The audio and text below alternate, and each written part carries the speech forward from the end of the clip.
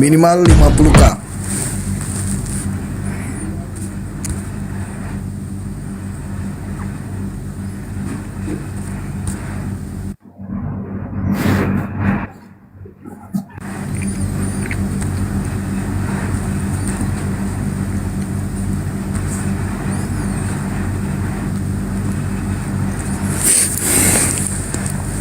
Dan jangan lupa untuk selalu ini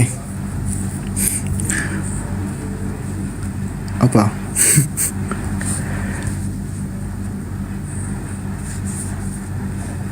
Selalu tap-tap, bukan.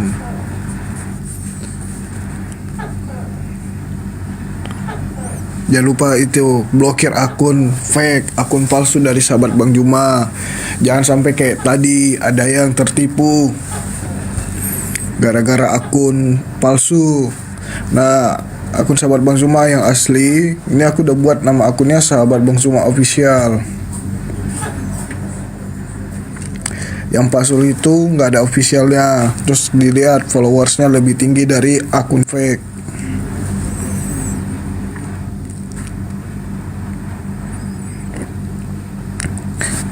Katanya Nando udah tahu. Ya, ini lagi ada Oten pergi memfitnah.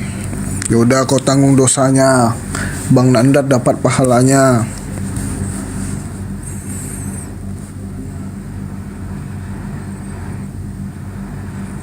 Diblokir aja akun-akun palsunya itu. Palsu dari akun sahabat Bang Zuma palsu. Diblokir aja teman-teman. Yang ada nggak tahu. Aku nggak pernah lihat ada berapa kali, tapi aku nggak selalu pantau akun palsu itu, jadi nggak tahu ada siapa di situ. Jadi dia mendengarkan suara-suara rekamannya Bang Juma. Nah kan teman-teman udah pada pintar kan, kalau akun asli itu kan ada Bang Jumanya. Jadi akun sahabat Bang Juma ini kan sudah pasti ada akun Bang Juma 01, 02 yang standby di sini. Kalau akun palsu itu para api nggak ada di situ. Gitu loh. Jadi dipastikan akun palsu. Nah kalau tahu akun palsu kalian langsung blokir. Soalnya aku udah blokir. Jadi aku nggak pernah lagi pantau-pantau akun palsu tersebut, apalagi live atau gimana. Yang gaya bicara mirip Bang Juma. Nah itu kalau gaya bicara mirip Bang Juma itu, jadi suara Bang Juma itu dia dengerin suara rekamannya Bang Juma, dia puterin di live-nya itu. Jadi seolah-olah Bang Juma. Tapi kan kalian udah pada pinter, udah tahu nih ini akun asli atau akun palsu. Jadi kalau akun asli itu pada saat live buka komal itu nggak ada Bang Juma, nggak ada Bang Handi, nggak ada Bunda Ram dan lain-lain. Pokoknya dari api nggak ada. Nah, itu pasti. Dan di atas itu rata-rata Oten semua. Nah itu udah pasti akun palsu. Kalian blokir aja. Soalnya aku udah blokir. Jadi aku nggak pernah pantau lagi karena udah aku blokir semua.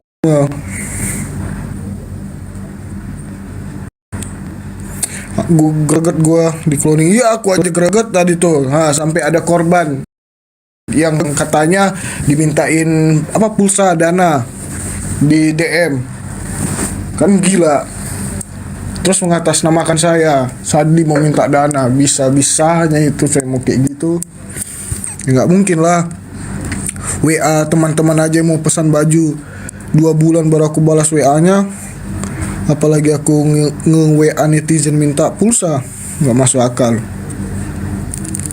Basalnya ganti foto profil aja. Udah aku ganti. Dulu kan profilnya udah 4 kali, bukan 4 kali, malah 5 kali aku ganti profil. Jadi setiap aku ganti profil, dia ambil foto profil ini, digantilah pakai akun palsunya dia.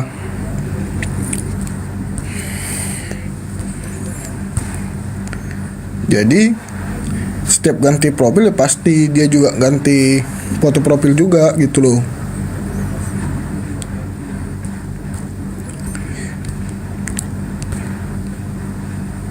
Nah, jadi buat teman-teman kalau setiap kan kita nggak tahu nih aku pada saat live Bang Juma di follow aja, bukan gitu. Jadi biasa teman-teman ini pasti lagi stalking TikTok kan muncul. Nah pada saat muncul lihat aja bentar, oh ini akun palsu, langsung aja blokir supaya nggak muncul lagi, supaya penontonnya nggak banyak, jadi dia nggak muncul di FYP. Laporkan aja ke cyber Sadia nih, makanya tadi aku nanya ke siapa tadi tuh, Bang, lupa tadi nama akunnya.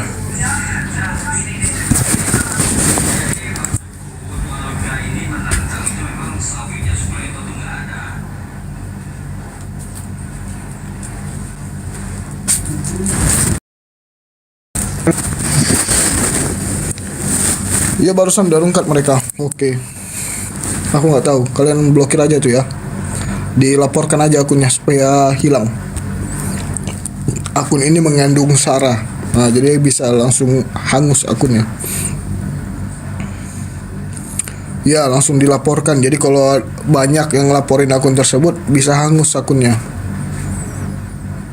Bang Said tadi tuh, nah itu aku mau lihat benar nggak ada yang ngechat atas nama Sadli minta pulsa. Aku mau tahu itu, kalau misalnya bisa dilaporin ya kita laporin. Nggak punya malu orang itu, iya. Jangankan punya malu, punya otak aja nggak ada. Pengikutnya 21 k, wah udah banyak juga pengikutnya. Jadi akun sahabat Bang Juma itu ada cuman hanya 2 ya guys. Sahabat Bang Juma official sama sahabat Bang Juma 3. Yang lainnya palsu.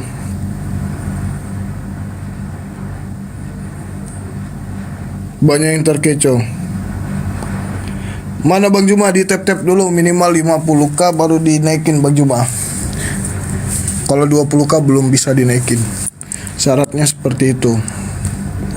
Terus di sini juga kita nggak boleh curhat-curhat ya teman-teman. Sudah nggak ada lagi tuh kita bahas-bahas lo gila, peci merah dan lain-lain. Jadi kalau ada yang bahas-bahas itu, mohon maaf aku langsung bisukan komentarnya. Jadi kalian jangan tanya, bang kok aku dibisukan komentarnya. Ya karena saya nggak mau lagi ada drama-drama seperti itu. Karena kita di sini cuma mau diskusi, bukan mau drama seperti sinetron Indosiar episode-episode. Kalau kalian komen-komen gitu, takutnya dibaca sama Bang Juma, nah dianggapin lagi, terjadi lagi drama. Jadi nanti dia fitnahin Bang Juma gimana kan kalian juga bisa menilai. Kalau memang omongan yang nggak benar itu kan udah fitnah. Dia yang berdosa, pahalanya ke Bang Juma, ada gitu aja.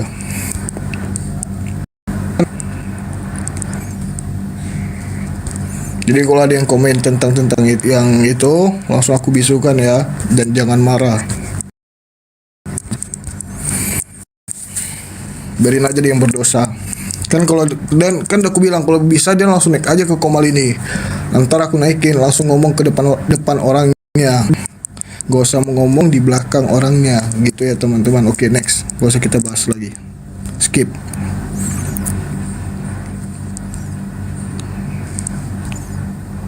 Sudah dramanya.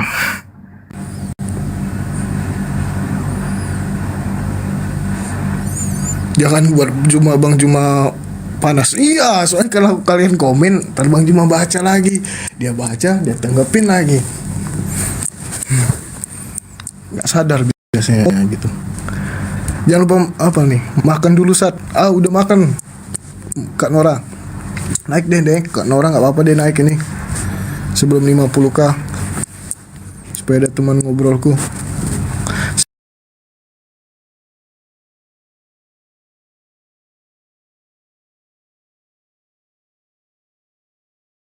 Waalaikumsalam Kak Nora.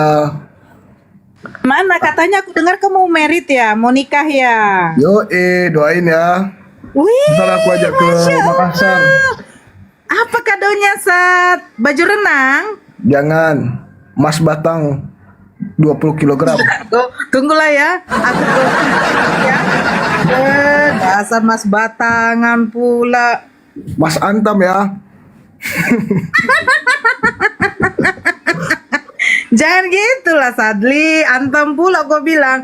Tunggulah kalau gitu ku jual dulu sawitku ya Sat ya, 10 Ya. hektar ya. Atau jual ginjalnya. Kembali kok Sadli. Lagi Kapan di mana, lagi Kak saat Nora? kita ketemuan? Kak Nora lagi di mana? Kenapa emangnya? Enggak, rindu aja. Cie, mau curhat ya? Enggak boleh kan di sahabat Bang Juma nggak boleh curhat. Enggak. Maksudnya gini, yang kemarin kita belum kelar loh curhat kita yang di Bintaro tuh, di rumah Kak Titi ya kan? Nggak ingat aku. Yang di rumah Kak Titis. Kan Oh, belum nggak kelar ingat. curhatan kita. Iya.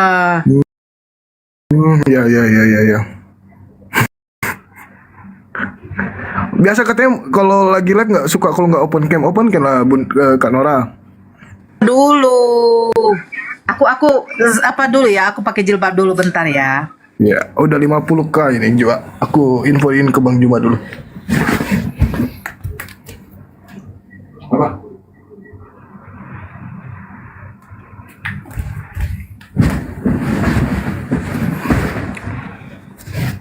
Sadli kalau Bang Juma debat, emang sih Sadli di sekitar mesti ngatin Bang Juma. Oh iya.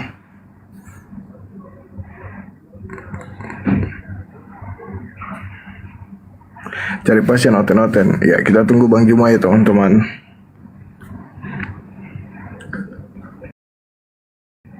Ingat juga ya teman-teman, dilarang curhat di sini ya. Karena kita fokus diskusi aja.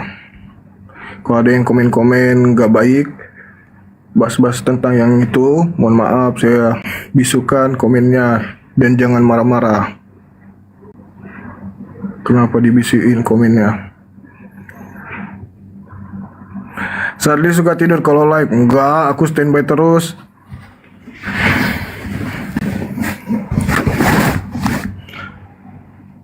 Mana nih Bang Juma? Belum ada teman-teman. Yoga udah diusir dari rumahnya. Yoga siapa?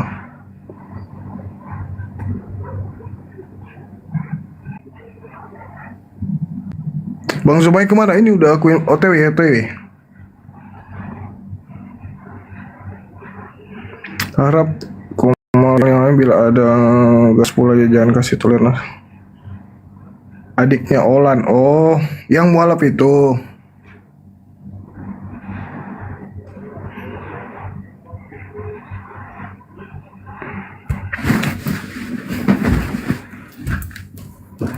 Udah, Pak.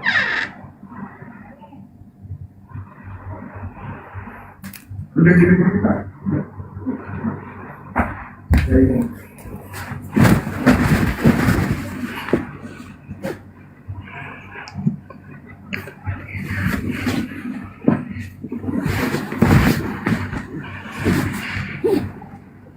Hai, Assalamualaikum warahmatullahi wabarakatuh.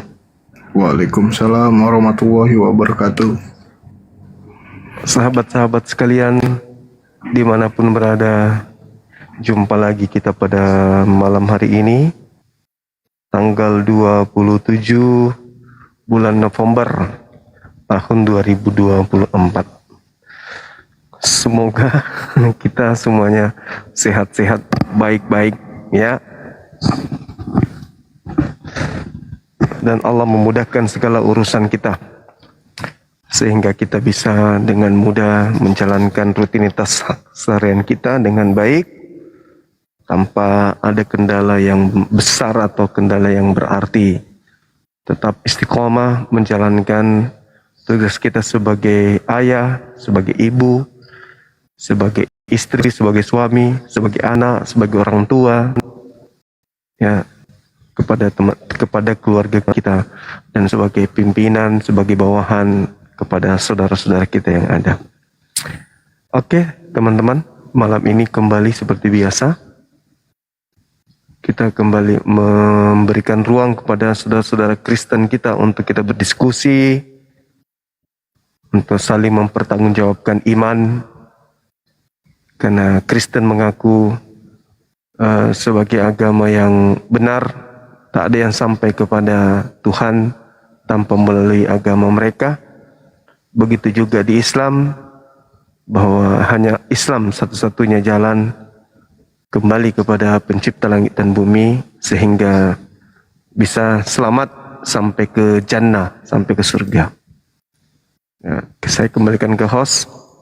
Mana tahu ada Siap, hotel Paman. yang ada di dalam di bawah. Ini yang permintaan Silakan. ibu-ibu semua ini. Kayak mana ini nanti jadi Saya arisan sapa kita. dulu karena belum sapa tadi ya. Assalamualaikum warahmatullahi wabarakatuh, guruku. Waalaikumsalam warahmatullahi wabarakatuh. Mau arisan mungkin.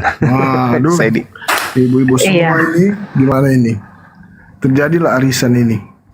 Yang sabar ya teman-teman di bawah. Assalamualaikum warahmatullahi wabarakatuh. Waalaikumsalam warahmatullahi Waalaikumsalam wabarakatuh. Apa warahmatullahi kabar wabarakatuh. Paman?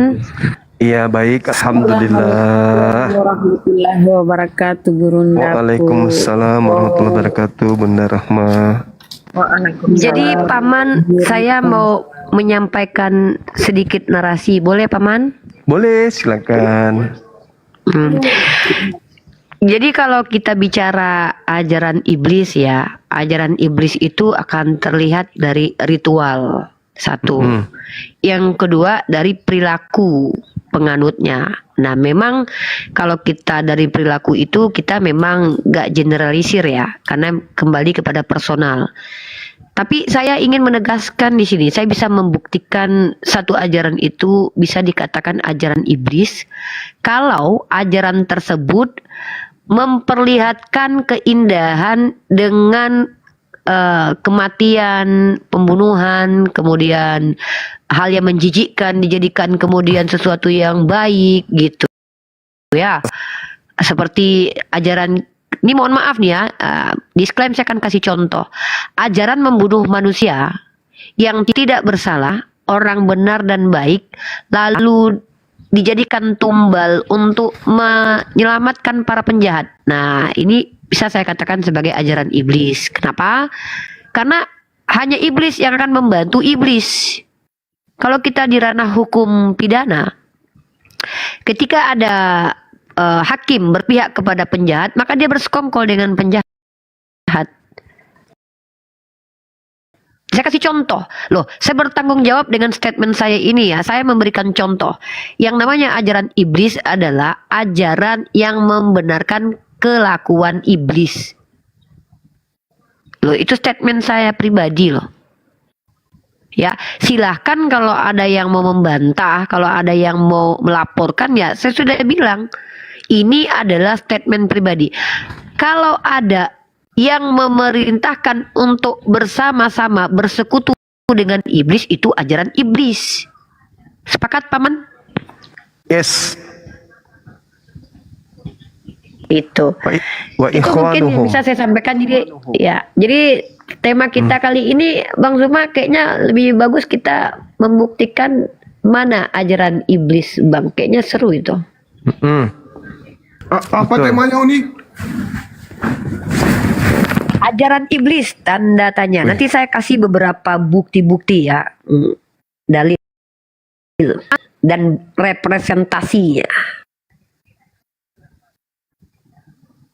Ajaran iblis. Cuman itu aja. Maksudnya cuman ajaran iblis gitu aja, nih. Ya tanda tanya gitu. Mana kita sedang melakukan pembuktian mana yang ajaran iblis, mana ajaran yang dari Tuhan. Kita kasih penjelasan etimologi dulu dan terminologi, baru kita pembuktian, kan begitu kalau diskusi sistematik yang akademis. Benar Paman? Iya Paman, gitu. Iya, Paman. Apakah Kristen ajaran iblis? Ah, kalau gitu juga boleh sih, kan bertanya kita. Kenapa aku Uniriva on fire ya? Dari 2 hari ini saya pengen ngebahas ini karena ini penting banget buat kita nih. Selama ini kan banyak nih yang bilang ajaran kami ajaran kasih, tampar pipi kiri kasih kanan. Nah, mari kita buktikan. Benarkah seperti itu? Nah, jadi tolong yang di bawah ya, saya bertanggung jawab dengan semua statement saya. Artinya saya punya dasar. Teori ini ada dasarnya, bukan azas kebencian, tapi dari pembelajaran ya, hasil analisa dan hasil observasi. Nah, itu ya. secara eksperimen dan eksperien. Nah, jadi saya full sangat ilmiah saya ini. Karena saya diajarkan dalam Islam, kita kan diajarkan untuk kaidah keilmuan, harus sesuai dengan kaidah keilmuan. Nah, kenapa kita mengangkat agama, salah satu agama yang kita bahas adalah agama? Karena pengalaman dengan pemeluk agama Kristen.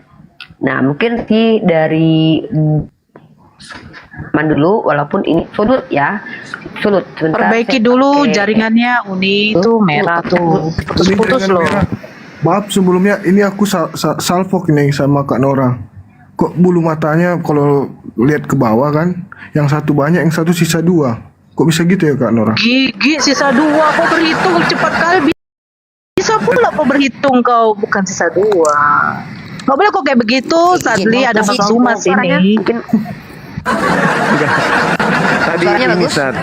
Tadi Bang. dilentiin Sat pakai lem aja. Iya, kurang jepret tadi, Sa. Jadi Lem agak jatuh. kertas. Lem kertas. Enggak, Pas Bang. Udah sekalian lem setan, Abang. lem Lem antek. lem Alteko. Alteko. Iya. nah, oke. Anak muda ini sembarang juga dibahas. Entah si Sadli Jadi ini. kalau kita bicara ajaran iblis, kenapa saya membawa-bawa agama Kristen? Pertama, saya adalah pendiskusi lintas agama yang sering berhadapan dengan umat Kristen. Nah, banyak umat Kristen yang bilang begini, kalau kita mau lihat kebenaran suatu ajaran itu, lihat buah perbuatannya, kata mereka. Kan begitu ya? Bener kan semuanya? Ayo lihat buah perbuatannya. Tapi saya bisa membuktikan bahwa justru buah-buah yang saya lihat itu adalah buah-buah kebencian dari pemeluk agama Kristen, walaupun tidak semua. Makanya saya panggil mereka dengan sebutan oten. Apa arti oten? Oknum Kristen. Saya masih menghargai dengan mengatakan oknum, walaupun oknum ini sangat banyak sekali. Salah satu contoh adalah saya melihat sendiri bagaimana ketika para penghujat-penghujat dari agama Kristen itu secara terang-terangan, bahkan sudah ada yang DPO seperti si Taipudin itu DPO, Paul Jang itu DPO, dan mereka semua adalah Suntini atau Dewi Bulan itu juga DPO. Mereka bertiga ini adalah orang yang dihormati di kalangan agama mereka. Bahkan si Taipudin sendiri bergelar pendeta, Paul Zhang sendiri bergelar pendeta. Tapi yang mereka lakukan apa? Menyebar kebencian di negeri sendiri lalu kabur ke negeri orang. Biadab nggak tuh kelakuan? Maka kalau saya katakan, kalau mengutip perkataan umat Kristen bahwa kalau mau melihat sebuah ajaran itu benar atau tidaknya, lihat dari buah perbuatannya, maka saya katakan pemeluk agama Kristen lebih banyak memperlihatkan ajaran iblis yang mereka ikuti gitu loh. Ya, itu pemeluk Kristen yang sering diskusi dengan kita nih, para polemikus dan polikardunya. Contoh, kiamat. Pernah tidak kiamat memperlihatkan wajahnya? Tidak. Jadi kalau kita ingat ya, pakai rasionalitas loh, pakai perbandingan loh, pakai pertimbangan loh. Kalau melihat suatu ajaran itu karena melihat perilaku, mari kita buktikan. Apakah Islam atau Kristen yang representasi ajaran iblis, atau mana di antara mereka yang betul-betul ajaran yang dari Tuhan? Nah, saya bawa berdasarkan pengalaman pribadi, di mana jelas terang-terangan banyak penghujat dari Kristen itu yang terbukti sebagai penghujat dan bahkan DPO merusak negara sendiri dengan mengadu domba dan juga menyampaikan narasi kebencian, tapi kabur ke luar negeri. Itulah dia ajaran iblis. Pasti kabur pengecut, ya. Nah, tapi kalau kita lihat contoh Ustadz Yahya Waloni, itu pernah dia dipenjara karena diduga menista agama Kristen. Berapa lama dia dipenjara? Lihat kelakuannya, lihat perubahannya. Inilah representasi Islam. Islam itu tidak mungkin ada orang yang sempurna jadi Islam lalu tidak pernah salah. Saya akan pernah salah, tapi Islam mengajarkan kesalahan itu untuk diperbaiki. Tapi mari kita lihat, apakah Taipudin semakin baik? Tidak, semakin menjadi-jadi. Apakah Paul Jong semakin baik? Tidak. Bahkan kalau kita lihat, kebanyakan pembenci itu dari kalangan Kristen. Ada di antara apologet Islam yang membenci tokoh Kristen? Tidak ada. Kami tidak punya hak untuk membenci si Paulus, tidak punya kapasitas membenci Paulus karena kami tidak diajarkan Paulus dalam Al-Quran. Kami membenci Yesus juga tidak ada kepentingan karena Al-Quran ajarkan kami untuk tidak mencaci sembahan orang lain. Maka representasi ajaran iblis kalau lihat dari perilaku, mari kita pakai Satu, data universal. Nah, saya punya banyak data. Mari kita lihat negara yang paling banyak pembunuhan berantainya. Negara Islam atau negara Kristen. Mari kita lihat mana negara yang paling rasis. Negara Islam atau negara Kristen. Mari kita lihat pencabulan yang paling banyak di gereja atau di masjid. Mari kita lihat penjajahan yang paling banyak dilakukan oleh agama mana. Mari kita lihat pembunuhan yang paling banyak dilakukan oleh siapa. Ini tugas kita. Menunjukkan sesuai keinginan umat Kristen. Kalau mau lihat ajarannya itu ajaran iblis atau ajaran Tuhan, lihat kelakuannya. Ini kan yang kalian mau kan? Kan kalian yang mengajak kami untuk melihat buah perbuatannya. Nah, lihat buah perbuatan ajaran Kristen dengan ajaran Islam. Mari pakai data universal. Nanti saya kasih data, tapi kita dengarkan dulu prolognya Paman Zuma dulu. Silakan Paman. Iya. Bismillahirrahmanirrahim. Kalau saya sederhana melihat terkait dengan ajaran iblis itu, yang pertama tidak mau sujud terhadap perintah Tuhan. Yang kedua, menghalalkan semua makanan. Kalau kita lihat di dalam Al-Quranul Karim, semua makanan itu boleh dimakan kemudian. Tapi kata Allah, jangan kau mendekati pohon yang satu itu. Kalau di dalam kitabnya Yahudi, jangan kau makan buah dari pengetahuan baik dan jahat. Tapi iblis kemudian menjatuhkan Adam alaihissalam dan juga istrinya, itu justru dari aturan Tuhan tentang makan makanan ini. Jadi saya melihatnya itu di situ. Orang Yahudi sujud, semua nabi-nabi sujud dalam beribadah. Itu.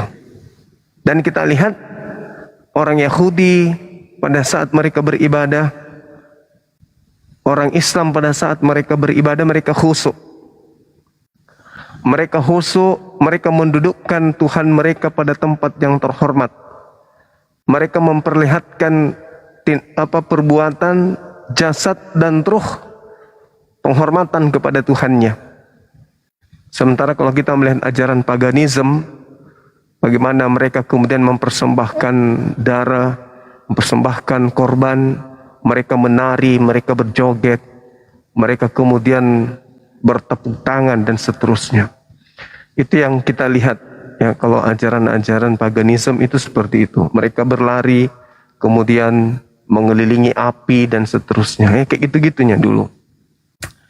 Kemudian kalau kita melihat ya dari aspek prosesi, orang Yahudi dan orang Islam itu ketika mereka ingin masuk ke rumah ibadah mereka, mereka mensucikan diri mereka. Mensucikan jasmani mereka. Mereka menjaga jasad tubuhnya mereka itu dari hal-hal yang diharamkan, yang dilarang oleh Tuhan.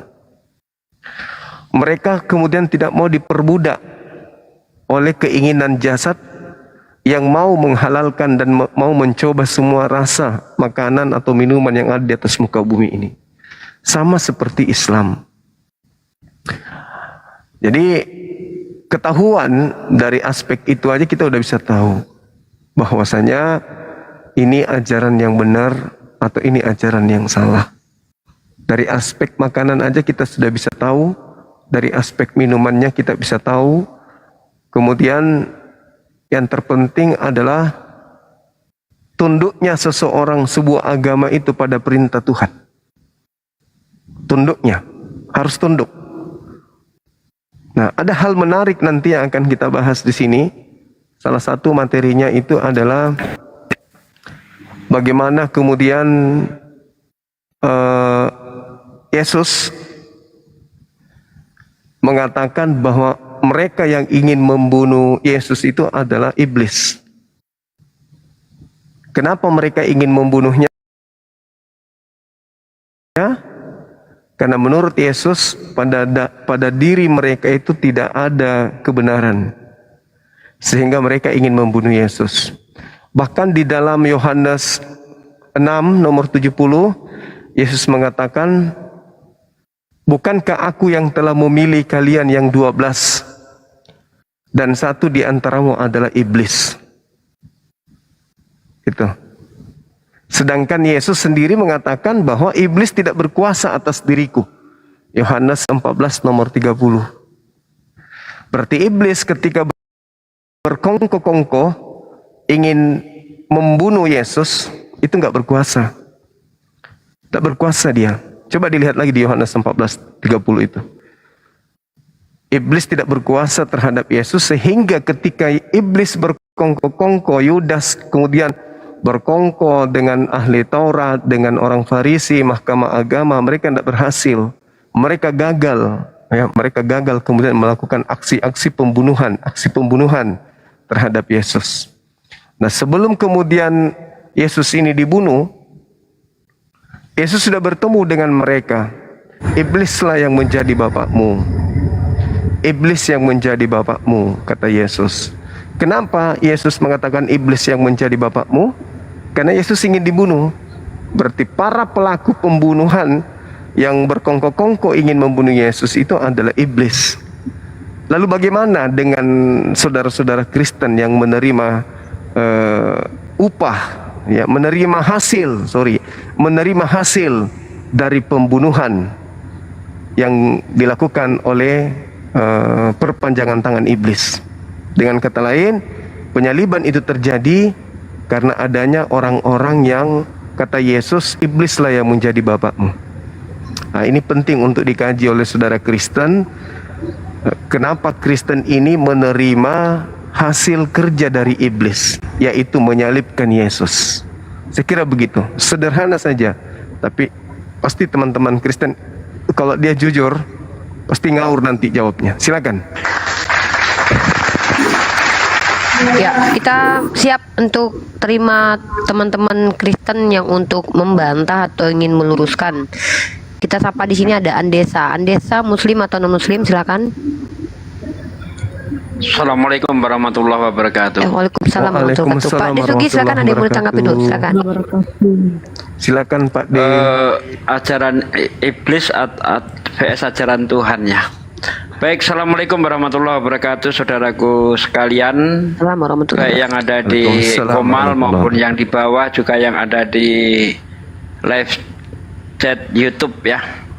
Alhamdulillah malam ini kita bisa berjumpa lagi, tentunya di forum yang mulia ini, forum yang insya Allah akan terus menyebarkan kebenaran Islam. Terkait dengan tema, ketika saya baca di dalam Bible itu terus terang saya mengalami sebuah kebingungan ya, karena saya tidak bisa membedakan di situ mana sih ajaran Tuhan yang benar dan mana ajaran iblis. Di situ samar. Apalagi kalau kita memakai tolak ukur yang dikatakan Yesus, misalnya dalam Yohanes 8 ayat 44, iblislah bapakmu, bapak segala dusta, pembunuh manusia sejak semula. Nah, ketika kita baca di dalam kitab Perjanjian Lama misalnya kan, yang menjadi pendusta siapa, yang menjadi pembunuh manusia siapa? Saya tidak ada melihat iblis itu membunuh manusia di dalam Perjanjian Lama. Justru yang sering bunuh manusia itu Tuhannya Kristen, Tuhan Bapa, suku Amalek misalnya di 1 Samuel 15. Itu siapa? Terus yang melakukan penipuan siapa? Di mana iblis melakukan penipuan di dalam kitab Perjanjian Lama? Coba carikan. Saya tidak ketemu. Justru iblislah yang ditipu oleh Bapa. Seperti contoh begini, kata Bapa ya, kata Bapa gitu. Iblis ini dikutuk. Iblis ini dikutuk akan apa, ular dikutuk, ular yang adalah iblis dikutuk akan makan tanah. Mana buktinya iblis makan tanah? Ular makan tanah, mana buktinya? Kalau tidak kan tipuan itu. Kemudian dia berkata kepada Adam, kamu akan mati pada saat hari memakannya. Faktanya Adam umurnya 930 tahun. Enggak mati pada saat makan buah itu, enggak mati dia. Nah, dari situ sebenarnya yang iblis siapa? Lalu kalau kita lihat lagi mengenai Yesusnya sekarang, Misalnya di Matius 4 ayat 10. Yesus berkata kepada iblis, mengenai Yesus, nyala iblis, sebab ada tertulis, engkau harus menyembah Tuhan Allahmu dan hanya kepadamu sajalah engkau berbakti. Coba saya carikan di dalam kitab Perjanjian Lama, iblis disuruh menyembah Allah. Iblis disuruh menyembah Tuhan, karena di situ dikatakan nyala iblis, sebab ada tertulis engkau harus menyembah Tuhan Allahmu. Kenapa itu langsung saya katakan, saya langsung minta ada perintah iblis menyembah Tuhan, karena di situ konteksnya di situ adalah percakapan Yesus dengan iblis, tidak ada yang lain. Jadi yang diperintah untuk menyembah Allah di situ adalah iblis. Ya, nyala iblis, sebab ada tertulis engkau di situ siapa? Iblis kan. Engkau harus menyembah Allahmu dan kepadanya sajalah engkau berbakti. Nah ini kita cari sampai rambut botak juga nggak akan ketemu. Ternyata iblis pun bisa ditipu oleh Yesus. Silakan nanti orang Kristen mau menanggapi ya. Kemudian bukan itu saja, murid-muridnya pun ditipu. Misalnya di dalam Lukas 24 ayat 46 ada tertulis demikian, Mesias harus menderita, mati dan bangkit dari antara orang mati pada hari yang ketiga. Coba dicarikan itu, tulisan itu ada di mana? Karena kalau kita lihat dari ayat 44, Yesus berkata, semua yang tertulis di dalam kitab Taurat dan kitab para nabi juga kitab Mazmur, ya yang tertulis tentang aku harus digenapi. Lalu Yesus membuka pikiran mereka sehingga mereka mengerti kitab suci. Ayat 46-nya apa? Ada tertulis demikian, Mesias harus menderita, mati dan bangkit dari antara orang mati pada hari yang ketiga. Coba dicarikan kitab Taurat, kitab para nabi, kitab Mazmur, ada tertulis Mesias harus menderita, mati dan bangkit pada hari yang ketiga. Kalau nggak ada, nipu dong. Nah katanya iblis bapak segala dusta, lah kok dia nipu juga, gimana sih? Jadi saya tidak ketika baca kitab Bible nih, mana ajaran Tuhan, mana ajaran iblis, masih samar. Terima kasih. Terima kasih Pak Desugi. Bunda Rahma, sebelum kita sapa nih, ke Mariati. Bunda Rahma ada yang mau disampaikan Kak Nora? Oke, kita ke tamu ya. Udah disampaikan semua. Oke. Ya. Ya, Lanjut udah aja disampaikan dulu. guru-guru kita Bang Zuma dan Pak Desugi ya, prolognya. Dan Kak Mariati, halo, selamat malam. Halo Mariati. Kepencet mungkin Fandi. Ya, kita berharap yang naik ke sini tuh pendeta supaya tercerahkan semua umat Kristen dan umat Islam dan terbantahkan semua prolog kita, baik prolog saya, prolognya Bang Zuma, prolognya Pak Desugi. Kita berharap bisa dibantah. Oke, Alan 90, halo. Halo kakak. Halo Bang Alan, nggak dengar ya Bang Alan ya? Kepencet ya? Atau Halo Bang Alan, udah open cam kok. Mungkin nggak dengar mungkin. Halo Bang Alan. bantu? Oh ya, Islam iya, Kristen nyimak. Bang. Bantu turunkan aja. Bantu turunkan aja Fandi kalau nyimak. Ya, naikkan yang non muslim. Kalau bisa yang minta naik adalah non muslim yang punya ilmu. Ya kalau jemaat awam boleh tapi belajar di sini. Tapi kalau yang punya ilmu silahkan, kita kasih kesempatan. Karena kita sedang membuktikan, ini penting sekali udah kita buktikan loh. Karena selama ini kalian selalu mengatakan ajaran kami ajaran kasih, benarkah? Mari kita pakai data dan pakai fakta untuk membuktikannya ya. Silakan. Halo Pak Ocen, MDN, halo. MDN, turunkan depan Pak Sadeli. Ocen, Kalau dipanggil 3 kali nggak nyaut, turunin aja. ya Ocen. Ini agak berat memang temanya ini. Kenapa? Karena memang sulit untuk membantah hal ini. Tapi kalau memang kalian tidak insecure dengan ajaran kalian, tentu hal yang mudah bagi kalian menjawab saya, Bang Zuma dan Pak Desugi. Ya walaupun yang kami sampaikan itu memiliki data valid. Tapi minimal ya bantah pakai data juga. Ini Toyota Muslim. Ya, Toyota. Ocen Priyatna diturunkan aja Sadli. Nggak ada suara. Halo, ada yang mau disampaikan Toyota? Halo, selamat malam. Assalamualaikum warahmatullahi wabarakatuh. Waalaikumsalam warahmatullahi wabarakatuh. Silakan. Waalaikumsalam warahmatullahi. Ya sebentar aja pengen menyapa Kecil ya suara nih. Uni Ripa.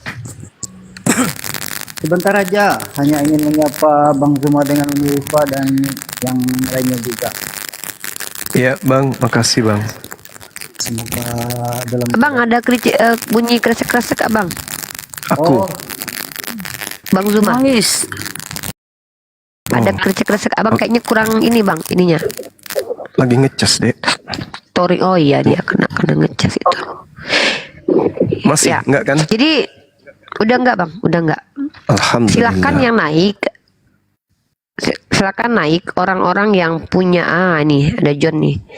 Ya silakan brother John ke gurunda kita, Bang Zuma atau gurunda Pak Disugi, silakan.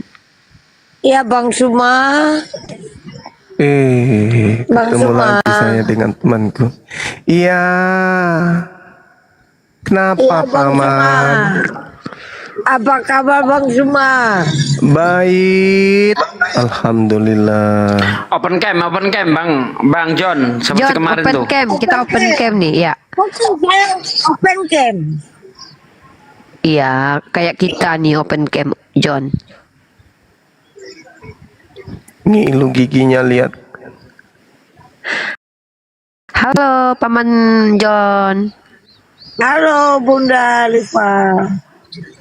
Gimana kabar? Kabar? Alamak. Alhamdulillah sehat. Kasihan yang lagi hamil di bawah disuruh buka. Kenapa dia? Gelap kali mukamu itu loh. Gelap kali Satu. mukamu, Dek. Satu. Kayak kan udah aku bilang. Iya, Kalian ini kan di Alamak. luar. Saya di Hai. luar. Jadi Balas ya kira- mereka. Iya.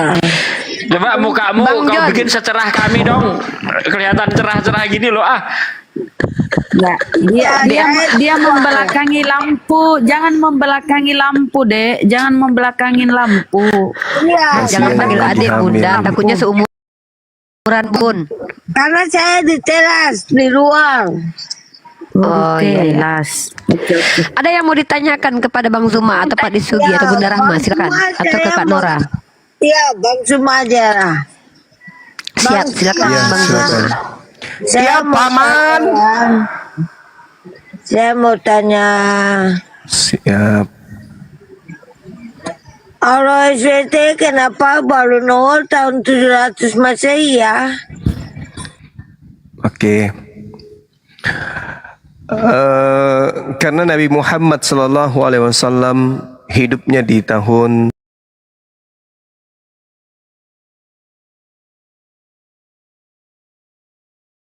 sama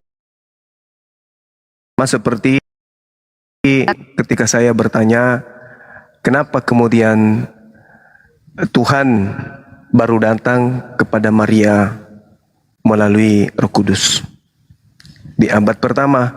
Kenapa nggak datang di abad 2000 atau 20 sebelum Masehi? Kenapa Tuhannya Kristen bernama Yesus baru ada di abad keempat? Yesus nanti konsili baru ada pelantikan.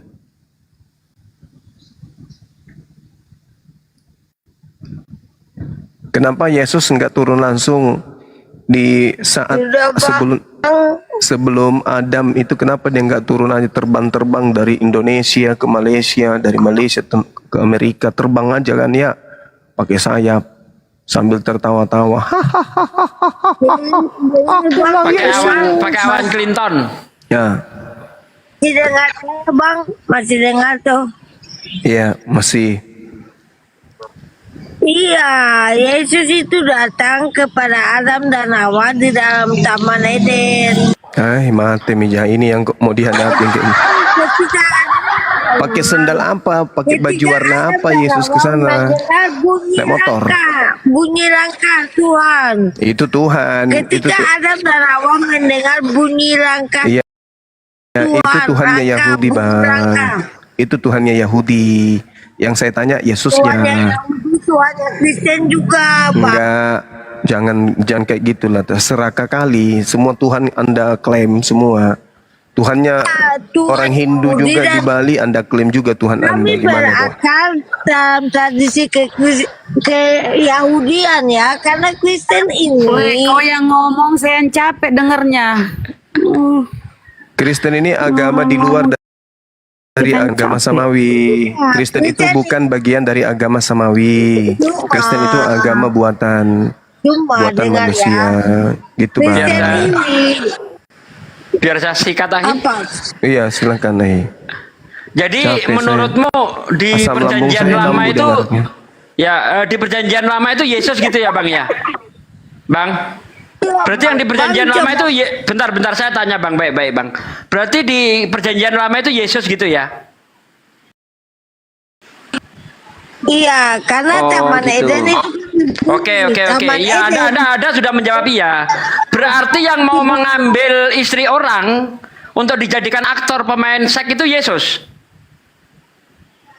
Iya.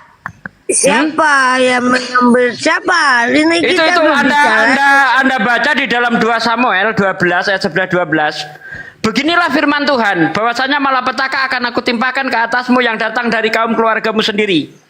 Aku akan mengambil istri-istrimu di depan matamu dan memberikan kepada orang lain, orang itu akan bersetubuh dengan istri-istrimu di siang hari.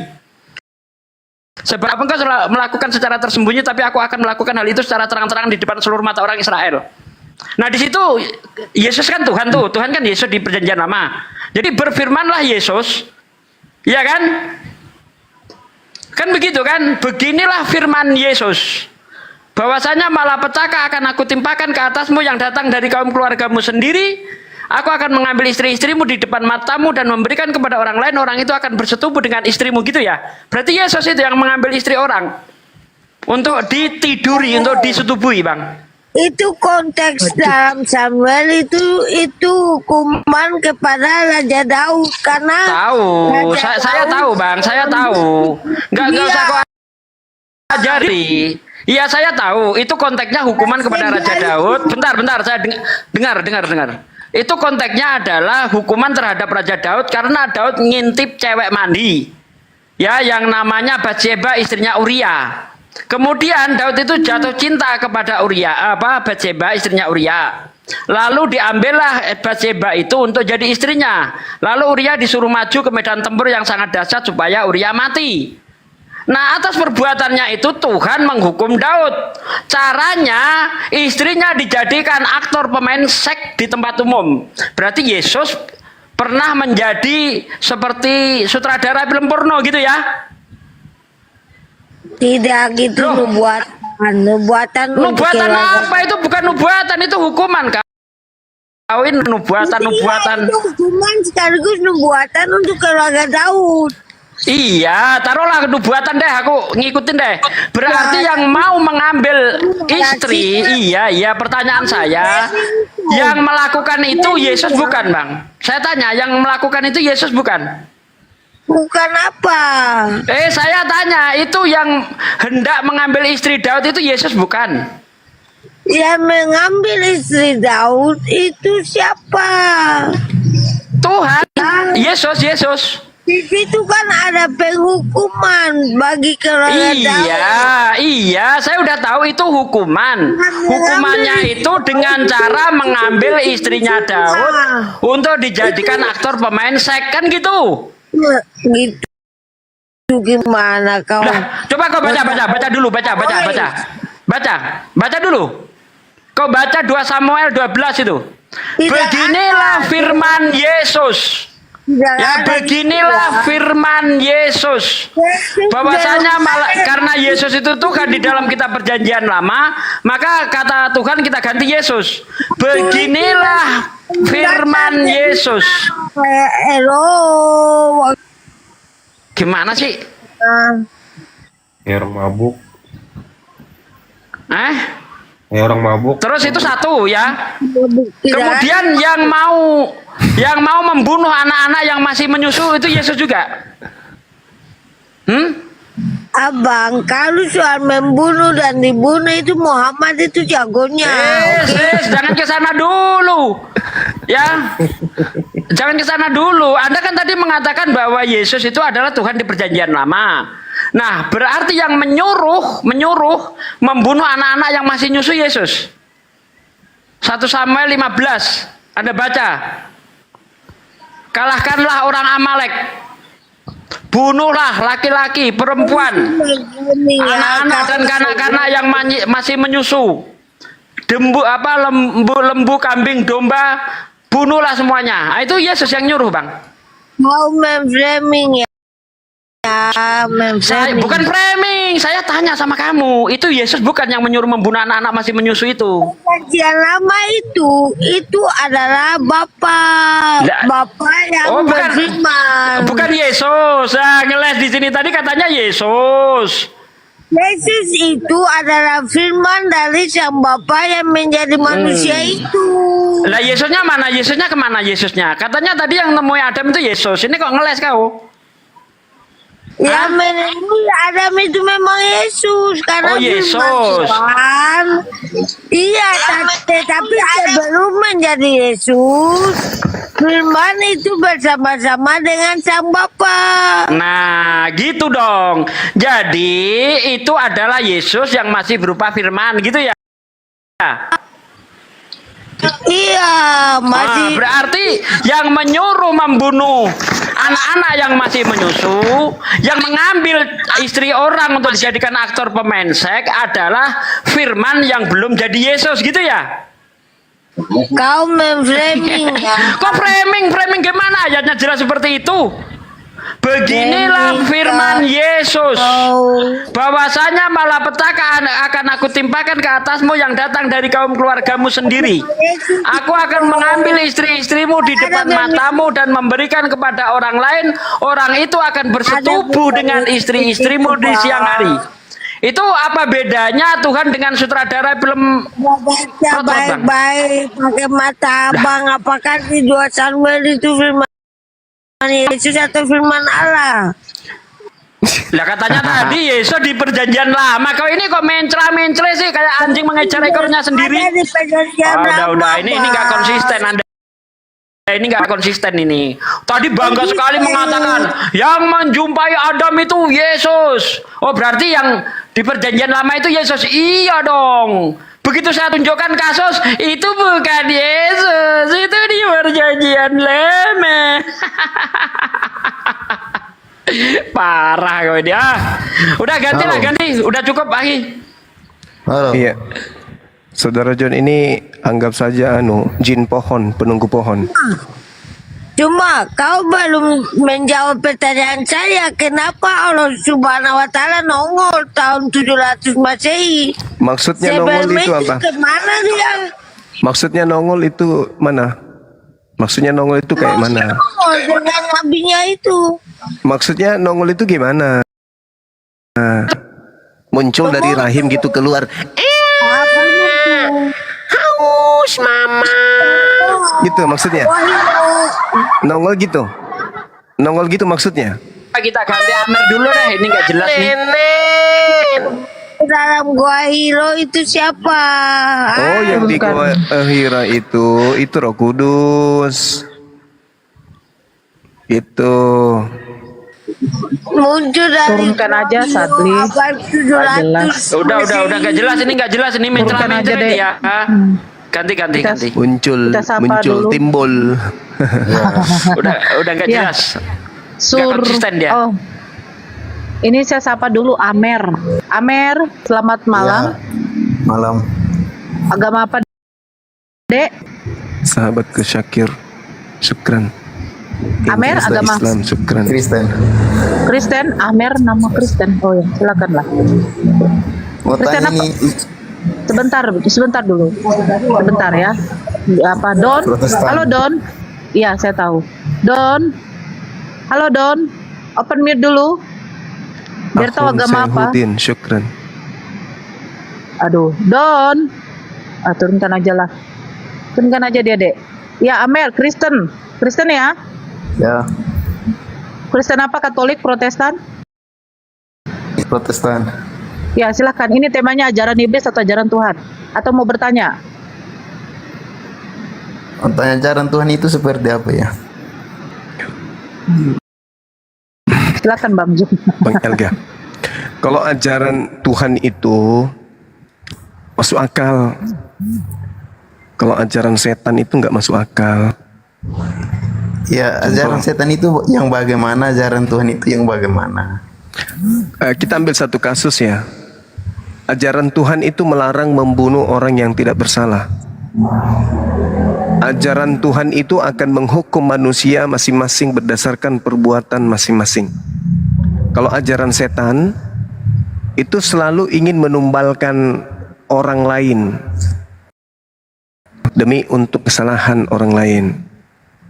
Setan itu selalu minta tumbal, seperti dewa Molok minta tumbal darah manusia. Kalau Tuhan itu kagak.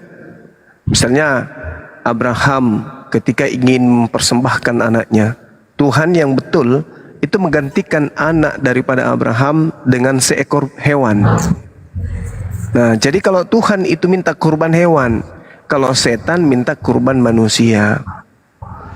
Contoh misalnya di dalam Al-Quran, kitab suci kami, dalam surah Al-Ma'idah ayat 33, di situ Tuhan mengatakan bahwasanya yang disalib itu adalah orang yang berdosa, orang yang membenci pencipta langit dan bumi, orang yang membenci utusan Tuhan. Begitu juga di dalam kitabnya orang Yahudi, yang disalib itu adalah orang yang dikutuk oleh Tuhan karena dia melakukan dosa yang sepadan dengan hukuman mati. Antara kitabnya Yahudi dan kitabnya umat Islam, ketika berbicara mengenai salib, maka yang disalib itu adalah orang yang terkutuk, yang disalib itu adalah pelaku dosa maksiat.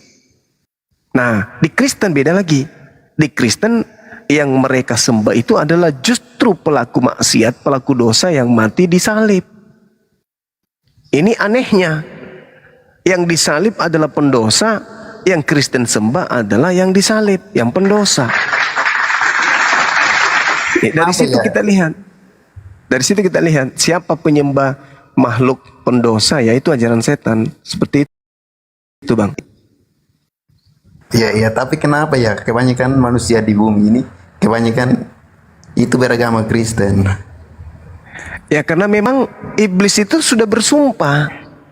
Iblis bersumpah akan menyesatkan banyak orang. Di dalam Al-Quran itu jelas sekali dikatakan seperti itu. Allah ketika mengutuk iblis, iblis mengatakan apa? Wa bima aqwaitani la aqudanna lahum siratakal mustaqim. Karena engkau telah menyesatkan aku, pasti aku akan selalu menghalang-halangi manusia anak keturunan Adam dari jalanmu yang lurus. Lalu iblis mengatakan summa la'atiyannahum min baini aidihim wa min khalfihim wa an aimanihim wa an syama'ilihim wala tajidu aktsarahum syakirin. Kemudian aku akan mendatangi manusia keturunan Adam dari depan, dari belakang, dari kanan, dari kiri mereka, dan engkau tidak akan mendapati kebanyakan mereka bersyukur. Jadi memang banyak yang akan disesatkan oleh iblis. Begitu juga pengakuan Yesus dalam Matius 24 nomor 24, bahwa ketika datang si iblis penyesat, dia akan menyesatkan banyak orang. Coba Anda lihat, apakah apakah orang Kristen ini menjadi Kristen karena mengikuti ajaran Tuhan? Tidak. Iya, betul. Mana ajaran Tuhan yang diikuti oleh Kristen? Ada enggak?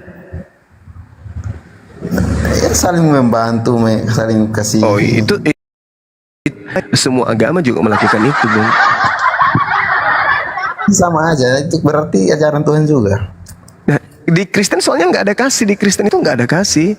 Masalahnya itu di situ. Nggak ada kasih di Kristen. Kasih yang mana? Nggak adanya gimana? Ya, coba Anda lihat di dalam Matius 22.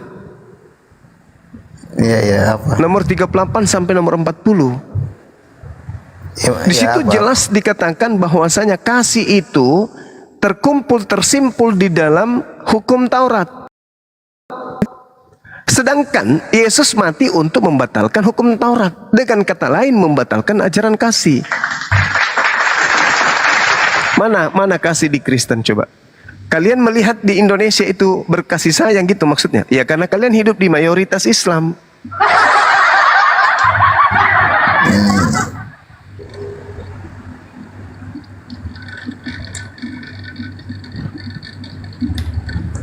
Berarti sama saja atau saling mengasihi. Kenapa? Contohnya ajaran orang yang percaya Tuhan, Matius maksudnya 22 orang yang nomor tidak 34 percaya tadi ya, Tuhan tapi teman-teman. mengasihi orang lain, membantu orang lain. Ya, Anda kalau membantu orang lain itu bukan karena Bible, bukan karena agama Anda, itu karena manusiawi saja. Karena pada prinsipnya manusia itu cenderung berbuat baik kepada sesamanya manusia, itu bukan karena agama. Kenapa bukan karena agama? Karena ajaran kasih di dalam kitab saudara itu sudah dibatalkan oleh matinya manusia yang Anda sembah di atas salib, di atas pohon. Tapi kan tidak pernah ajaran Tuhan. Mana ajaran Tuhannya? Ya, mana ajaran Tuhannya? Ya, tapi kan sesuai temanya ajaran Tuhan sama ajaran iblis. Bukan, kasih yang Anda lakukan itu adalah gambaran bahwa Anda itu manusia. Jangankan manusia, Bung, seekor anjing saja ketika melihat anak kucing yang tenggelam, anjingnya menolong, anjingnya membantu. Jangankan manusia, anak ayam, induk ayam itu akan selalu mencari makanan untuk anak-anaknya. Jadi kasih itu menjadi sesuatu yang sudah kodrat manusia. Tetapi kalau Anda mengatakan Kristen kasih karena agama, itu nggak ada. Itu karena faktor kemanusiaan saja. Kenapa demikian? Karena ajaran kasih di dalam Bible itu sudah batal semuanya. Coba Anda lihat di dalam Matius 22 yang saya sampaikan tadi.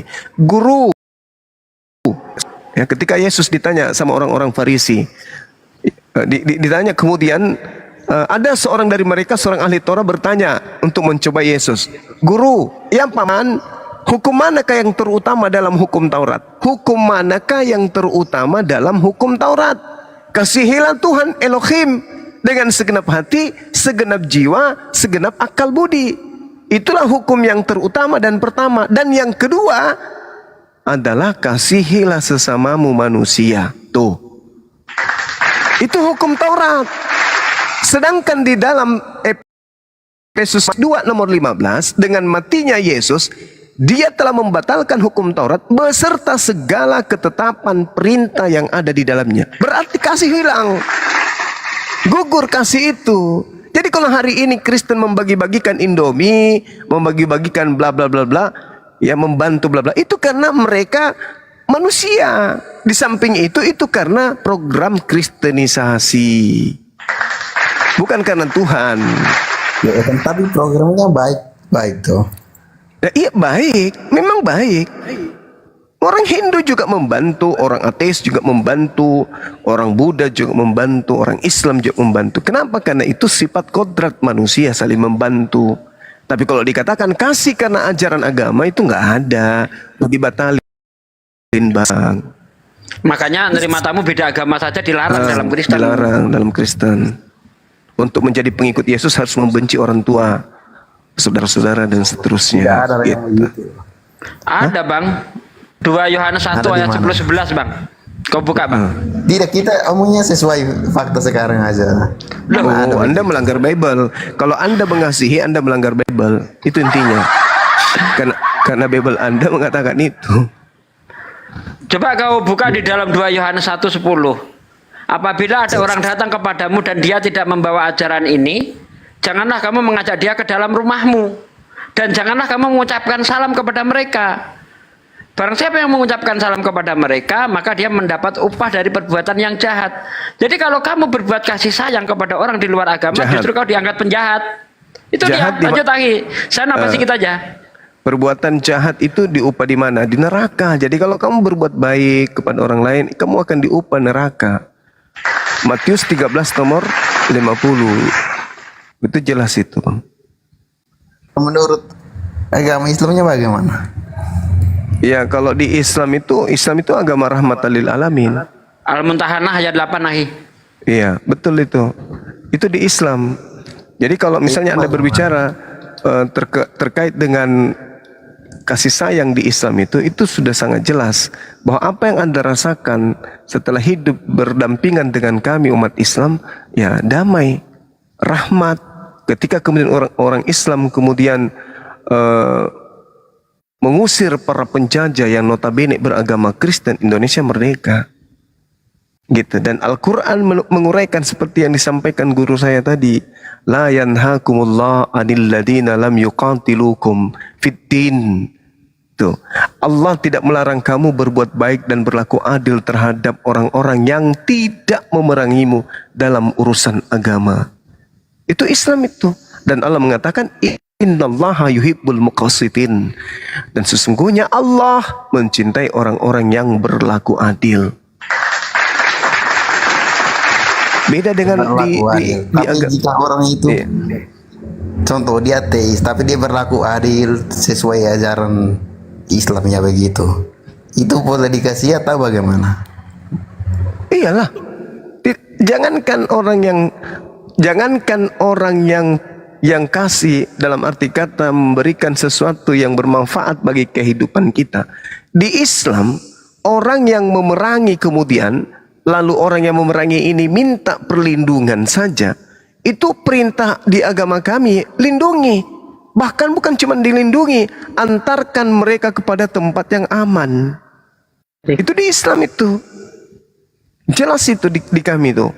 Makanya Anda tidak akan pernah menemukan adanya sesuatu yang timpang di dalam kehidupan umat Islam di Nusantara ini selama orang itu memegang teguh Al-Quran. Berbeda dengan agama saudara, semakin orang kemudian itu memegang kitabnya, memegang ajaran yang ada di dalam Bible, maka orang itu akan semakin terlihat nampak ya tabiat-tabiat baratnya gitu loh Bang. Nampaknya bagaimana ya? Ya benci. Coba Anda lihat pendebat-pendebat Kristen yang melakukan pendalaman terhadap Bible mereka. Muncul kan Saifuddin, Kiamat, siapa lagi? RK, Agatha. Itu penghujat-penghujat itu Edwin, kemudian Sopiatul, CP. Tuh, semuanya tuh muncul. Kenapa? Karena mereka mendalami Bible, di mana di Bible itu diajarkan memang kayak begitu. Diajarkan untuk berpura-pura, diajarkan melakukan apapun demi untuk memurtadkan orang. Gitu Bang. Menurut saya sama aja sih, mau ajaran apa aja. Nah itu bahaya itu. Kalau ajaran semua disama-samakan. Bahayanya di mana? Berarti Anda mengiyakan ajaran yang mengajarkan menyembah kepada Tuhan selain yang Anda sembah. Dengan kata lain Anda mengatakan Tuhan itu banyak. Kalau kami di Islam enggak. Kami mengatakan agama kami yang paling benar. Agama di luar agama kami itu sesat. Ya tapi kan ajarannya kan percaya Tuhan. Tuhan yang mana dulu Bang? Ya, Tuhan itu hanya satu saja tuh Bang. Ya, tapi di agama Anda bukan satu Tuhan, 3. Emangnya ada beda? Tuhannya ada beda-beda. Ya beda lah Bang. Yesus mengajarkan Tuhan pencipta langit dan bumi itu cuma 1. Kristen mengajarkan 3.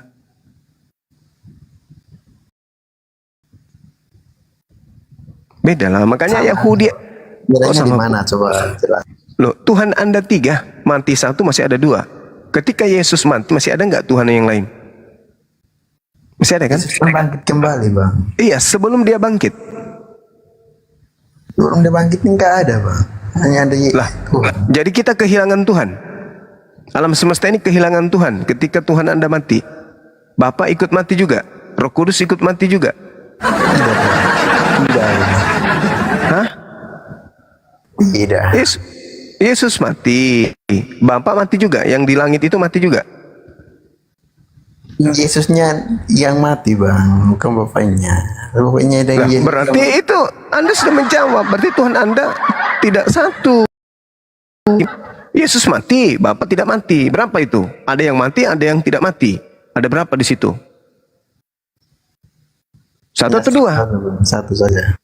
Loh, 1 mati, 1 hidup, itu berapa? 1 atau 2? 2. Tadi omongnya kan namanya Tuhan itu hanya 1 saja Bang.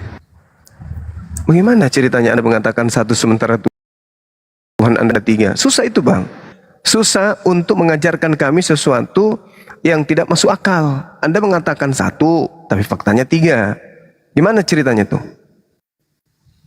1 Yohanes 5 nomor 7, ada 3 yang bersaksi di surga. Bapa, Anak, dan Roh. 3. Bukan 1, 3 dibilangnya. Bahkan kalau Anda melihat kitab Wahyu 5 nomor 6, inilah ketujuh roh. Inilah ketujuh roh Tuhan, dewa yang diutus ke bumi. 7. Banyak kali Tuhan Anda itu. Tapi karena Anda manusia, Anda punya akal, Anda menolak itu. Tapi di Bible tidak bisa Anda sembunyikan, karena memang sudah kayak gitu. Terus boleh nanya nggak Bang? Iya, silakan. Kalau di Islam itu percaya hadis atau Al-Qurannya? Dengan percaya hadits berarti percaya Quran. Dengan percaya Quran berarti percaya hadits. Karena hadits itu adalah uraian dari Al-Quran. Hadis itu uraian. Al-Quran itu adalah perkataan Tuhan yang datang kepada Nabi Muhammad.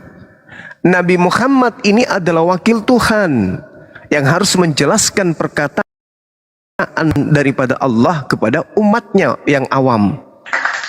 Cuman ada satu Nabi pada akhir zaman sampai seterusnya, itu baginda Rasulullah Muhammad SAW. Kita ini bukan Nabi. Maka untuk mengetahui isi daripada kalimat-kalimat pencipta, maka harus ada wakil yang diberikan legitimasi dari pencipta untuk menguraikan itu. Al-Quran surah An-Nahl ayat 44. Tugas Rasulullah di atas muka bumi adalah menjelaskan Al-Quran. Penjelasan Al-Quran yang dijelaskan oleh Rasulullah, itulah yang disebut wahyu. Itulah yang disebut hadits. Gitu Bang. Jadi seibarat Rasulullah sedang menguraikan isi sebuah rumah. Ini dinding, ini atap, ini lantai, ini pondasi, ini kamar tidur, ini teras. Itulah hadits. Menjelaskan isi daripada bangunan itu. Firman Tuhan adalah rumah itu diberikan bangunan. Diwahyukan kepada Nabi Muhammad sebuah bangunan, rumah. Nah, untuk mengetahui uraian ini lantainya, ini atapnya, ini isi yang lain, maka Nabi Muhammad yang menjelaskan itu. Penjelasan inilah yang disebut hadits.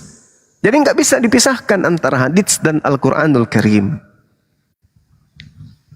Umat Islam mau tahu dari mana cerita-cerita, kaidah-kaidah hukum-hukum kalau bukan Rasulullah yang menjelaskan. Nah, penjelasan inilah yang menjadi uraian hadits. Inilah yang disebut hadits, ketetapan keputusan Rasulullah Muhammad sallallahu alaihi wasallam. Begitu Bang. Iya Bang, terima kasih. Sama-sama. Oke, biar disapa yang lain ya. Assalamualaikum warahmatullahi wabarakatuh, Bang Andi. Waalaikumsalam warahmatullahi wabarakatuh. Bang Andi jawab. Beni, wabarakatuh. Bang Beni, selamat malam. Ya, Assalamualaikum warahmatullahi wabarakatuh. Waalaikumsalam warahmatullahi wabarakatuh. Muslim ya Bang? Muslim. Aku hanya pengen nyapa Bang Juma aku aja. Iya Bang. Oh, iya. Thank you Cepet ya Bang. Silakan Bang. Islam aku hanya mengingatkan Bang Juma. Kalau kira-kira lawan debat abang yang nggak apa Bang, langsung di-kick aja lah Bang. Pusing kadang dengar ya Bang. Iya. Makasih Bang Ben. Makasih ya. Yuk. Kasih. Ya. Permintaan yang naik tolong Kristen saja ya, yang Muslim jangan, biar kita di sini diskusi ya. Nanti sesi silaturahminya entah kapan nanti dijadwalkan.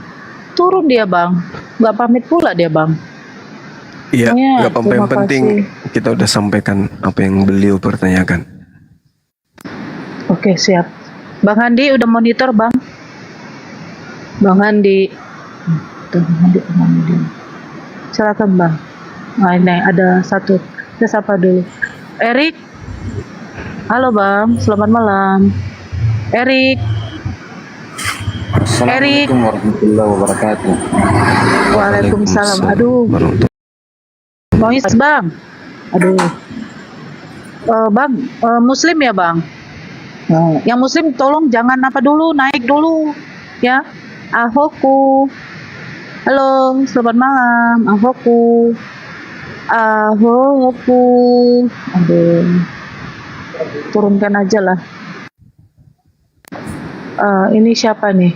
Abeng. Halo, selamat malam Abeng. Malam. Siapa yang jawab ini? Abeng? Ya, Ya, selamat malam. Agama apa, Bang? Islam. Aduh. Assalamualaikum, Bang. Kalau Muslim jangan dulu naik. Oke, Bang. Terima kasih, Bang. Assalamualaikum. User. Halo, user. Aduh. Ini kenapa nih? Kita punya tamu nih, naik turun. Ya, silakan Bang. Gak ada tamu kita Bang. Ya Allah. Kristen lah yang naik ya. Ayo diskusi sama Bang kita. Nah nih, dia namanya udah jelas nih. Christian. Siapa nih? Malam. Oh, Christian Abo. Alah, yang si Jorbet ini. Ya, selamat malam. Pasti Malam. Kristen ya kan? Ya, Kristen. Alhamdulillah masih juga Kristen. Silakan Bangku. Ini saya cuma ini mau nawarin Bang Juma tapi besok diskusi karena sekarang udah malam. Jadi mau nggak Bang Juma diskusi besok? Dengan siapa bang? Dengan saya Bang. Oh dengan abang. Boleh. Kalau tapi kita iya jam 9 lah ya. Ya Bang ya. Mau ya Bang? Bang Juma. Boleh. Oke. Di room ini ya Bang? Nggak apa-apa di room ini boleh. Iya. Kenapa juga Kenapa boleh. nggak sekarang aja sih? Udah malam. Baru jam 7. Dia mau bobo Bang Andi. Udah mau bobo. Besok aja ya. Oke Insyaallah. Bang Christian, silakan kami tunggu ya bang ya. Terima kasih Bang Juma ya. Makasih Bang sahabat Juma. Makasih. Ya, Sama-sama. saya tunggu ya. Cuma nawarin Oke. besok. Oke. Baik. Malam-malam semua. Malam. Selamat malam. Ya, yang naik tolong Kristen. Bang, saya izin Bang, ini baca satu tapping. Kenapa ya si Nora kayaknya kesel banget kalau yang naik Muslim. Saya bukan kesel, di sini kan mau diskusi saudara-saudaraku, ya kan? Nanti jadi menyita waktu gitu loh. Alkentir, iya. Mereka baper kali kadang Bang. Alkentir, Alken. Itu dia tadi itu kalau nggak salah yang piti-pitinya sok jago itu kan. Zuma Tako dan sebagainya itu tadi kan. Iya. Ya suka Iya, menolong Bang. itu. Betul itu Ustaz. Alkentir kalau nggak diturunkan aja lah. Betul itu Ustaz. Rudin. Aduh. Rudin Arya. Rudin ini Iya, Kristen. Dia komen di bawah. Oh iya. Ya, Iya. selamat malam Bang. Kristen kan? Iya, Kristen ini. Iya, Boleh Katolik. ngucapin assalamualaikum. Nggak boleh Bang, nggak boleh. Aduh, saya paling patang kayak gitu Bang.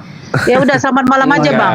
Iya, selamat Di malam. kitabnya Oke, ya nggak baik. boleh bang. Kalau kita boleh-boleh Iya, aja, iya. tapi kitabmu melarang bang. Ya sudah. Selamat malam aja, Bang. Selamat Ya, malam. Ya, malam. silakan. Ya, semuanya saudara-saudara saya Muslim. Iya. Saya ucapkan selamat malam juga. Iya semangat Saya udah malam. nemenin dari tadi, tapi ini sudah malam banget ya. Ya, saya salut banget ini sama Bang Zuma. Makasih. Iya. Salam kenal ya Bang. Iya bang. Salam kenal. Rudin Iya, saya Rudin mengikuti Arya. terus ininya Bang Zuma. Udah bang, debatnya bagus. dialog bang, biar enak kita bang, nggak apa-apa bang. Dialog baik-baik bang. Iya. Apa Iya, yang mau iya. ditanyakan? Mau bertanya atau mau ditanya? Ini aja sih saya kalau menelusuri argumennya Bang Zuma, ini saya kadang bingung gini. Jadi kadang Bang Zuma membela ajaran Yesus.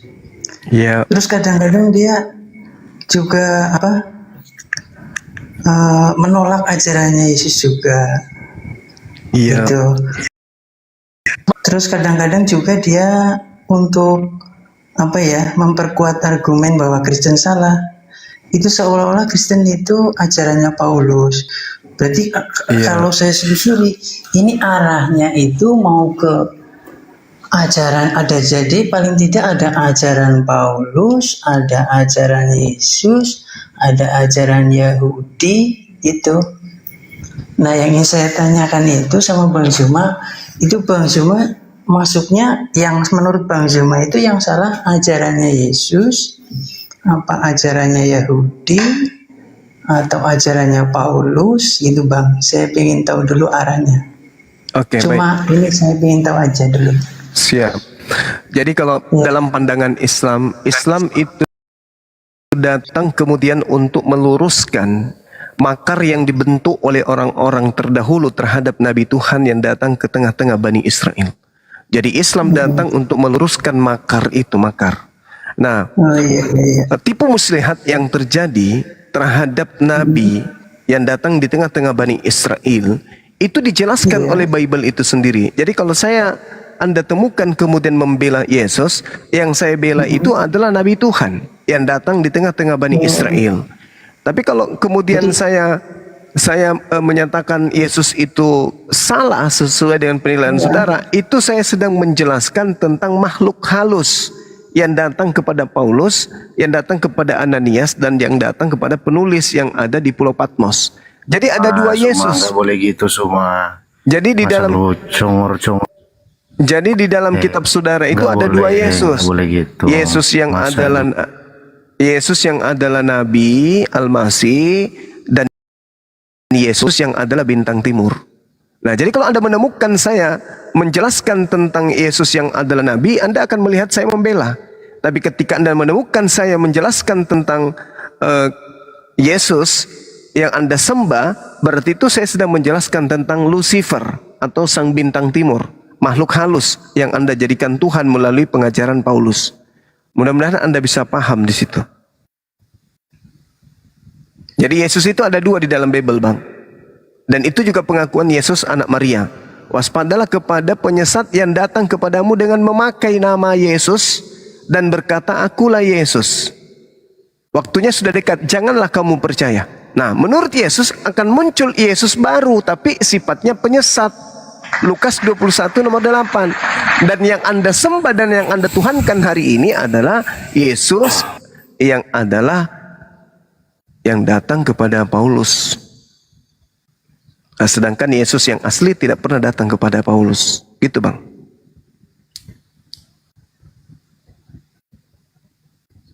Kalau Yesus anak Maria pasti saya bela, karena beliau adalah orang suci. Beliau adalah Nabi Tuhan, beliau adalah Rasul Tuhan yang datang ke tengah-tengah Bani Israel, mengajarkan umatnya Bani Israel. Nah, itu yang saya bela. Yang kami di Islam menyebutnya Nabi Isa alaihissalam. Nah, kalau yang saya tidak bela itu makhluk halus yang datang kepada Paulus yang ngaku-ngaku Yesus. Akulah Yesus yang kau aniaya, akulah Yesus yang bintang timur, gilang gemilang, akulah Yesus Alfa dan Omega. Itu saya tidak bela itu, karena itu adalah makhluk yang datang kepada pendiri agama Kristen. Dan Yesus memang mengatakan, Lukas 21 nomor 8, waspadalah kepada penyesat. Kan penyesat tuh, planos. Planos itu artinya iblis, pembohong, penipu. Ya, waspadalah kepada pembohong, waspadalah kepada penipu, penyesat yang datang kepadamu dengan memakai nama Yesus dan berkata, akulah Yesus. Jangan kau percaya. Tapi Kristen percaya. Nah, makanya agama Yahudi dan agama Kristen itu berbeda. Karena agama Kristen ini agama yang kemudian dihembuskan oleh makhluk yang mengaku Yesus. Begitu, Bang.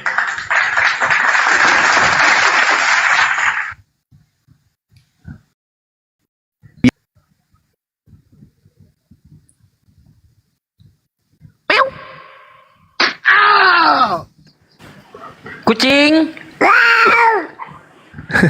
Kucing. Kaget. Islam Kristen. Oh, Kristen, nggak ketahuan. Ya. Ya. Cuma Oh, satu Ya, pertanyaan Paman. aja. Satu pertanyaan bisa kau jawab? Ya, Mama. 1000 pertanyan pun bisa. Sabar ya. Halo bang. Sabar. Iya, halo, sabar. gimana Bang? Gimana? Saya masih boleh? Boleh. Silakan. Yang tadi, oke. Ya, silakan Ya, Bang. terima kasih narasinya Bang Juma, bagus banget ya. Iya, Terima makasih. Berarti dalam hal ini Kristen-Kristen yang ada sekarang nih ya, baik itu Katolik maupun Iya. Protestan, itu dalam narasinya Abang tadi, argumentasinya Abang dengan mengutip beberapa ayat, itu berarti ajaran Paulus, begitu ya? Iya, betul. Ajaran Yesus, Bang. Tapi Yesus yang palsu. Yesus yang Yes, lain. kan Yesus yang datang, kan Paulus mengatakan begini. Aku memberitakan Iya, tadi Injil saya- kepada Iya silakan. betul. Saya sedang Ya, ikuti paham ya? dulu ini. Iya, argumennya Bang Juma. Berarti ini ajaran yang saya anut ini dalam pandangan Bang Juma dan rekan-rekan saudara-saudara Muslim saya. Ini sebagai ajaran Yesus, cuma Yesus yang lain itu ya. Pintar sekali Abang. Yang Ini. disampaikan keren, oleh keren. Ingat kan? Paulus. Ya, sorry ya. Yang disampaikan Melalui oleh Paulus ya. Ya. Oke. Berarti saya kalau ini saya sebut ajaran Paulus, boleh nggak? Boleh. Kalau kita sebut, Rasul kan ya, dia, oke. Rasul Paulus kan. Iya, ajaran Rasul Paulus. Rasulnya Ya. makhluk yang datang kepadanya mengaku Yesus itu. Ya, Iya, oke lah betul. itu ya. Oke, labelnya. Berarti ada ajaran Yesus yang original, ada Yes. ajaran Yesus yang dari Paulus, ya kan? Iya, betul. Nah, logikanya nih Bang, Abang mesti bisa mestinya nih mengungkap fakta bahwa ada perbedaan pendapat antara Paulus dan para rasul yang ada waktu itu mestinya. Artinya kan rasul tidak hanya Paulus aja nih. Di situ ada Petrus, ada Yohanes, ada Yakobus, gitu kan? Nah mestinya kan mereka bertentangan. Loh Paulus, lo kok ngajarin begini sih? Yesus lo kok begini? Nggak yang seperti kami beritakan? Kok beda? Kok Ya Yesus udah lo ditangkap nggak poinnya disalib? Bang. Mestinya kan Udah begitu ya. ditangkap biar dijawab Bang Juma Bang. Udah Ya, ditangkap coba, poinnya. saya minta penjelasannya Bang Juma ini. Iya, Oke, itu oke. Paulus penyakit sampar itu akhir terus lanjut. Iya. Jadi gini, Iya. berbicara mengenai murid Yesus. Iya. Kisah para pewarta 8 nomor 3. Tetapi Saulus berusaha membinasakan jemaat itu, dan ia memasuki rumah demi rumah dan menyeret laki-laki dan perempuan keluar dan menyerahkan mereka untuk dimasukkan ke dalam penjara. Galatia 1 nomor 13. Sebab kamu telah mendengar tentang hidupku dahulu dalam agama Yahudi, tanpa batas aku menganiaya jemaat Tuhan dan berusaha membinasakannya. 1 Korintus 19:9. Karena aku adalah yang paling hina dari semua rasul, bahkan tidak layak disebut rasul, sebab aku telah menganiaya jemaat Tuhan. Nih, Yesus, Paulus ini sudah menganiaya murid-murid Yesus, Bang. Jadi yang Anda maksud murid Yesus yang tidak bertentangan itu adalah oknum lain, bukan murid Yesus. Lukas, Markus, penulis Matius, penulis Yohanes, Yakobus itu bukan murid Yesus lagi. Murid Yesus itu semuanya sudah teraniaya, sudah tersolimi, bahkan dipenjara dan seterusnya. Iya Bang, betul. Nah, itulah dia. Mestinya, ini nih, maaf ya saya potong penjelasan Abang. Iya. Saulus itu kan kalau dalam bahasanya Abang nih yang Muslim, itu kan seorang artinya orang yang mu'alaf, artinya dia berbalik yang tadinya itu menentang kepercayaan yang dibawakan oleh Nabi Yesus, dan Saulus ini juga membunuh beberapa jemaat, menganiaya jemaat. Nabi Yesus.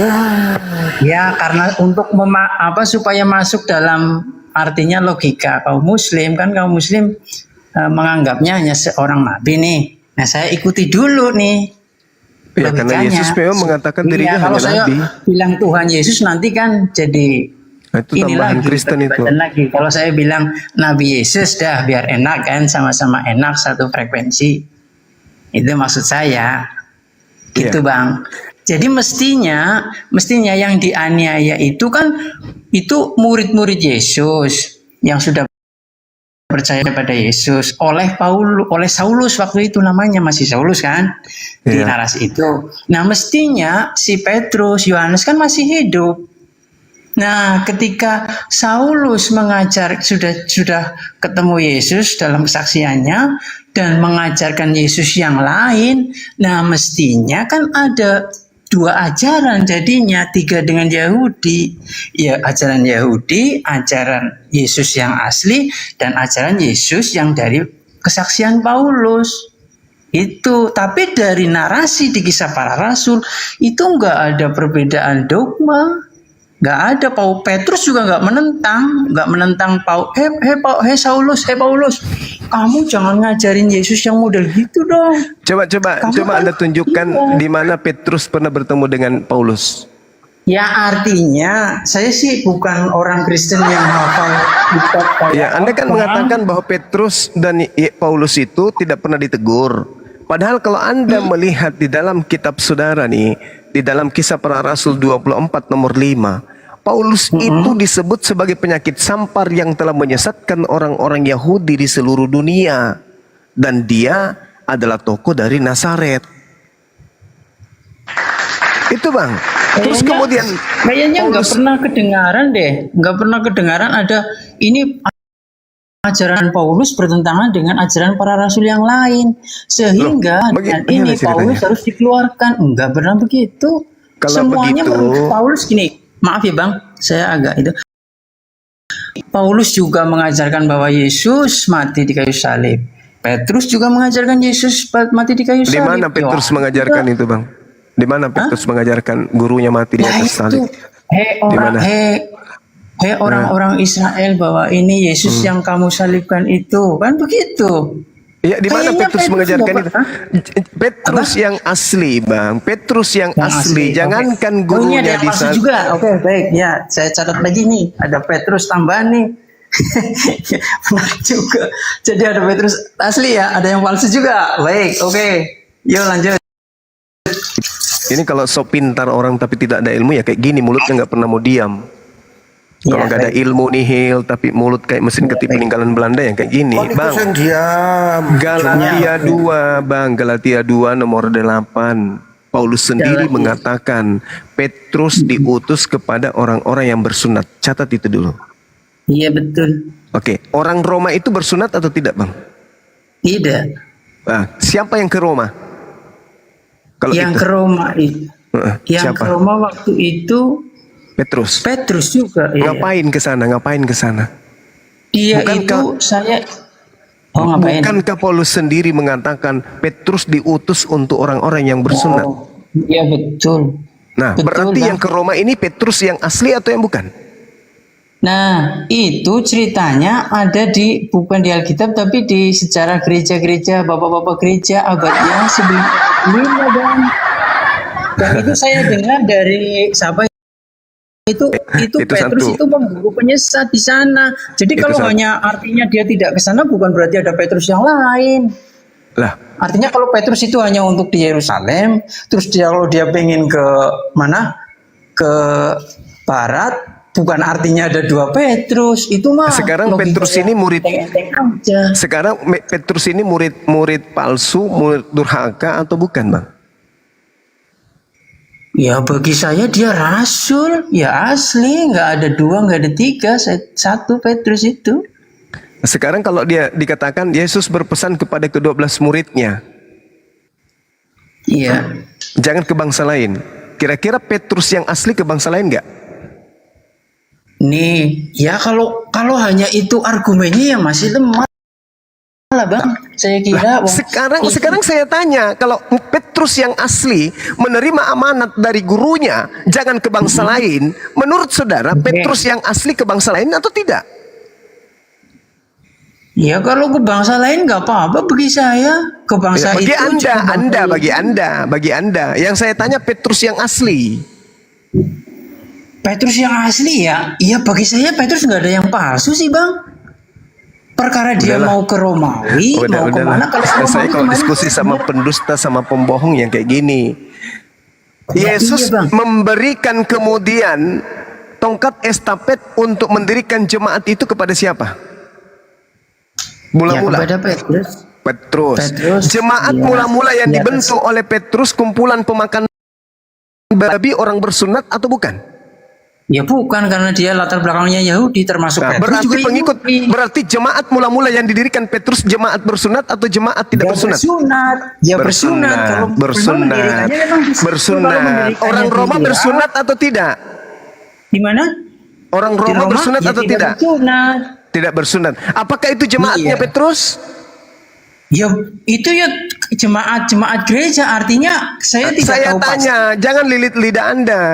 Apakah orang-orang yang tidak bersunat itu jemaatnya Petrus? Ya jemaatnya Petrus juga, wong mereka menyembah kepada satu Tuhan. Inilah kalau pembohong ya. Inilah kalau pembohong pendusta gitu. Begitu. Petrus itu mustahil. Petrus mustahil. Petrus mustahil memiliki jemaat yang tidak bersunat. Itu mustahil. Gak mungkin terjadi. Nih, tak kasih Ya, hadiah oke. kepada saudara. Oke, saya Tak kasih ngalah hadiah kepada kalau saudara. bukan jemaatnya Tak kasih Petrus. hadiah. Tak kasih hadiah. Tak kasih hadiah. Kenapa kemudian Paulus bertobat dari mengajarkan ajaran Kristen? Anda tahu nggak itu? Nggak bertobat, dia bertobat dari Itulah Anda. Kebanyakan makan yang diharamkan Yesus begini jadinya. Di dalam Kisah Para Wartawan 21 nomor 15 sampai nomor 26, di situ Petrus bertaubat dari mengajarkan agama Kristen. Ketika Petrus kembali ke Yerusalem, dia disuruh bertaubat dan dia bertaubat dari mengajarkan agama Kristen itu. Ngajarin Jadi agama jangan apa, mimpi, saudara jangan Iya. mimpi Petrus Oke. mengajarkan Kristen, mustahil, kecuali ada Petrus lain. Kalau Kepas nggak mungkin, murid Yesus nggak Ya mungkin. udah, sekarang kita selidiki kalau ada Petrus lain. Ya udah. Kalau ada Petrus lain, datanya Bang Zuma apa? Data Pasti saya, ada dong. data Iya. saya Anda sudah jawab tadi, Bung. Data saya Anda sudah jawab.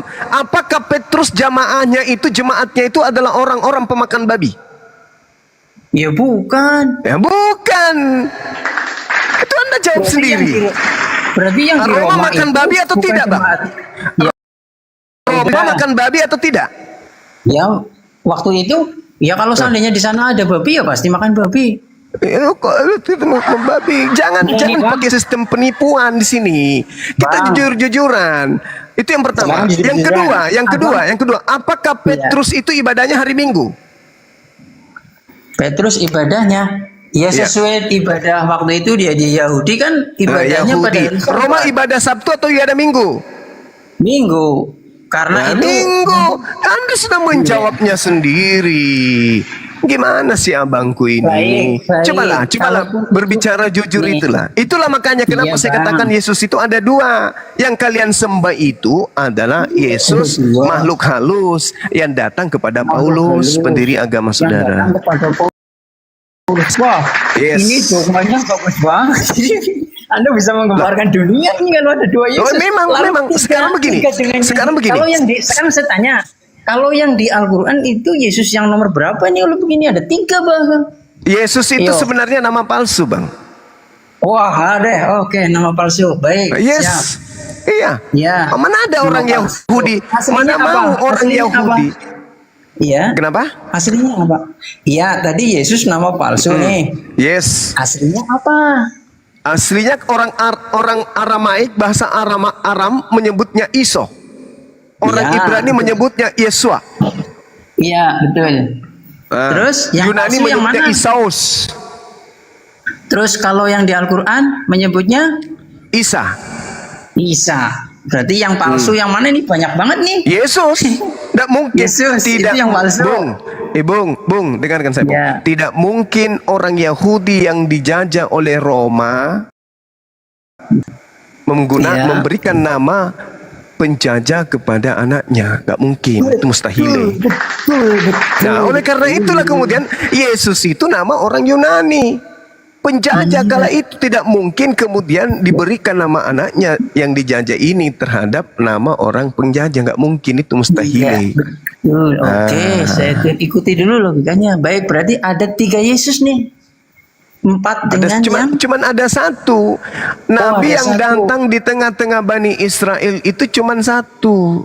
Cuma Lahir satu. tanpa ayah Namanya itu siapa, cuma Bang? satu. Namanya siapa? Orang Yahudi menyebutnya Yesua. Orang Aram menyebutnya Iso. Orang Arab menyebutnya Isa.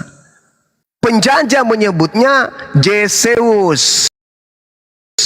Lama-lama berubah menjadi Yesus. Gitu Bang. Sampai sini paham? Jadi itu berbicara oknum yang satu. Cuman oknum ini mengajarkan setelah aku pergi akan datang Yesus palsu. Akan datang Isa palsu. Nah itulah yang kau sembah sekarang. Melalui pengajaran Rasul palsu. Gitu Bung. Ini hadiah lagi saya kasih. Tadi saya sudah kasih hadiah ya. Kisah Para Rasul 21 nomor 15 sampai 26. Di situ Paulus pendiri agama Kristen bertobat dari mengajarkan agama Kristen. Catat itu, saudara-saudara Kristen, pendeta atau apapun itu, catat itu. Ternyata Paulus bertobat. Paulus kemudian ketika dia bertobat, dia mentahirkan diri. Melakukan persembahan. Persembahan Yahudi itu pasti persembahan yang disampaikan oleh Yesus di dalam Matius 8 nomor 4. Pergilah, perlihatkanlah dirimu kepada imam. Berikanlah persembahan yang dipersembahkan, yang diperintahkan oleh Nabi Musa. Nabi Musa dalam imamat 1-2 diperintahkan mempersembahkan hewan, binatang, kurban. Berarti ketika Paulus kemudian mempersembahkan persembahan di dalam Kisah Para Rasul 21, Paulus mempersembahkan hewan kurban. Lalu sia-sialah pengorbanan Yesus di atas pohon. Ternyata Paulus bertobat lagi dari dosa-dosanya. Dia telah mengajarkan orang untuk makan babi, dia mengajarkan orang untuk makan darah, dia mengajarkan orang untuk tidak bersunat. Begitu kembali ke Yerusalem, ternyata dia kemudian bertobat dari pengajaran tersebut. Coba Anda baca tuh. Nah, kemudian ini hadiah yang kedua. Di dalam kisah Pewarta 1 nomor 11, di situ malaikat berkata, malaikatnya berkata apa? Yesus yang kalian lihat terangkat ke langit akan datang untuk kedua kalinya sama seperti kalian melihat dia ke langit. Ketika dia naik ke langit, dia lengkap dengan jasadnya. Ketika dia turun untuk kedua kalinya, lengkap dengan jasadnya. Yang datang kepada Paulus tidak ada jasad, hanya cahaya dan suara. Itu siapa? Dan Paulus mengatakan di dalam Galatia 1, jelas dia mengatakan bahwasanya aku menerima Injil bukan dari manusia. Berarti bukan dari Yesus. Gitu Bang ya. Galatia 1 nomor 11. Sebab aku menegaskan kepadamu saudara-saudaraku bahwa Injil yang kuberitakan itu bukan Injil manusia. Yesus manusia. Berarti bukan dari Yesus yang asli, tapi dari Yesus yang berbentuk roh. Tuh, karena dia mengatakan karena aku bukan menerima dari manusia dan bukan manusia yang mengajarkan kepadaku, tetapi aku menerimanya oleh pernyataan Yesus Kristus. Yesus Kristus itu manusia yang asli. Tetapi dia mengaku, aku menerima Injil bukan dari manusia. Berarti bukan dari Yesus asli. Tapi aku menerima dari pernyataan Yesus Kristus yang bukan manusia. Nah, apa itu? Paulus menerima dari mana? Dari makhluk yang bukan manusia yang mengaku Yesus Kristus. Itulah yang kamu sembah Bang. Mudah-mudahan tercerahkan. Itu hadiah saya dari saya 2. Kisah Para Rasul 21, data nomor 15 sampai 26. Hadiah saya yang kedua adalah Kisah Para Rasul 1 nomor 11. Terima kasih Bang pencerahannya. Iya. Terima kasih pencerahannya Bang. Boleh jawab gak nih? Iya silakan. Oh iya baik. Ya terima kasih Bang Juma yang cerdas dan smart. Aduh saya merasa tersanjung ini. Hebat banget Bang Juma, cerdas. Suaranya juga bagus. Cuma saya nggak pernah lihat yang nggak pakai masker jadi gitu. Ya oke baik. Terima kasih. Terima kasih. Ya lanjut ya. Ini Bang, ketika Abang ngutip Kristen pemakan babi, pemakan bangkai, pemakan darah lah, Abang kurang adilnya gini, nggak pernah ngutip Yesus yang bilang begini nih, bukan yang masuk ke mulut yang membuat orang itu najis, tetapi yang keluar dari mulut. Nah ini abang nggak pernah, coba sewaktu-waktu abang jelasin deh ini biar kita juga ikut tercerahkan. Itu satu nih. Kedua, ini saya juga memahami lah kalau sedikit kesulitan dalam memaknai Yesus itu sebagai sebagai Tuhan yang disembah itu. Karena tadinya saya juga hampir mualaf itu. Tapi setelah saya berteologi bersama ortodok, wah semua kejawab semua.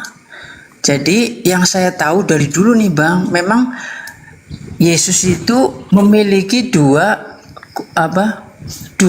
artinya dia insani, dia juga ilahi. Ini yang tidak diajarkan di Kristen Protestan. Itu. Tapi ketika saya memahami Yesus Kristus itu memiliki kodrat insani dan memiliki kodrat ilahi, saya baru paham. Artinya ketika saya mengatakan Yesus Tuhan, dalam artian orang Muslim kan berarti Tuhan yang Maha Esa nih. Itu bukan tubuh fisiknya Yesus yang bisa lapar, Yesus yang lemah, Yesus yang artinya kelelahan, Yesus yang mati. Artinya Yesus yang adalah kalam Allah, yang adalah firman Allah, maksud saya begitu Bang. Jadi boleh nggak Anda tunjukkan kepada saya 0,1% sisi keilahian Yesus? Ada nggak? Sekarang saya tanya abang, Bang, yang bisa mengampuni dosa itu Allah apa manusia Bang? Yesus tidak pernah mengatakan dosamu telah aku ampuni. Oh ada ayatnya Bang. Silakan Anda tunjukkan kepada saya. Hei anakku. Ya silakan tunjukkan. Di mana tertulis? Iya nanti nih saya lagi cari dulu. Dosamu telah diampuni Bang, bukan dosamu telah aku ampuni. Aduh. Iya coba nih. Ada nanti Bang. Terus lagi ya. Terus lagi. Nggak ada dalilnya kan? Ada lewat. Bang, ada Bang. Tunjukkan dalilnya Bang. Tunjukkan. Ya, atau hadapkan guru ortodoks yang ke sini. Biar kuliahin sekalian. Silakan. Nih ya. Lalu ia berkata kepada perempuan itu, dosamu telah diampuni.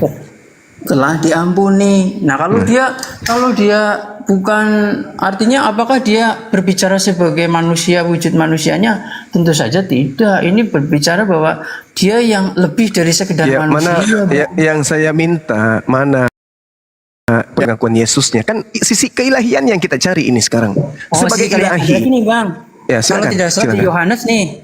Sebelum Abraham, ketika waktu itu Yahudi kan, orang Yahudi bingung nih, kamu anak kecil kok sudah ngomongnya begini, kayak gitulah ya. Kemudian Yesus bilang begini, sebelum Abraham jadi, aku sudah ada. Berarti lebih hebat Salomo lebih hebat berarti Bang. Karena Salomo mengatakan sebelum langit digariskan aku sudah ada. Lebih hebat Salomo berarti. Itu maksudnya bukan Salomo, itu maksudnya lalu siapa Bang? Hikmat, maksudnya hikmat. Kenapa bisa Anda mengatakan itu bukan Salomo? Kenapa bisa Anda mengatakan? Kenapa? Ya bukan Wong Salomo. Kenapa bisa Anda mengatakan itu bukan? Ya bukan Wong, memang alasannya itu karena Anda Kristen. Alasannya karena Anda Kristen. Sedang mengajarkan hikmat. Iya, ini Yesus itu anaknya Salomo mengajarkan tentang Yesus. Salomo mengajarkan, dia sedang mengajarkan hikmat, bahwa hikmat iya, itu saya sudah tahu. Dan Salomo mengatakan apa? Salomo mengatakan dia ada sebelum langit digariskan. Loh, kok Anda larinya ke Yesus?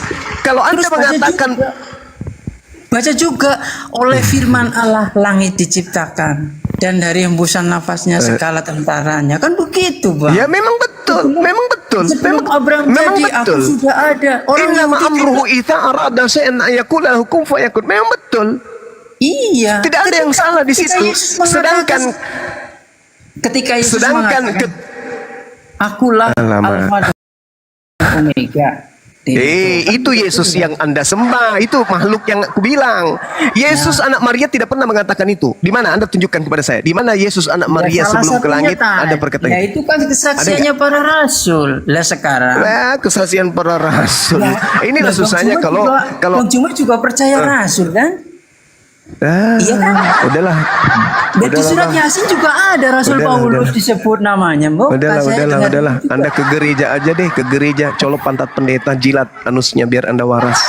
Gak ada tempat bagi orang yang stupid di sini. Gak ada orang. Gak ada orang bodoh, Saya kira Bang orang Juma bodoh orang di sini. kolegikal nih, kok Enggak ngomongnya apa-apa, enggak ada apa-apa. segala Saya tidak ada waktu untuk orang yang hanya bisa menipu. Paham? Bang Juma, saya kok jadi nggak Makananmu respect aja kalau babi ngomong anjing kok, masa gitu. Enggak suka saya berdiskusi dengan orang yang enggak jujur, enggak suka. Iya, tapi kan mulut itu dijaga juga. Oh, ngapain? Sama orang kafir enggak perlu.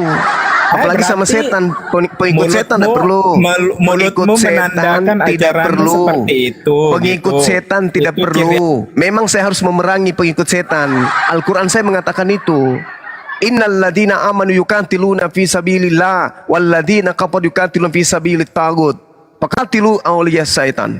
Itu perintah Al-Quran. Perangilah pengikut setan, perangilah saudara-saudara setan. Saya menganggap ketika Anda membantah Bible, Anda itu sedang kerasukan setan. Saya harus perangi. Anda mengatakan Amsal 8, oh itu adalah hikmat, itu untuk Yesus. Nanti giliran saya baca di dalam di Amsal 8 nomor 22, Tuhan telah menciptakan aku. Berarti Anda mau mengakui Yesus ciptaan? Mau enggak? Mau enggak Anda mengakui Yesus ciptaan? Ini kalau orang-orang penipu tidak mengerti tentang Bible ya kayak gini, asalnya rocos. Kitabnya orang Yahudi Amsal itu, bukan kitabnya orang Kristen. Yang paham tentang Amsal adalah orang Yahudi, bukan orang Kristen. Orang Kristen itu hanya mencocok-cocokkan Tuhan yang dibawa oleh orang Roma untuk mereka tuhankan. Kalau Anda memaksakan Amsal 8, sebelum dunia diciptakan, apa dikatakan bahwa aku ada sebelum langit digariskan, aku ada sebelum bumi diciptakan. Oh, itu hikmat untuk Yesus. Berarti Yesus diciptakan. Mau? Tuhan telah menciptakan aku sebagai permulaan pekerjaannya. Oh, berarti yang Anda sembah selama ini bernama Yesus itu ciptaan rupanya. Oh, baru tahu saya. Sementara Kristen sedunia mengatakan Yesus bukan ciptaan. Kalau begitu, Amsal 8 ini bukan untuk Yesus. Mohon maaf nih Bang, tidak ada jalan orang Kristen itu bisa membodohi kami selama Bang Suma masih hidup. Nggak ada. Mau seperti apapun kalian melilit lidah, seperti apapun kalian menyembunyikan kebenaran akan terungkap. Semakin Anda berbicara, semakin akan saya ungkap semua isi Bible. Bahwa Yesus itu adalah makhluk halus yang kalian sembah, bukan Tuhan. Gak perlu kebohongan di sini. Kita jujur-jujuran saja. Ketika Anda menganggap Yesus Tuhan, selesai Anda. Anda adalah antikristus. 2 Yohanes 1 nomor 7. Siapakah penyesat itu? Siapakah iblis itu? Siapakah pembohong itu? Siapakah antikristus itu? Bukankah dia yang pergi ke seluruh dunia, yang tidak mengakui Yesus datang sebagai manusia? Ketika Anda mengatakan Yesus Tuhan, berarti Anda iblis. Hanya iblis yang bisa mengatakan Yesus itu adalah Tuhan. Hanya iblis, hanya pengikut setan yang bisa mengatakan itu. Kenapa? Dalil di dalam kitab saudara sendiri yang mengatakan 2 Yohanes 1 nomor 7. Siapakah penyesat? Penyesat dalam bahasa Yunani planos. Planos ini artinya apa? Pembohong, penipu, antikristus. Bukankah mereka yang pergi ke seluruh dunia yang tidak mengaku Yesus datang sebagai manusia? Dengan Anda mengatakan Yesus itu adalah Tuhan, berarti mulut Anda mengatakan dia manusia, tetapi pada prinsip keyakinan Anda, dia itu adalah Tuhan. Berarti apa itu? Pembohong, penipu, iblis. Gitu ya. Jadi saya paling suka berdiskusi dengan orang yang bisa jujur, baik terhadap dirinya sendiri, maupun terhadap Bible-nya, maupun terhadap orang yang mendengarkan perbincangan kita ini. Tapi kalau Anda ngotot, pembohong, penipu, saya paling tidak suka. Anti saya. Karena saya harus memerangi pembohong-pembohong kayak seperti itu. Kitab Al-Quran saya menerangkan.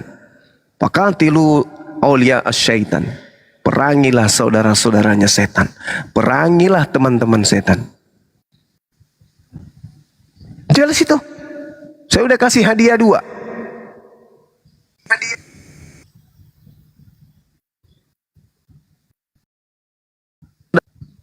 Oke, silakan kalau Anda masih mau berdiskusi.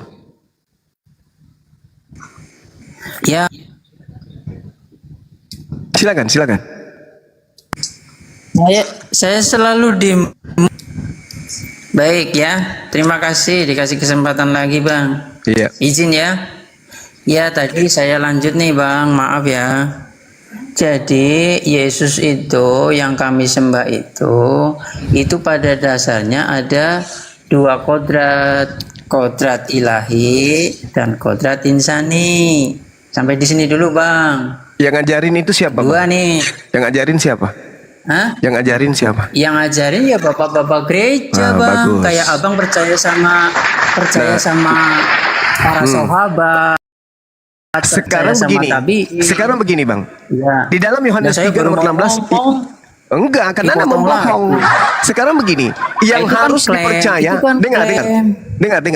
Yang Itu harus kan dipercaya klaim. Bapak, yang harus dipercaya Ya, kalau- berdasarkan Bible, Yesus atau Bapak gereja? Yang mana yang diperintahkan untuk dipercaya? Yesus ya Bapak gereja, karena ajaran kami kan turun-temurun kayak ajarannya apa? Berarti Anda sudah gila. Menurut Anda sudah gila. Berarti Anda sudah gila. Anda menyamakan antara Yesus dengan Bapak-bapak gereja. Ajaran itu turun-temurun. Yang mau di- Apa abang tahu? yang nih, diperintahkan. abang tahu Al-Quran itu Yang kan diperintahkan juga dari para untuk- sahabat, dari para kiai, dari yang para diperintahkan ulama. untuk dipercaya, yang diperintahkan untuk dipercaya Yesus atau bapak-bapak gereja. Ajaran bapak-bapak gereja yang diterima dari Yesus. Sama Coba juga Anda tunjukkan ajaran para kepada saya. sahabat Coba yang diterima Anda dari tunjuk. Muhammad. Hah? Coba Anda tunjukkan kepada saya. Yesus mengajarkan seperti yang diajarkan oleh bapak-bapak gereja. Coba Anda ajarkan kepada saya. Di mana Ya, Yesus contoh. mengajarkan itu? Bahwa Ya, Yesus contoh memiliki dua nantung. Misalkan nih, yang abang nggak berani ngutip nih ya. Bukan yang masuk ke mulut yang membuat orang itu najis. Iya. Tapi yang keluar Oke, dari izinkan saya mewaraskan Anda. Izinkan saya mewaraskan Anda Matius 12 yang Anda Baik. sebutkan tadi. Ini saya Oke. baru ngomong beberapa patah udah dipotong lagi ya, silakan karena Oh, ini Anda tidak room punya yang- ilmu soalnya. Iya, Anda hanya berdoktrin di sini. Anda diam. Ya. Ambil pulpen, Oke. catat. Oke. Siap. Matius 12, dengarkan saya baik-baik. Ya. Dengarkan saya baik-baik. Pada Baik, waktu itu, pada hari Sabat, Yesus berjalan di ladang gandum. Karena lapar, murid-muridnya memetik bulir gandum. Ingat ya. Bukan dikatakan karena lapar, murid-muridnya menangkap babi, lalu memasak babi tersebut menjadi kolak. Enggak ya. Tapi yang dipetik di sini bulir gandum dan memakannya. Satu. Ketika kemudian orang-orang Farisi melihatnya, berkata orang-orang Farisi kepadanya, lihatlah murid-muridmu berbuat sesuatu yang tidak dibolehkan pada hari Sabat. Apa itu? Makan babi atau metik gandum? Metik gandum. Metik gandum. Bukan babi ya? Bukan babi ya? Bukan. Tetapi jawab Yesus kepada mereka, tidakkah kamu baca apa yang dilakukan Daud ketika ia dan mereka mengikutinya lapar? Bagaimana ia masuk ke dalam rumah Elohim dan bagaimana mereka makan roti sajian yang tidak boleh dimakan, baiklah olehnya maupun oleh mereka yang mengikutinya kecuali oleh imam-imam. Atau tidakkah kamu baca dalam kitab Taurat bahwa pada hari Sabat imam-imam melanggar hukum Sabat di bait Elohim namun tidak bersalah? Aku berkata kepadamu, di sini ada yang melebihi bait Elohim. Jika memang kamu mengerti maksud firman ini, yang kukehendaki adalah belas kasihan dan bukan persembahan. Karena Yesus melebihi Elohim bang. Iya nggak bang? Orang gila ini. Elohim menurut saudara punya kutanya dulu kau. Elohim punya nonot Iya, nggak? baik. Punya apa? Punya nonot. Ya, itu kan kemanusiaan Yesus yang punya. Nah sekarang yang saya tanya, mana sisi keilahian yang Anda katakan tadi dua kodrat pengakuan Yesusnya mana? Sebelum Abraham jadi, aku adalah. Kan saya sudah jawab itu Bahlul. Amsal 8. Salomo mengatakan bahwasanya dia ada sebelum langit digariskan Bahlul. Salomo bisa mengampuni dosa enggak? Kenapa Salomo enggak ngomong? Dosamu sudah diampuni. Emang Salomo diajarkan kemudian di dalam Bible itu berinteraksi dengan orang lain? Ada yang perempuan yang berzina didatangkan kepada Salomo, ada? Ya baiklah. Ya, ada nggak diceritakan? Ada tidak diceritakan di situ Salomo didatangkan perempuan yang berzina? Ada nggak? Salomo kan bukan di Mesias, Bang. Dalam ajaran Yahudi pun Salomo itu raja. Kalau di Al-Quran dia nabi juga. Udah kau turun aja. Udah dulu Bang Kau Juma, turun jangan aja turun. makan Gua babi. ajar dulu satu kali. Kau turun dulu makan babi. Laknat. Yang dulu Laknat dulu biadab. dulu gue nanya satu pertanyaan sama dia. Udah, anjing kayak gitu ngapain dipelihara? Enggak ada ilmu. Di Matius 12 itu ya, di Matius 12 ini ya, pemakan babi dengarkan. Di Matius 12 itu tidak ada bahas tentang makan babi. Itu membahas tentang bulir gandum yang dipetik pada hari Sabat dan mereka sedang lapar, dan ini permasalahannya karena tidak cuci tangan. Bukan masalah babi. Maka Yesus mengatakan masuk ke dalam mulut. Bukan yang mengharamkan, yang menajiskan, tapi yang keluar. Artinya tidak ada sedikit pun menyentuh halal haramnya babi.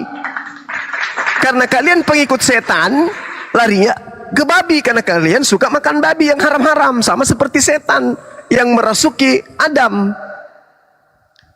Paham? Matius 12 tidak sedang menghalalkan babi. Ajaran Yesus di dalam Lukas 16 nomor 17, lebih mudah langit dan bumi lenyap daripada setitik daripada hukum Taurat itu batal. Jadi haramnya babi tidak bisa batal. Lebih mudah langit bumi lenyap daripada babi yang haram menjadi halal. Paham? Matius 5 nomor 19. Apa yang dikatakan oleh Yesus di sana? Barang siapa yang menghalalkan babi lalu mengajarkan kepada orang lain, maka dia akan menempati tempat terhina di dalam kerajaan langit. Paham ya? Barang siapa yang meniadakan setitik pun dari hukum Taurat, meskipun yang paling terkecil. Haramnya babi itu bukan hal kecil, itu adalah hal besar. Karena haram itu bagimu, maka sesuatu yang haram dalam hukum Taurat itu adalah hal yang besar sekali. Kata Yesus, barang siapa yang meniadakan hukum Taurat meskipun yang paling terkecil. Sedangkan haramnya babi itu bukan hal yang kecil, itu adalah hal yang besar. Maka dia akan menempati tempat terendah. Orang Kristen makan babi karena orang Kristen ini bukan pengikut Yesus. Harus dipahami itu. Siapa yang mengajarkan kemudian Adam menjadi rakus, makan semua makanan yang ada di surga, yang ada di Eden? Siapa yang mengajarkan mereka? Siapa yang mengajarkan Hawa makan semua makanan yang ada di surga, yang ada di Eden, menjadi rakus mereka? Yang ngajarin siapa? Iblis. Yang mengajarkan Kristen makan semua makanan yang diharamkan siapa?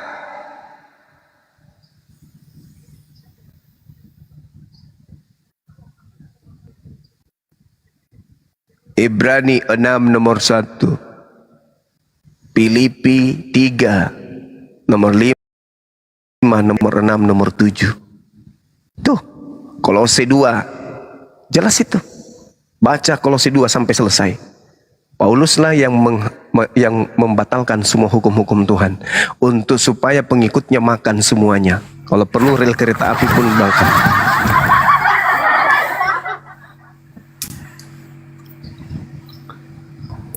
Oke. Kucing, silakan kucing. Dari tadi dia pengen kali nih. Katanya dia mau kasih satu pertanyaan. Silakan, pertanyaannya apa? Kucing. Ingat ya, makan kucing juga yang menghalalkan sebuah makanan itu hanya setan. Pahami itu. Setan yang menghalalkan semua makanan. Ketika di Gan Eden ada satu makanan yang diharamkan, tetapi karena setan jadi halal semua. Nah, di dunia kembali lagi ada lagi makhluk yang menghalalkan semua makanan yang diharamkan. Tambahin sedikit lagi. Iya, silakan. Jadi kalau permasalahan cuci tangan itu tujuannya untuk menghalalkan babi, karena menurut Yesus bukan setiap yang masuk ke mulut yang najis, melainkan yang keluar dan dibuang di jamban, itulah yang menajiskan. Apakah setelah Yesus ngomong begitu para murid itu rakus pemakan babi? Enggak. Ternyata tidak. Bagaimana kita bisa membuktikan bahwa para murid itu tidak makan babi? Lihat di Kisah Para Rasul 10 ayat 10, ketika Petrus melihat kain yang turun dari langit, di mana di dalam kain itu terdapat binatang-binatang yang dinajiskan yang berkaki 4. Lalu apa suara itu? Makanlah itu, hei Petrus. Apa kata Petrus? Oh tidak Tuhan, aku tidak pernah menajiskan diriku dengan makan makanan yang haram. Kan jelas. Jadi Petrus tidak makan babi sampai Yesus itu naik ke surga. Itu nggak ada makan babi. Itu bukti bahwa Yesus ngomong begitu tidak dipahami oleh para murid bahwa babi jadi halal. Nggak. Itu fakta Petrus itu. Ya, dari kasus Petrus kita sudah tahu dari itu semua. Nah, lalu siapa yang ngomong itu? Nah, kita lihat apa yang dikatakan Yesus di dalam Yohanes 5 ayat 37. Dia yang mengutus aku, yang bersaksi tentang aku, suaranya tidak pernah kamu dengar, rupanya tidak pernah kamu lihat. Nah, ini ada suara yang menyuruh Petrus makan binatang haram. Jelas ini adalah perbuatan iblis. Begitu Bang Jemaah, lanjut. Iya, Masya Allah. Selamat malam Bang Juma. Malam Mas. Piye kabare Mas Kucing? Yo api-api ae. Alhamdulillah. Rumah Ajang iki. Aku arep nanya satu Bang Juma. Iya. Iki ngomongnya nang Alkitab, tapi iki nang Al-Quran boleh ndak tanya tentang Al-Quran? Boleh. Yang penting ada akalnya dibawa. Oke pasti wes akal itu pasti. Yoi. Yang surat Maryam iki kan jare sampean kan Isa sama Yesus itu kan beda kan? Iki nang surat Maryam ayat 33 itu loh, coba sampean baca. Kan Yesus wafat itu. Yesus wafat. Nabi Isa semasa ia hidup wafat dan dibangkitkan. Berarti nang Al-Quran iki percaya Yesus itu wafat, mati maksudnya. Bangkit. Iya itu maksudnya Mas. Oke. Oke. Di situ Nabi Isa alaihissalam sedang menyatakan dirinya berdoa dan berharap kepada Tuhan. Di situ dia masih dalam keadaan bayi dia. Dalam keadaan bayi. Jelas sekali bahwa ketika dia berdoa dan menyatakan dirinya kepada Bani Israel, Inni Abdullah antani al-kitab wa ja'alani nabiyan, beliau masih dalam ayunan. Sehingga ketika dia mengatakan Assalamu alayya, semoga kesejahteraan dilimpahkan kepadaku, itu doa. Pada saat aku dilahirkan, pada saat aku diwafatkan, pada hari aku dibangkitkan hidup kembali. Wafat yang dimaksud di sini adalah meninggal dunia, terpisahnya antara jasad dan ruh. Sedangkan Nabi Isa sekarang dengan jasadnya belum terpisah, berarti belum wafat. Nabi Isa belum wafat, masih bersama dengan jasadnya, dengan ruhnya. Nah nanti kapan dia wafat? Pada saat datang yang kedua kalinya, maka Nabi Isa akan diwafatkan. Mati semuanya makhluk, tak ada lagi yang hidup. Bahkan malaikat pencabut nyawa pun mati. Lalu kapan dia bangkit? Pada saat di hari kebangkitan. Jadi bukan pada saat dia terangkat ke langit. Yesus terangkat ke langit, Nabi Isa naik ke langit itu dalam keadaan hidup. Dia tidak mati. Nah, yang Anda harus pahami, coba Anda lihat di dalam Al-Quran surah Al-Maidah ayat 117. Kata Tuhan kemudian, kata Allah kemudian di sana, dan yang kemudian disampaikan oleh Allah kepada Nabi Muhammad SAW. Ada kata tawaffaitani, dari akar kata wafi aufa, yang artinya memelihara. Jadi ketika kemudian Nabi Isa diangkat ke langit, itu masih statusnya, kalau itu yang kita pakai, masih statusnya terpelihara, diistirahatkan, ditidurkan. Sedangkan yang dikatakan dengan kematian yang asli, kematian yang asli, itu pada saat dia datang yang kedua kalinya. Kiamat dunia ini, Nabi Isa pun ikut wafat, meninggal dunia. Bangkit setelah kemudian manusia ingin digiring kepada mahsyar. Seperti itu, Bung. Makanya di dalam kitabmu pun Nabi Isa, Yesus itu terangkat langsung. Dia tidak ditangkap, dia tidak disalib. Yang disalib itu orang lain, makhluk terkutuk yang disalib itu. Yesus bukan makhluk terkutuk, Bung. Dia manusia suci. Sebentar, tak potong sedikit ya. Yo. Kalau sampean bilang nang salib iku manusia terkutuk, sebelum Yesus mati itu dia berkata kepada, dia berdoa kepada Elohim, ya Bapa, ke dalam tanganmu ku serahkan jiwa dan ragaku. Ampunilah mereka ya Bapa, karena mereka tidak tahu apa yang mereka berbuat. Masa orang terkutuk bisa berdoa gitu, Pak? Lah, justru karena itu dia bukan yang disalib. Cerdasnya Anda. Karena Yesus itu tidak terkutuk, makanya bukan dia yang disalib. Yang disalib itu adalah orang yang makan suap. Mana dalilnya? Ulangan 27 nomor 25. Yang dikutuk itu, yang disalib itu adalah yang makan suap. Siapa yang makan suap? Yesus atau Yudas? Yudas. Ya, Yudas. Jadi yang disalib itu adalah Yudas. Yang terkutuk itu Yudas. Dialah yang Anda sembah. Ada satu lagi Bang Juma. Ya. Waktu Yesus disalib itu kan ada 3 salib. Kiri kanan itu ada orang, ada penyamun, penjahat di sebelah kanannya, di sebelah kirinya juga penjahat. Yesus di tengah-tengah. Penjahat sebelah kiri dan kanan ini, yang sebelah kiri ini mengatakan kepada Yesus, jika engkau anak Allah, Firdaus, selamatkanlah kami dan dirimu. Tapi Yesus berkata kepada orang yang jahat di sebelah kiri itu, temannya yang berkata sebelah kanan, bukan Yesus, temannya, kamu tidak malu ya, kamu yang berdosa itu pantas, kamu tuh penjahat, pantas disalib. Tapi Yesus si orang tidak berdosa, dia tak pantas disalib. Terus Yesus berkata kepada orang di sebelah kanannya, sekarang pun juga setelah mayatmu, setelah engkau meninggal, kita akan bersama-sama di Taman Eden di surga.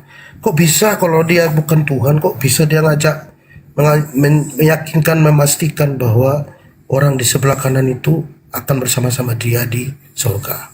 Faktanya sama-sama enggak, Bang? Yang data itu kan di firman, Bang. Ya itu dia, makanya ini kan cerita-cerita yang dibangun setelah terjadinya penyaliban. Kitab Lukas yang Anda pakai berarti itu dituliskan sekitar tahun 62. Yesus disalib, perencanaan salib itu terjadi di antara tahun 32 dan 33. Ada jarak selisih 30 tahun baru ditulis cerita-cerita itu.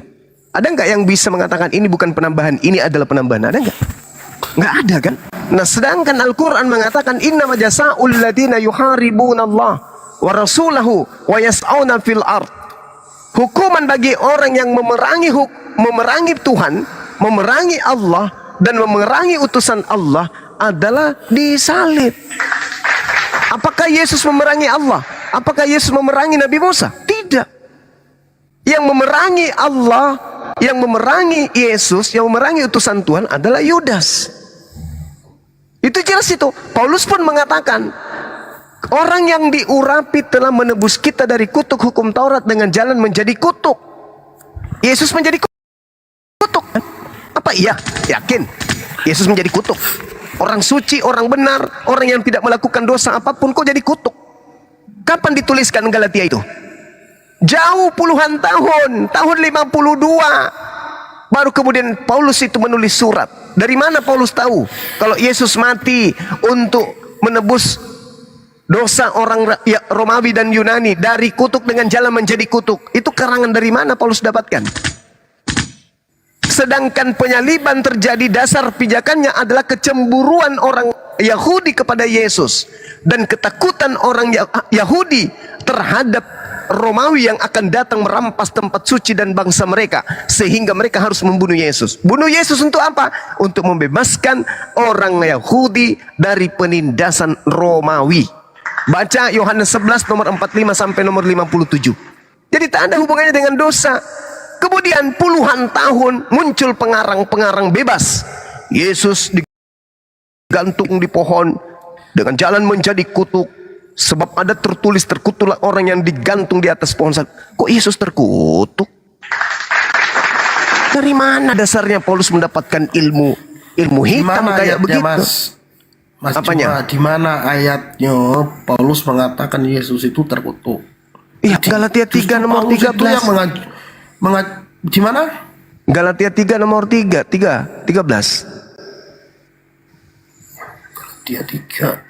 Galatia 3 nomor 13. Kristus telah menebus Kristen dari kutuk hukum Taurat dengan jalan menjadi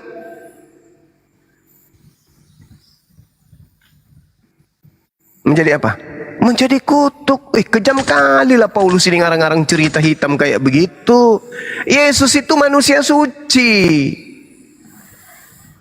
Jangan karena ingin jempol dari penjajah, pemakan babi dan pemakan makanan yang diharamkan oleh Torah, sampai dia ngarang cerita yang tidak sesuai dengan ajaran Tuhan. Bagaimana ceritanya? Hukum Tuhan ingin dihapuskan dengan mengorbankan manusia di atas pohon. Gimana ceritanya? Ilmu dari mana itu, Bang? Sedangkan orang Yahudi menghapuskan dosa dengan binatang, bukan dengan manusia. Yang minta persembahan manusia itu hanya dewa Molok. Imamat 1 nomor 2 beritakan, sampaikan, ajarkan kepada orang Yahudi, Bani Israel, ketika mereka hendak mempersembahkan persembahan kurban penebus kepada Tuhan, ajarlah mereka mengorbankan hewan ternak berupa domba, kambing, sapi, lembu. Tak boleh kemudian menggunakan manusia. Haram hukumnya. Itu dilarang oleh Elohim. Dan tanganku sendiri yang akan menghukum orang-orang yang mempersembahkan anak manusia kepada dewa Molok. Tuh. Bukan dewa, Mas. Tidak ada yang sembah dewa. Sampean itu. Lah, kalian menyembah Theos. Theos itu apa? Kami menyembah Yesus, yaitu Nabi Isa yang kamu ada di surat malam itu. Kenapa Anda menyembah dewa? Yang Anda sembah itu bukan Nabi Isa. Yang Anda sembah itu adalah iblis yang mengaku-ngaku sebagai Nabi Isa. Lu kok ngawur pula? Yesus berkata apa? Lukas 21 nomor 8. Waspadalah kepada penyesat yang datang kepadamu dengan memakai nama Yesus dan berkata, akulah Yesus. Waktunya sudah dekat, jangan kamu percaya. Nah, ada enggak penyesat datang mengaku Yesus? Atau ada enggak malaikat datang mengaku Yesus? Ada. Kepada siapa? Pada Paulus. Tertulis di mana? Kisah Para Rasul 22, Kisah Para Rasul 9. Akulah Yesus yang kau aniaya. Nah, itu siapa ngaku Yesus itu? Siapa itu? Siapa itu, Bang? Ya, aku tuh catat semua yang sampean sebut tadi itu ayat-ayat, nanti besok tak boleh inang. Ya, silakan. Kalau keliru enggak bener ya berarti sampean itu bohong loh. Kalau bener? Ya catat dulu. Ini udah sudah inang kayak ini semalam. Kita cari besok. Seperti itu dua Yohanes sebenarnya ada catat kok. Iya, silakan. Kisah Para Rasul 9 nomor 3. Kitab loh, Markus 14 nomor 11 itu apa, Rek? Markus 14. Markus ya? Akhi. Markus 14. Bukan Markus ya? Ya coba Lukas ya? baca. Nanti saya Lukas. dulu. Nggak ada kata dewa kok, Mas Ora. Nggak ada ya? Oh, saya juga lupa berarti. Yang lain pada tidur semua. Masya Allah. Sorry, nggak mantau apa tuh, Ahi? Dewa. Taman-taman dewa. Kisah Para Rasul. Kisah Para Rasul 14 kayaknya itu. Oh iya, sorry, saya lupa. Sorry, lupa saya. Saya kalau ragu saya pasti bertanya. Kalau saya ragu pasti bertanya. Saya nggak bisa nembak langsung gitu karena di dalam tubuh saya tidak ada Tuhan. 14 itu. Coba deh. Iya. Betul. Coba Anda baca di sana. Nah, dewa itu Theos, Bang. Theos itu dari mana, Bang? Theos itu kan kitab saudara ini bahasa Yunani aslinya. Tuh. Nah, di situ bahasa Yunaninya Theos, bukan Allah atau Allah. Gitu. Ternyata Theos itu artinya dewa. Berarti Yesus ini adalah anak dewa. Ngawur. Loh kok ngawur pula abangku ini? Besok tak golek ise. Golek ise. Sekarang kalau Tuhan, kalau di dalam bahasa Yunani Tuhan itu apa? Theos kan? Meskipun yang sebenarnya itu adalah akontas. Coba Anda lihat bahasa Yunaninya, bahasa Yunani kitab saudara. Pada mulanya adalah firman, logos. Logos itu bersama-sama dengan theos. Dan logos itu firman. Logos itu adalah theos. Ya firman itulah Yesus itu. Nah, itulah firman itu adalah theos kan? Yesus iyo. Berarti sampai sebutin sendiri kok. Nah iya, theos itu apa bahasa Indonesianya? Theos itu ya Tuhan lah. Mana ada? Theos itu artinya dewa. Berarti Yesus itu adalah dewa. Piyeto. Dan yang mengajarkan menuhankan Yesus kan orang Roma Yunani, penyembah-penyembah dewa. Berarti Yesus mereka anggap dewa, tidak menganggap Yesus itu adalah Tuhannya Yahudi, tetapi menganggap Yesus adalah Tuhannya Romawi. Tuhannya Yahudi itu Elohim, Tuhannya Romawi adalah Yesus. Beda. Yesus disebut Theos, anak dewa. Gimana dong? Jadi yang kalian sembah itu adalah sembahannya Romawi. Ya. Sampean cerdas tapi belum 100%. Tak cek dulu ya. Cukup sorry cerdas, tadi kalau saya salah menyebut. Oke, tak cek dulu nanti sesok. Kesabaran Rasul 14:11 itu. Iya betul bang, betul lah. Tidak ada di Alkitab itu mengatakan Yesus itu dewa, nggak ada. Alamak, ada yang bisa buka karema? Mau dibuktikan? Iya silakan akhi. Dewa itu silakan, untuk orang Hindu. Orang Roma. Roma Yunani, ingat bang? India mas. Ingat bang. Yunani itu agamanya itu agama Hindu loh.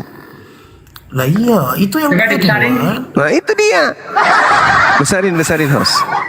Ini ya. Mana dewa ya? Mana? Ini dewa nih. Dewa mana tulisan dewa? Ini dewa. Dewa-dewa telah turun ke tengah-tengah kita. Kita lihat cek bahasa Yunaninya ya. Oke. Ya.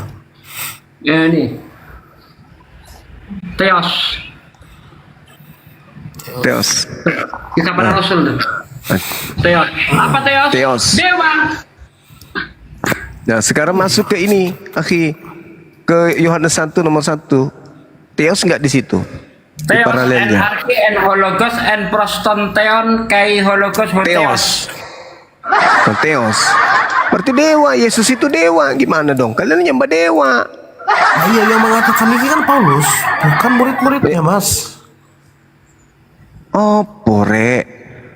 Yesus di Yohanes 1 nomor 1 itu disebut sebagai anak Theos, anak dewa.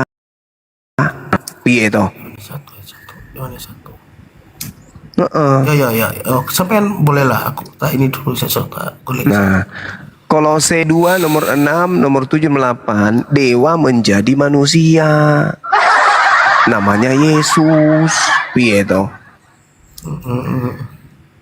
Jadi sampean itu menyembahnya dewa. Tak mungkin. Aku ini majelis gereja. Jadi aku ini mau majelis gereja, mau mimbar gereja, yang jelas nyembah Yesus itu yang nyembah dewa toh. Yo rasa kok dewa.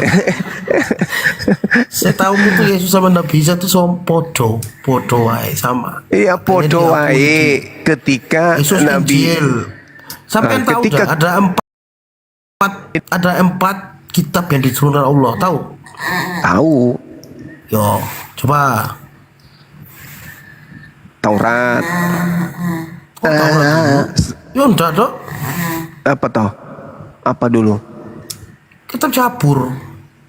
Walda? Jabur kan? Sapu dulu ya. Kamu bos. Jabur, Injil, Jabur, Taurat, Injil, baru Al-Quran. Oh gitu toh. Yang diakui sekarek mula. Berarti sampean mengakui Injil itu dari Nabi Isa kan? Ya tapi Injil yang dimaksud Nabi Isa itu bukan yang kamu imani itu loh mas. Itu. Aduh. Injil itu itu adalah firman Tuhan yang Tuhan wahyukan kepada Nabi Isa. Sedangkan Bible Lukas, Markus, Matius, Roma, Galatia, Filipi, Kaliki, Kaluhu, Pararam, Padale itu kan bukan Injil, itu adalah Bible, buku-buku yang dituliskan oleh orang yang tidak dikenali oleh Yesus. Dan Yesus sendiri nggak pernah memberikan legitimasi kepada penulis-penulis Bible itu, gitu loh. Piye toh Mas? Sampai hari ini menerasi sesuai dengan pikiran sampean ya, asumsi sampean lah. Piye Mas, Yesus di dalam Markus 1 ya nomor 14 di situ Yesus mengajarkan Injil kerajaan Allah. Sedangkan Lukas menuliskan itu karangan sendiri hasil penyelidikan. Ya. Nah, piye? Gimana toh? Iya, untuk saat ini sampean bener. Aku percaya dulu, nanti gitu. Jadi kitamu itu bukan Injil. Bukan. Orang tulis Injil perjanjian baru. Itu setelah masuk ke Indonesia baru disebut kitabmu itu Injil. Sebelumnya Biblos. Biblos Injil, Mas. Lah, Injil itu di Indonesia, Mas. Lah iya, berarti itu benar kan di Al-Quran diakui Injil. Lah, tapi kan kitabmu pertama kali ditulis bukan di Indonesia toh? Ya udah tahu kalau itu ya di lama. Piye toh?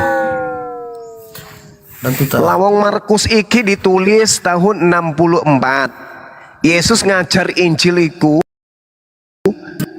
tahun 30 sampai tahun 33. Matius ditulis tahun 66. Yesus mengajarkan Injilnya tahun 33. Petrus tahun 81. Yohanes tahun 100-an. Sampean tahu tuh dari mana, Mas? Kok bisa? Lah itu dari sumber Kristen sendiri. Yang tidak diketahui kapan tahun penulisannya itu Kisah Para Rasul itu nggak tahu. Kalau Wahyu tahun 90 sampai tahun 96. Yakobus ditulis tahun 47 sampai tahun 48 kalau Yakobus. Piye toh? Sedangkan Paulus 13 suratnya iki nanti dia menulis itu tahun 52. Ada selisih puluhan tahun dari pengajaran Yesus. Jadi penulis-penulis Bible ini menghafalkah atau mereka menuliskan dari sejak zaman Yesus? Tak mungkin. Yesus terangkat tahun 33, mereka menulis tahun 60, tahun 50, tahun 40, tahun 100. Nah itu dihafal di kepalanya atau gimana? Ya. Nah, Saiki aku iya. Kalau dapat dulu, Gitu dong. tapi besok tak benarkan omongan sampean itu. Iya, besok kesini lagi yo.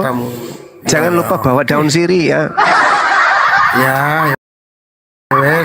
Matur suwun, Mas. Matur suwun, ya, hati-hati. Cerdas sampean, cukup cerdas. Ya, terima kasih. Ya, selamat malam.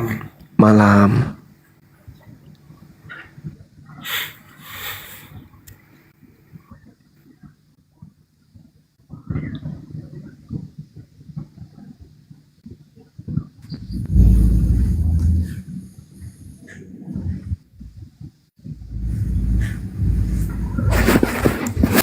Oke Thomas.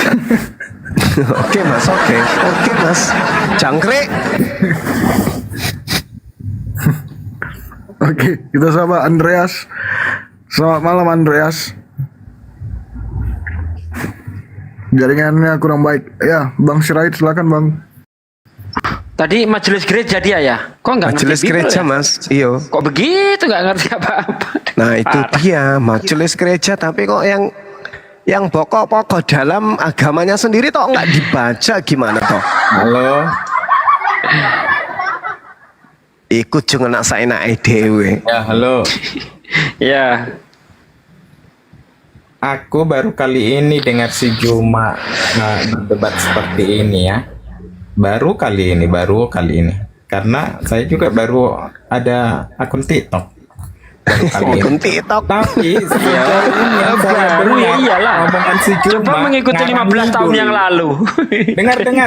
Dengar. Saya hanya baru kali ini dengar Juma ngomong, tapi ngarang ngidul. Tidak ada komitmen dia dengan ucapannya. Satu, saya jelaskan ya satu. Tadi dia bilang Yesus adalah yang mulia. Terus ada lagi Yesus adalah Theos, dewa. Yesus adalah punya nonot. Berarti kamu itu ngarang ngidul. Oh, Yesus gak punya nonot jadinya. Jadi sesuka hatimu aja cuma. Berarti kamu gimana tadi Yesus yang mulia kan? Iki wong edan sampean. Makanya gimana toh? Seenakmu aja kamu buat. Kok seenaknya pula? Saya katakan Yesus itu mulia. Yohanes 16 nomor 14. Apabila ia datang maka dia akan memuliakan aku. Yesus Gantian, orang Bang Raid, suci, gantian. Kisah Para Rasul 4 Gantian, Bang nomor Raid. 30. Yesus adalah hamba Tuhan yang suci. Yesus punya nonot. Lukas 2. Yang dengar dia orang bodoh semua. Ya udah turun, nggak mau diskusi, dengar turun. Gimana tuh Mas? Udah kalau nggak mau diskusi turun. Lawang di kitabnya mengatakan itu. Wah, aku pula yang kau bilang ngawur, gimana toh? Aku benci semua, biarin aja, emang gue urusin. Dia nolak Yesus punya nonot gitu. Parah ini kalau nolak ini. Jadi Yesus itu laki-laki tanpa nonot maksudmu gitu? Parah ya, aduh.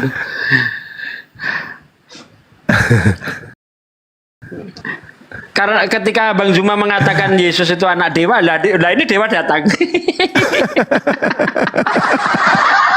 Bukan kamu Bang Dewa, ngapain GR naik? Kalau dewa yang ini dewa pemakan kutu. Rambutnya nggak pernah disampoin. Kutu kupret Bang, kutu kupret. Yesus anak dewa tertulis dalam Bibelnya, ya kan? Besti semua di sini, Anarki and besti. hologos and prostonteon kai hologos hoteos, lah kan? Kok Bang Juma yang disalahin orang kitabnya yang mengatakan Yesus anak dewa, anak Theos? Gimana sih? Karena begitu besar kasih Theos kepada dunia, maka dia mengaruniakan anaknya yang tunggal. Anak dewa. Supaya setiap orang yang percaya tidak binasa melainkan memperoleh hidup yang kekal. Theos kan? Gimana sih? Jangkrik. Halo Bang Kris. Halo Bang, Assalamualaikum. Waalaikumsalam. Kristen Islam Bang? Islam Bang. Fan berat Bang Zuma ini. Fan. Mantap Bang Zuma. Semangat. Iya semangat. Yang penting tidak ngantuk. Singanya Allah nih Umar bin Khattab. Umar bin Khattab Bang. Iya Islam saya. Assalamualaikum Bang Zuma. Waalaikumsalam warahmatullahi wabarakatuh.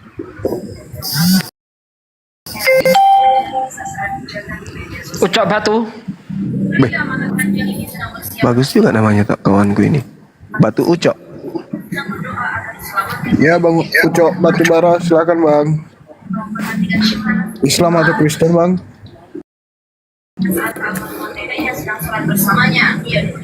Bang Ucok. Malah nonton TV dia.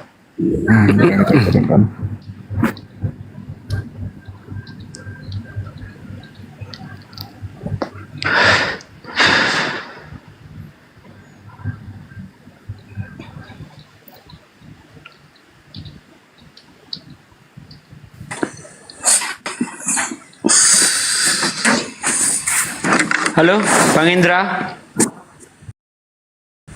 Ya, selamat malam, brother. Nah, Islam Kristen, Bang? Saya Kristen, brother, Kristen. Oke, sip. Silakan, Bang Juma. Jadi begini ya, brother. Ambil tema dulu, baru diskusi. Ini tadi saya gimana? menyimak suatu tahun. Kalau suatu tahun yang kita jalani ini adalah suatu palsu. Ini memang suatu taktik oleh orang-orang Majus. Ini apa? Supaya bagaimana kita mempelajari atau bertanya kepada Tuhan. Ini yang kamu omongkan mau apa ini bang? Yang mau kamu omongkan apa nih bang? Rocky Gerung ini. Jangkrik. Jadi Adam Apa yang itu mau kamu meninggal omongin bang? Baik, kita dengar dulu apa dia mau katakan. Adam itu sudah berusia 1000 tahun lalu meninggal dunia. Ini baru tahun 2024. Sedangkan keturunan-keturunan Adam itu masih banyak lagi. Jadi tahun ini sudah dirombiak, tidak jelas lagi. Dirombiak. Supaya kita itu tetap di dalam situasi. Jangan terlalu kayak gitu kali bang, biasa aja nya. Ngomong jangan ngelancur. Ngomongnya jangan ngelancur. Kita itu tidak akan bisa dapat kalau iman kita itu tidak benar. Iman tidak benar. Protokol selalu. Tanda-tanda iman benar itu apa bang? Masuk akal? Tidak masuk akal? Ya tanda-tanda iman yang benar itu kita itu terangkat ada di sorga. Mati menjadi manusia orang maju. Kau sekarang ada di surga atau di bumi bang? Malah asal hukum itu kondi. Kau sekarang ada di surga atau di bumi bang? Di surga dia. Itu rahasia. Dah.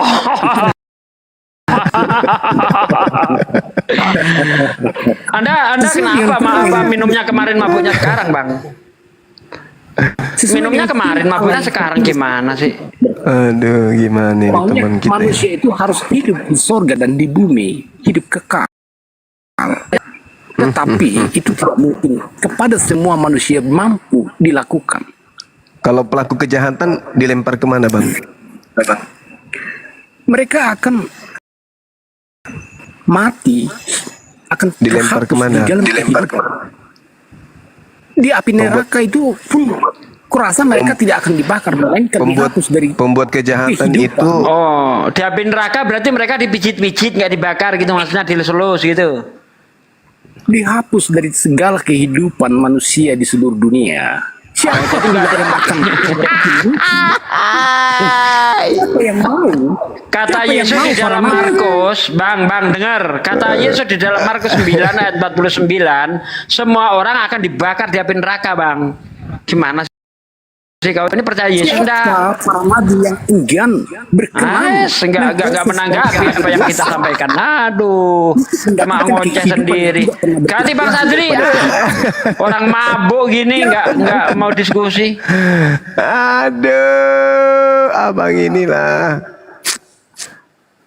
Orang dikasih data nggak ditanggapin, ngoceh sendiri Iya, kemana-mana. mau kayak Rocky Gerung, tapi yang muncul tadi itu roti Garut.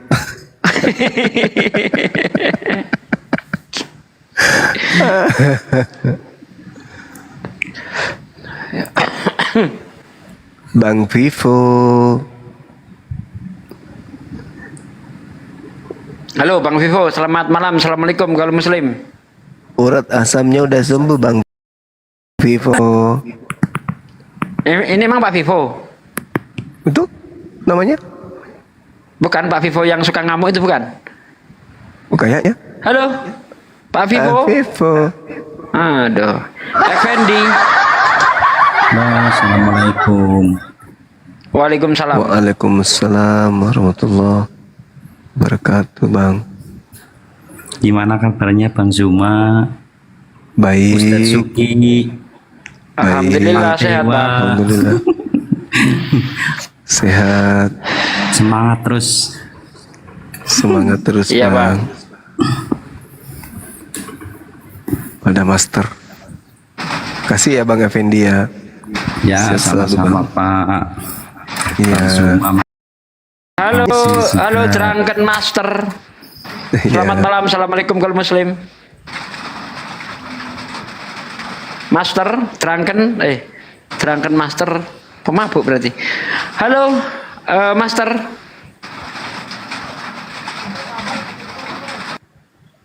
Aduh. Butoret, selamat malam. Assalamualaikum kalau Muslim. Waalaikumsalam warahmatullahi wabarakatuh Muslim. Oh iya Bang. Ya, hanya mau mengatakan sangat-sangat setuju dengan Bang Zuma dan Ustadz Zuki. Semoga kalian semuanya mendapatkan berkah dari Allah Subhanahu wa taala. Amin. Amin ya rabbal alamin. Salam buat Bang Zuma dan semuanya Bang Zuma.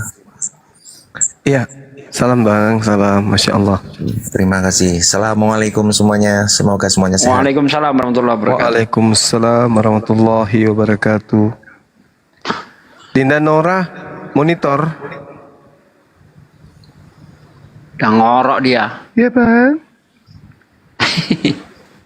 Ini bukan Nora tapi Norak.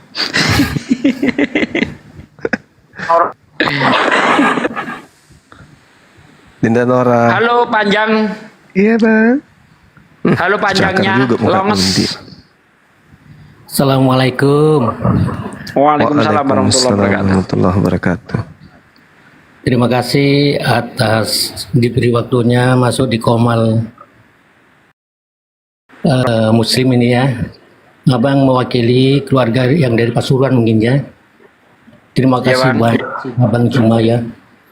Selama dari tahun 84 saya masuk di karyawan dapur ya.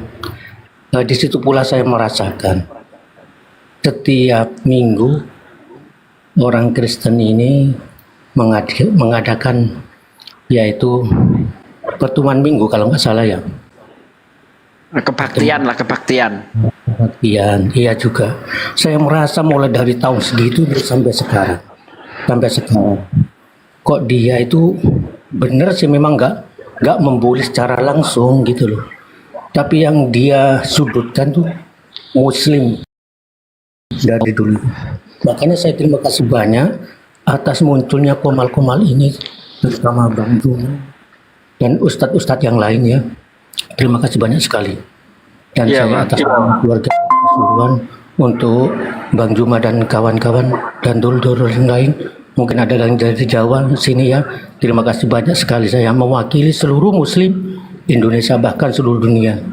Terima kasih. Ya, makasih Bang. Berarti apa yang kita lakukan ini bermanfaat untuk umat Bang?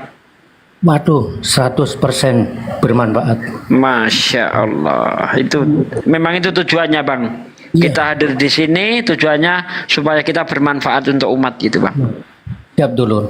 Karena apa? Dari dulu penghujat di luar sana merajalela sekali. Adanya Komal ini tersalurlah yang tidak bisa ngomong seperti abang. Abang juga terbatas soal masalah agama sendiri yaitu agama Muslim karena ngajinya dulu waktu kecil aja gitu loh.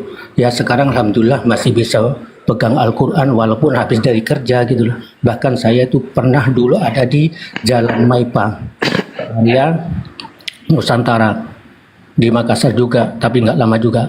Pokoknya abang terima kasih banyak ya, seribu maaf ya, mohon maaf bimbingannya juga kepada semuanya seluruh Muslim Indonesia ataupun dunia ya yang di Komal ini mewakili dulu dari Pasuruan. Terima kasih banyak ya, semoga sehat selalu kepada dulur-dulur yang di Komal ini ya. Amin. Waalaikumsalam warahmatullahi wabarakatuh. Waalaikumsalam warahmatullahi wabarakatuh. Nah, tuh. Ada suaranya tuh. Suara saya kedengaran. Tadi dipanggil Bang Zuma, denger enggak? Enggak, saya tadi lagi apa, Ustadz? Ya, sedikit. Boleh ya Ustadz ya, sedikit kasih waktu saya sekitar berapa menit, Tunggu boleh? Tunggu dulu. Tunggu. Tanya dulu Ya. sama Bang Zuma ada apa? Tanya dulu sama Bang Zuma. Bang Zuma, izin guruku. Tapi lagi di mute. Abang, Bang Zuma. Lagi sibuk Bang Zuma. Kenapa Bunda Nora? Iya. Jadi. Iya tadi. Gimana? Maaf Bang, tadi kami lagi telepon grup di Api Sumut, jadi saya tidak mendengarkan Abang manggil. Ya, ada apa Bang?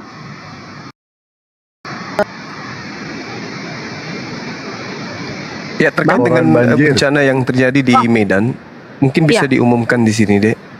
Oke, ya terima kasih Bang.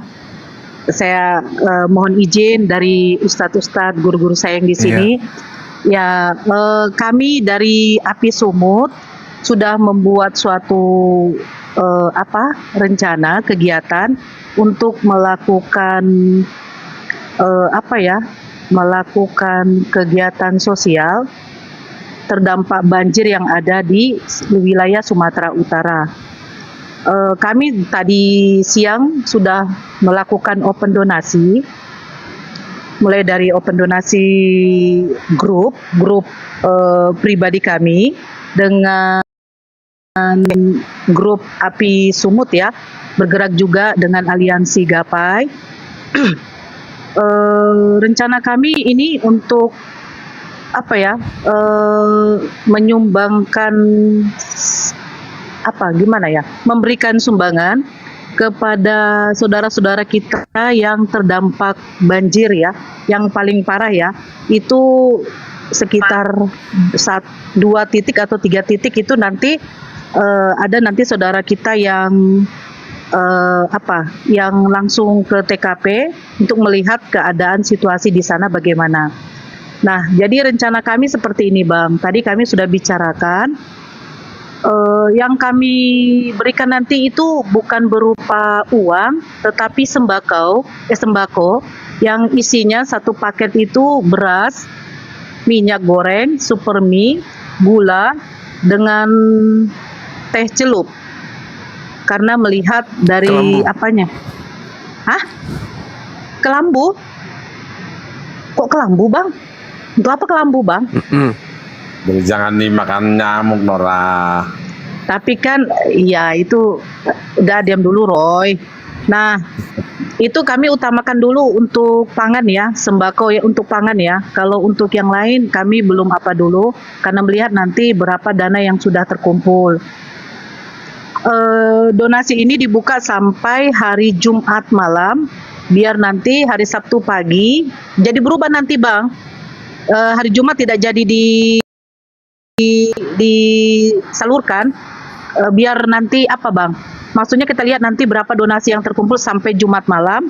Hari Sabtu pagi, insya Allah saudara-saudara kita yang Medan akan belanja di situ, terus membuat paket-paketnya.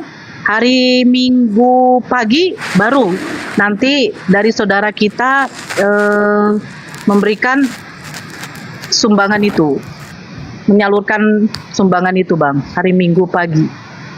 Nanti digerakkan langsung dari beberapa saudara kita dari Sumut, Api Sumut, dengan aliansi Gapai. Begitu, Bang. Nah, ini kendalanya ya, kalau ya, Abang lah yang nyambung, saya jadi bingung juga, Bang. Bagaimana cara ngomongnya? Abang lah yang nyambung, Bang. Silakan, Bang. Kok jadi bingung? Intinya membantu saudara-saudara kita yang kena musibah di sana. Ya, benar. Kita ajak teman-teman kita untuk ikut berpartisipasi. Seperti biasa ketika ada yang kena musibah, ada yang kena bencana, umat Islam di Indonesia ini pasti bergerak untuk membantu gitu loh. Nah, mungkin kali ini langsung ke nomor rekening yang ada di Api Sumut, supaya langsung pergerakannya seperti yang diadakan teman-teman kita tadi ya. Ada penggalangan donasi dengan menggunakan rekening yang sementara ini dipakai untuk penampungan dana tersebut. Nanti dipantau oleh Api Pusat dan juga dari Sumut. Nah, mungkin ada nomor rekening yang bisa disampaikan kepada sahabat-sahabat yang ingin membantu. Namun sebelumnya disampaikan dulu, ini medannya di mana? Kena musibahnya itu di mananya? Balikpapan, Padang, atau di mana? Medan Sumatera Utara, Abangku. Sumatera Medan Utara. sampai Balikpapan ini gimana ceritanya? Nggak tahu itu. Di mananya Itu, di Medan? Ya, ini sebentar, Bang. Saya buka Mungkin ya. ada videonya barangkali atau apa yang bisa kita keadaan saudara kita di sana. Oke, Bang. Ini masih di sebentar ya. Di Marindal. Sebentar. Bisa dibesarkan saya adikku Sadli? Mana nih?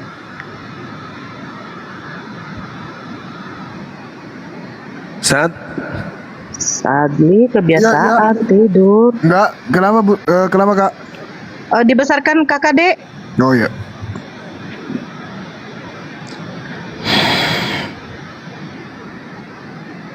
Oke, sebentar. Banyak kali masalahnya videonya bang. Tapi tunggu dulu. Oke, ini dia.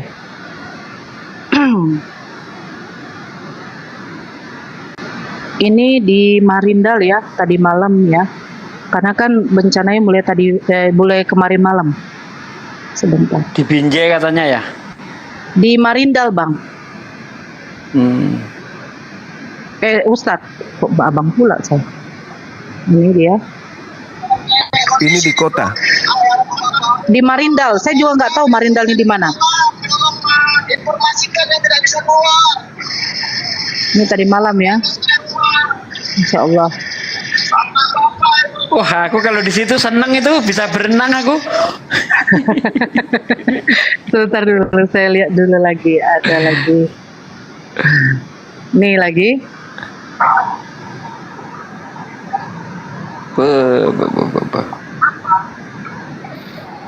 Mobil pun tenggelam nih. Iya, masih banyak lagi tempat-tempatnya tadi yang sudah dimasukkan ke grup video-videonya. Cuman ini yang saya ambil cuman beberapa ya. Sampai begininya ya.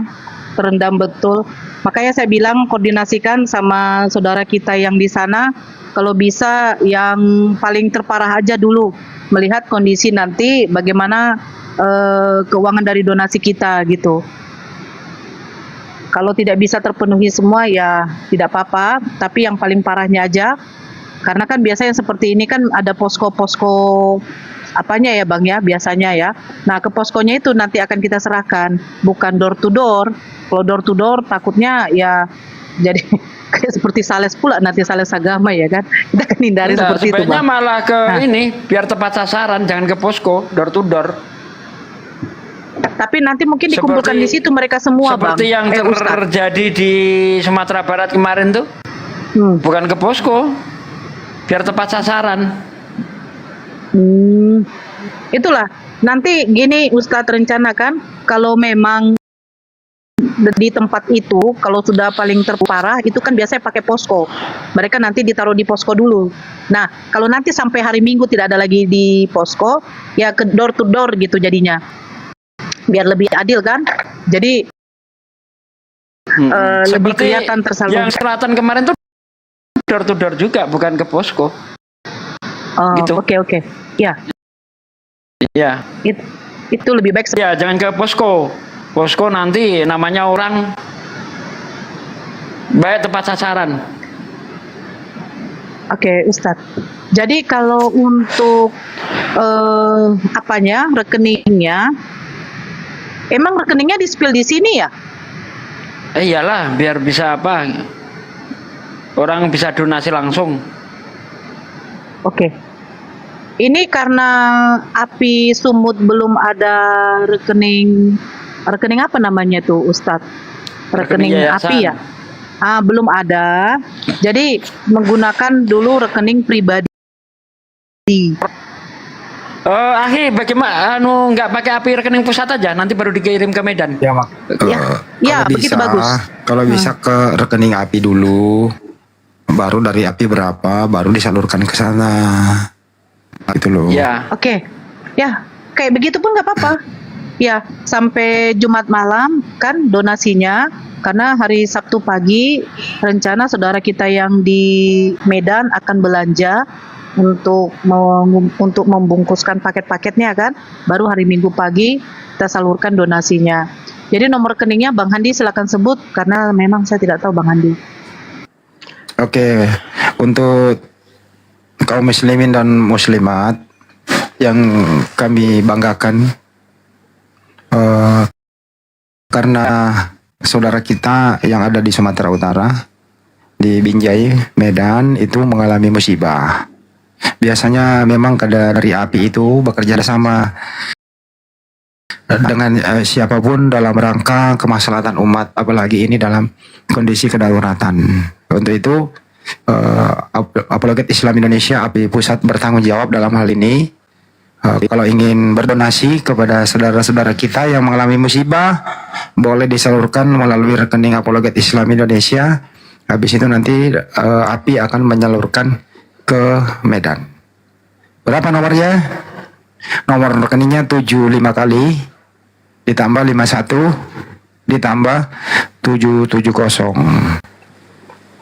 atas nama Apologet Islam Indonesia, Bank Negara Indonesia, Bank BNI. Oke, jadi nomor rekeningnya 75 kali ditambah 51 ditambah 770. Kita tunggu malam ini, kita buka ya. Malam ini insya Allah kami amanah. Oke teman-teman, ditunggu. Bukti tabnya bisa dikirim ke saya atau ke yang nomor yang Anda kenal. Nanti kita upload di grup Bendahara API untuk dihitung kembali. Terima kasih. Kembali ke Bunda Nora. Lanjut. Sebentar saya tambahin untuk saudaraku yang di YouTube ya. Itu di YouTube saya, di tampilan YouTube saya itu ada running tag yang di bawah warna putih. Itu mencantumkan rekening API setiap saat. Baik ada donasi, tidak ada donasi, itu terus saya cantumkan. Ya, bagi saudara yang mau membantu untuk meringankan saudara kita yang ada di Sumatera Utara, silahkan berdonasi melalui rekening API yang tertulis di running tag yaitu 75 kali 51770, banknya Bank BNI ya, yang ada di YouTube yang di Sugi Kristologi. Silahkan dicatat itu nomornya dan segera berdonasi. Terima kasih. Ya, terima kasih Bang Handi, Ustadz Sugi. Saya tampilkan satu lagi ya. Ini kalau tahu di Medan ada Istana Maimun. Nah, ini videonya ya. Kondisi di belakang Istana Maimun. Kemarin ya. Kemarin atau tadi, tapi ini dikirimkan ke grup.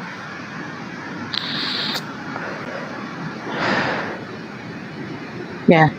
Ini kondisinya di belakang Istana Maimun ya. Masya Allah. Udah begini ya. Jadi memang hujan di sana agak merata katanya. Jadi memang kalau banjir banyak yang udah terdampak Ustadz. Cuman kami yang carinya yang paling parah. Kayak ini satu, di Marindal tadi satu, karena sudah melebihi dari orang dewasa katanya. Sampai rumah yang tingkat 2 pun satu tingkat itu udah tenggelam, udah mau nyampe ke tingkat keduanya katanya. Dan kondisi di sana hujan pun juga masih guyur hujan ya di Medan. Kita nggak tahu nanti apakah naik lagi sungainya apa tidak. Tapi ya seperti itu kondisi yang tadi diberitahukan sama saudara kita yang di wilayah sana. Ya, kayaknya saya rasa sekian dulu Ustadz.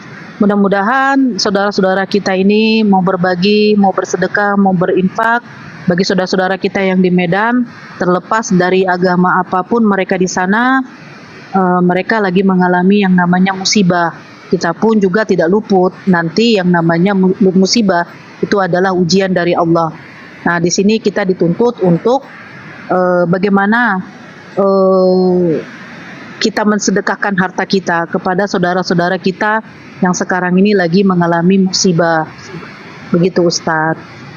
Ya, sekian dulu dari saya Ustadz, silakan nyambung lagi, disambung lagi. Sadli dikecilkan aja Kakak Dek, dibesarkan Bang Zuma. Oke ya.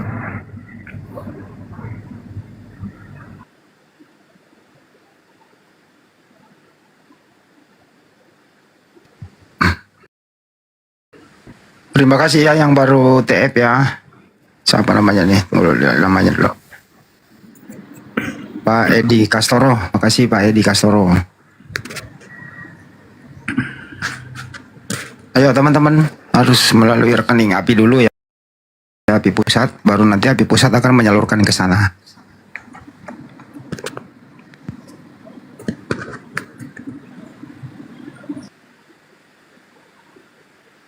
Ayo, yang baru naik silakan. Oke, Assalamualaikum warahmatullahi wabarakatuh. Selamat malam. Warahmatullahi wabarakatuh. Muslim ya Bang? Ya Muslim. Muslim Bang. Bang, sebentar Bang ya. sekedar saran untuk itu Nora, toh kalau bisa toh lebih bagus banyaknya di ini di pelataran Sungai Deli, kayaknya lebih parah di situ. Itu Nora.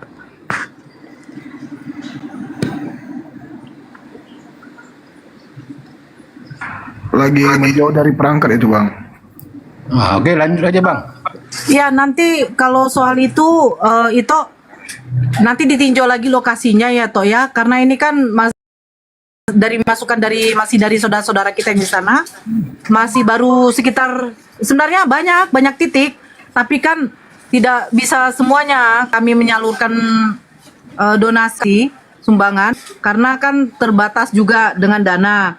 Jadi nanti kami cari yang paling parah aja, Tok. Kayak satu tadi sudah di belakang Istana Maimun, di Marindal, nanti yang berikutnya di mana kami juga belum tahu, Tok. Begitu, Tok. Iya, gini Tok, masalahnya mohon maaf ya Tok ya. Di belakang Istana Maimun oke. Di Semati juga Tok. Tadi sore masih di pinggir jalan orang kuda naik semua. Di jalan Pemuda. Di Kampung Baru ya. Mereka udah di pinggir lampu merah itu semua. Udah dari jalan tuh udah nampak airnya sampai mau ke atas. Dan yang kedua, daerah Sunggal pun parah Toh.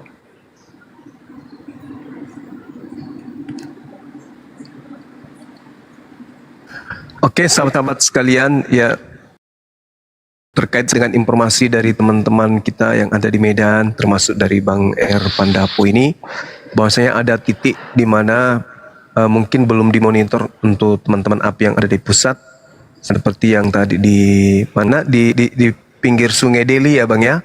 Iya Bang Juma. Iya, kita berharap sangat besar kepada netizen, kepada umat Islam yang menyimak kemudian pemberitaan ini, karena ini adalah bencana ya, termasuk bencana alam yang kita tidak inginkan bersama. Oleh karena itu, mari kita bahu-membahu untuk membantu saudara kita yang ada di sana, sambil kita berdoa mudah-mudahan musibah yang seperti ini tidak terjadi lagi, terkhususnya kepada tempat kita. Nah, karena kita masih dalam keadaan aman ini, teman-teman kita yang ada di sana membutuh uluran tangan kita, maka kitalah yang punya kewajiban untuk membantu mereka.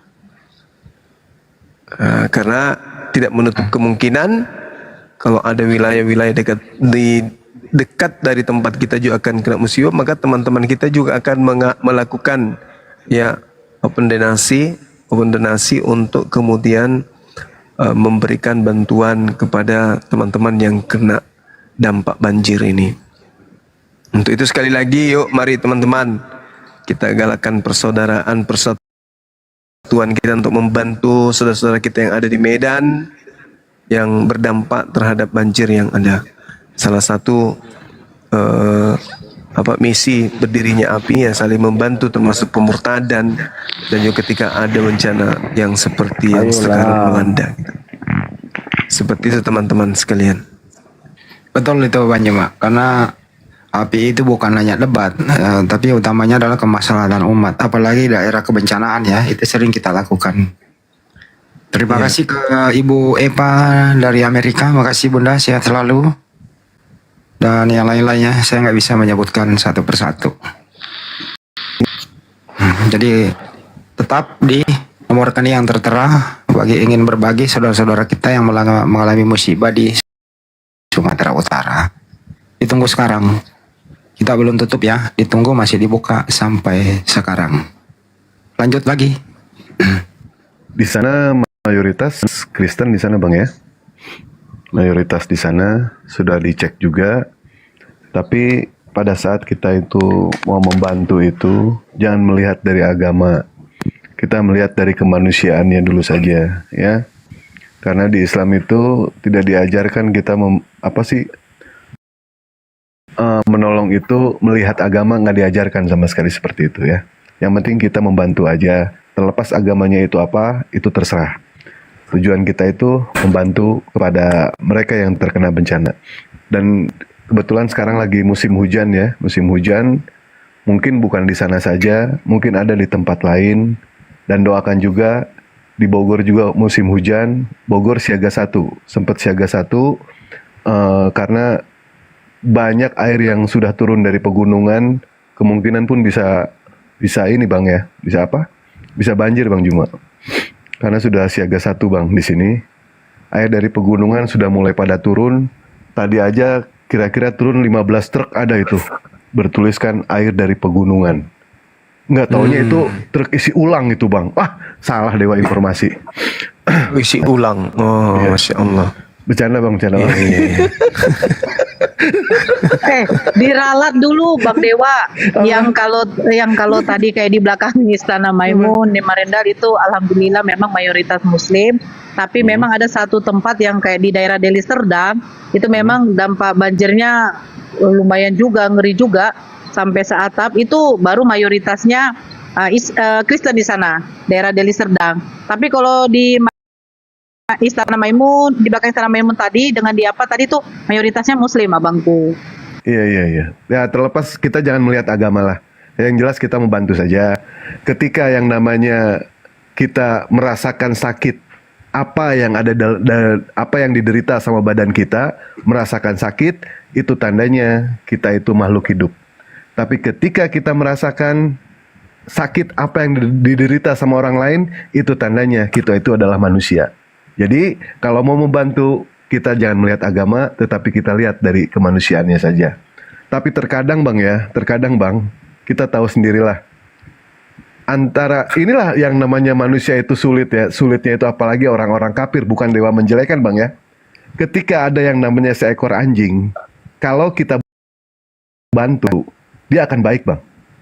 Tapi yang lebih heran lagi Bang, ada manusia yang berusaha kita baikin malah berubah menjadi anjing. Nah itulah ya, bukannya dewa ngejelekin ya, fakta itu Bang, seperti itu. Aku belum pernah temukan orang kayak gitu. Masa ada? Dibantu, Ada dibantu gitu. tapi dia jelekin kita gitu. Emang ada yang kayak gitu? Bukan nyindir yang sebelah Bang, bukan ya Bang ya, bukan. Ya memang ada, makanya aku tanya. Emang ada yang kayak gitu-gitu? Masa mau disebutin namanya Bang, nggak pantas dong Bang. Gimana Bang ini? Ada Bang. Iya, aku baru tahu. Ya syukurlah. Mudah-mudahan bukan dari golongan kita ya. Ya, amin. Doakan ya Kita untuk yang sapa. di Bogor ya, kepada Iwan Pilah. Air dari pegunungan sudah mulai pada turun soalnya ini. Lanjut loh. Bisnis galon ternyata ya. Astagfirullahaladzim. Isi ulang gak gua. Saya sapa dulu. Siapa namanya? Andreas. Selamat Iya. malam. Agama apa, Dek? Agama Kristen, Kak. Ya, silakan. Apa mau disilakan, Kak? Bertanya Silakan. sama Bang Handi sama Sugi lagi. Saya bikin kopi dulu. Oke. Itu temanya makan. Bang Handi lah. Silakan sama Bang Handi. Atau Bunda Rahma. Lama dulu aku lagi sibuk ini, banyak yang koordinir yang TF. Ya, lanjut dulu. Oke. Bunda Rahma? Dinda Nora. Monitor? Dinda Nora. Oh, iya. Andreas ya. Ya Andreas. Bentar dulu, Bunda Rama. Cek grup, cek grup. Halo. Kenapa? Monitor. Tidur Bunda Rama. Bunda Rama dicek grup bendahara, Bunda lihat. Ya, siap. Tindro Miki. Andreas. Siapa namamu? Andreas Tato. Oh iya. Pasti banyak tato kok ya, Dek ya. Ya. Andreas Tato. Kristen apa kau, Dek? Kristen karismatik. Karismatik. Berarti kamu gereja Bethel ya? Iya, betul. Oke, gereja Bethel. Saya mau bertanya, apakah Tuhan kamu 3? Satu Tuhanku, Siapa Tuhanmu? Yesus. Yesus berdoa. Bapaknya? Enggak. Dia enggak berdoa sama bapaknya. Nah. Dia berdoa waktu dia bangkitkan Lazarus, dia mengucapkan, "Ya Bapa, aku bersyukur kepadamu karena Engkau selalu mendengarkan aku." Nah, itu Bapa siapa? Ya itu cuman dianya aja berdoa seperti itu. Nah jadi Astagfirullahaladzim. Ya Allah. Terus dia mengatakan hidup yang kekal itu bahwa mereka mengenal Engkau satu-satunya Tuhan. Nah, itu siapa? ya Tuhan lah, Yesus.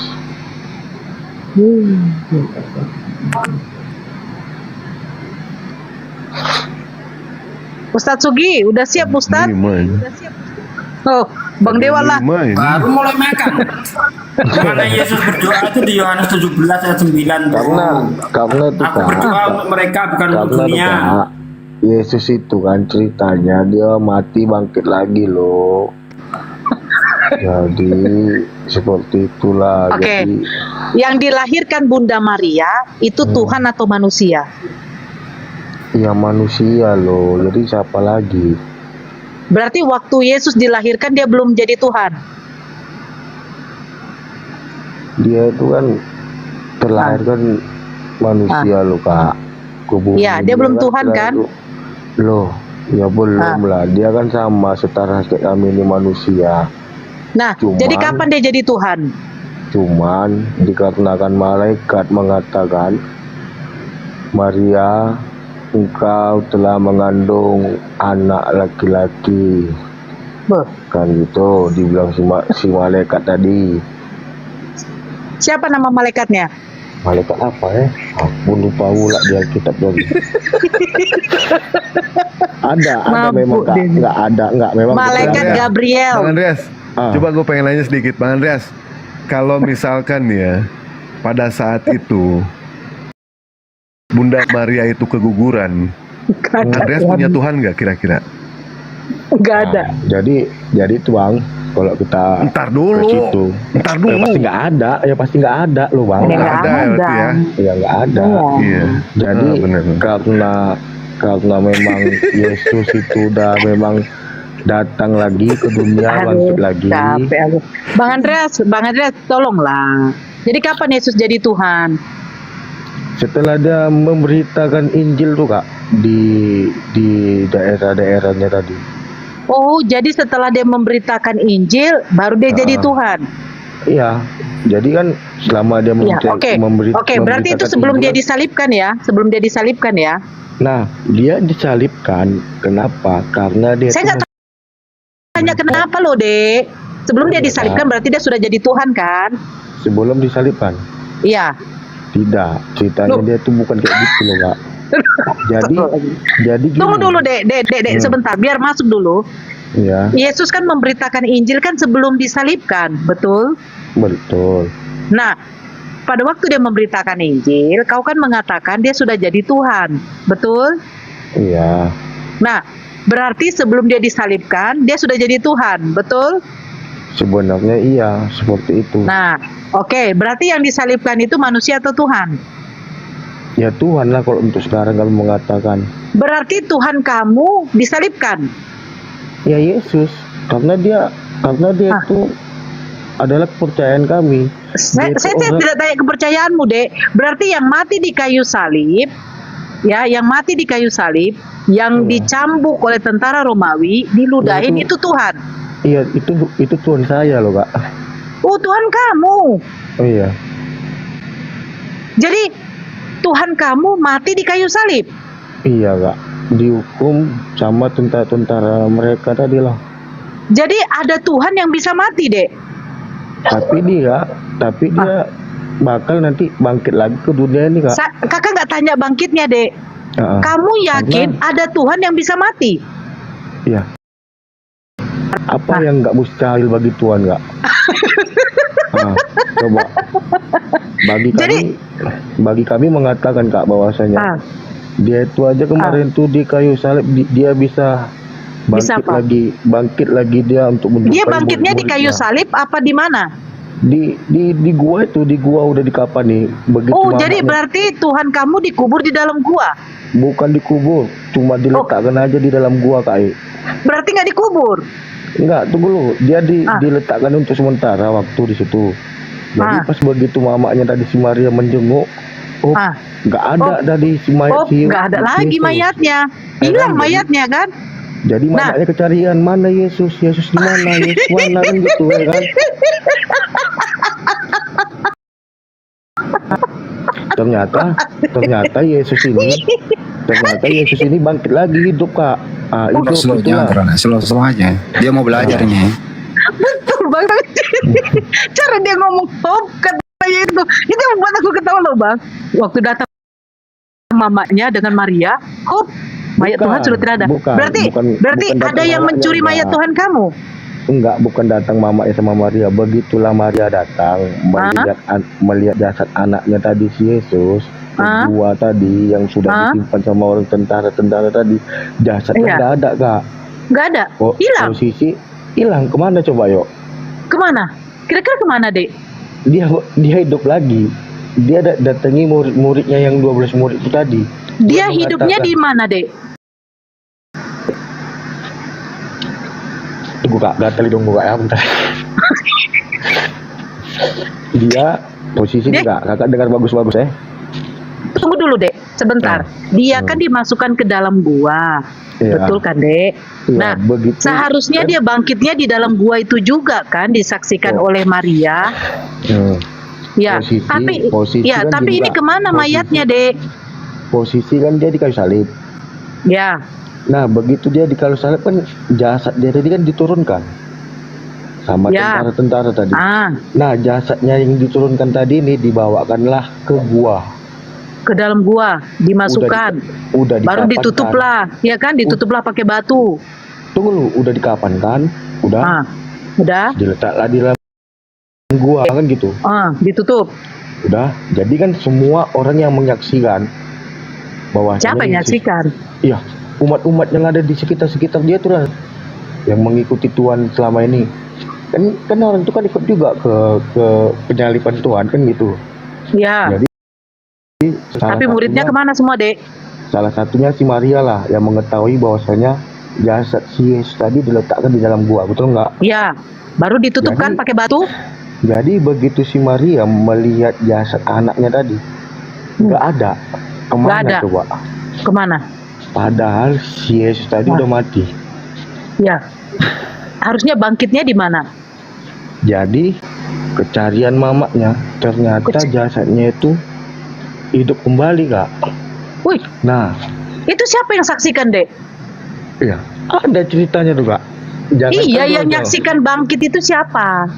Jangankan jauh-jauh. Kita nonton kisah Yesus Kristus aja dari link YouTube aja. Dari situ udah nyata, Kak. Nyata apanya? Iya, istilahnya dari kita bisa tahunya dari situ lah dulu, kan gitu. Dari YouTube kan memang udah banyak. Iya, kakak dulu sering nonton dek. Ya, maksud kakak begini, Yesus kan mayatnya dimasukkan ke dalam gua, betul?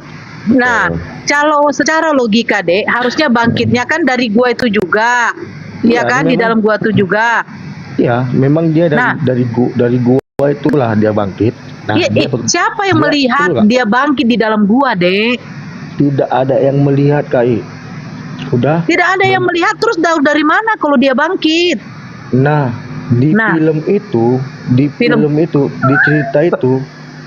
cerita itu dia mengatakan apa? Dia tiba-tiba dia sudah menjumpai murid-muridnya yang 12. 12 atau 11? 12. Jadi satu siapa lagi? Nah, 11 lah, Kak. Nah, daripada panjang cerita kita ya kan. Loh, tapi kan si Yudas sudah mengkhianati. Cemananya kok, Dek? Iya, Kak. Itu kan sebelumnya, Kak. Loh. Sesudah itu kan Yudas bunuh diri loh, Dek. Bundir dia. Oh, ya udahlah 11 lah. Kalau Yudas nggak ikut ya udah 11 kan. Yang penting Kakak senang aja udah.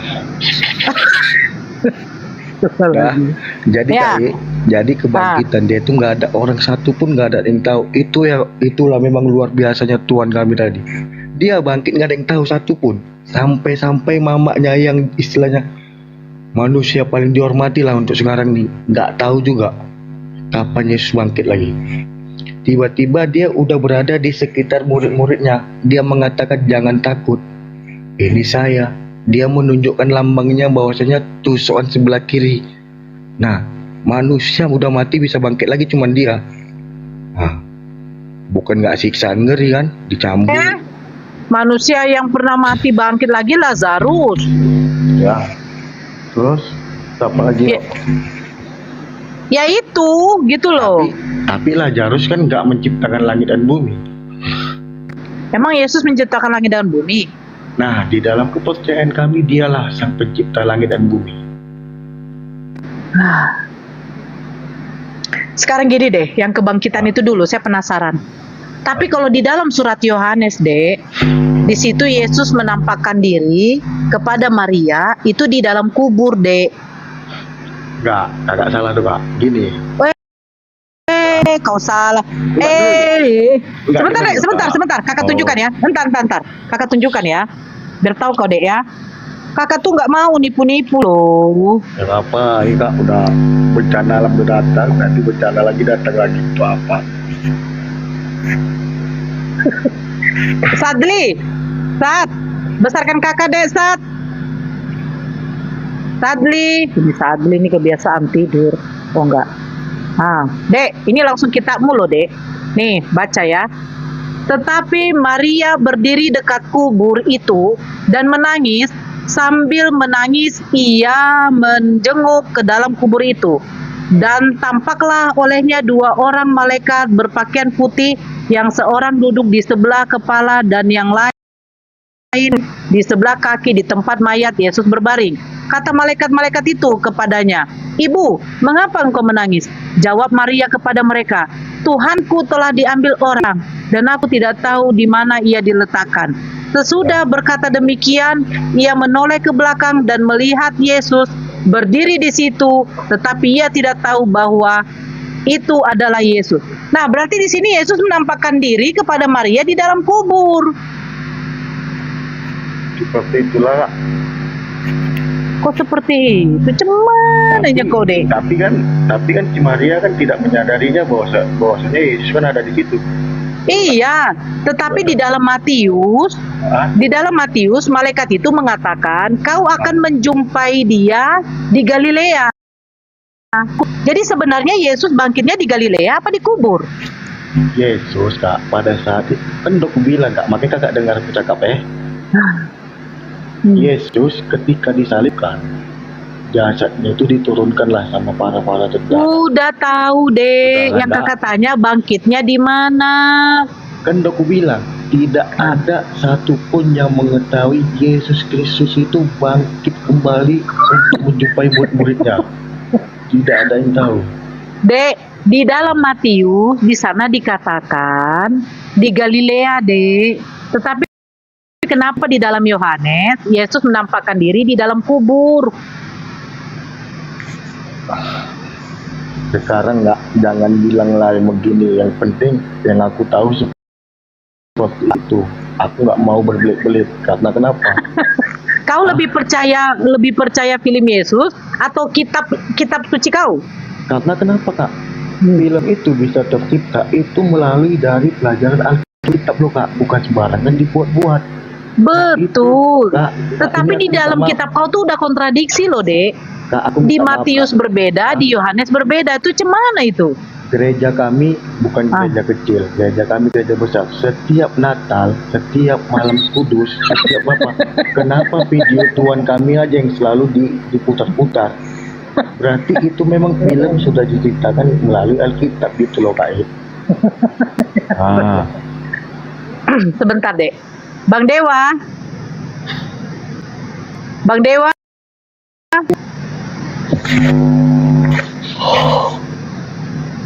Bang, kau tinggal di mana, Dek? Kau tinggal di mana? Tunggu, kau tinggal di mana? Saya kepala aku, Dek. Kenapa, Bunda? Lanjut ke. Iya. Jadi kan nggak mungkin lah mereka tuh mengajari kami yang nggak nyata menjadi nyata, kan seperti itu, enggak? Setiap tahun video itu. Bang Dewa, silakan Bang Dewa. Coba. Apa yang dibahas sama orang seperti ini? Ini udah akut ini. Bingung kita. Iya, bingung. Iya, Pak. Gini loh, Bang ya. Abang kalau misalkan adu bego-begoan, saya kalah bang. Beneran bang. Bang, saya kalah. Di dalam agama Kristen tidak berlaku bego, tidak berlaku ilmu, tapi pintar itu yes, number one. Baik, kita sekarang uji pintar ya. Abang nggak bisa lawan aku, Bang. Baik, siap-siap. Kami percaya orang Kristen sebentar bang. Kita kan uji kepintaran di sini, ya kan? Kita percaya kalau orang Kristen itu lebih pintar daripada orang Islam. Yang mengatakan bahkan saking pintarnya bang, Tuhan saja mereka ciptakan bang. Itu saking pintarnya. Kami kalah di situ. Ya. Nah terus sekarang bang, bukti kalau misalkan orang Kristen itu pintar bang ya.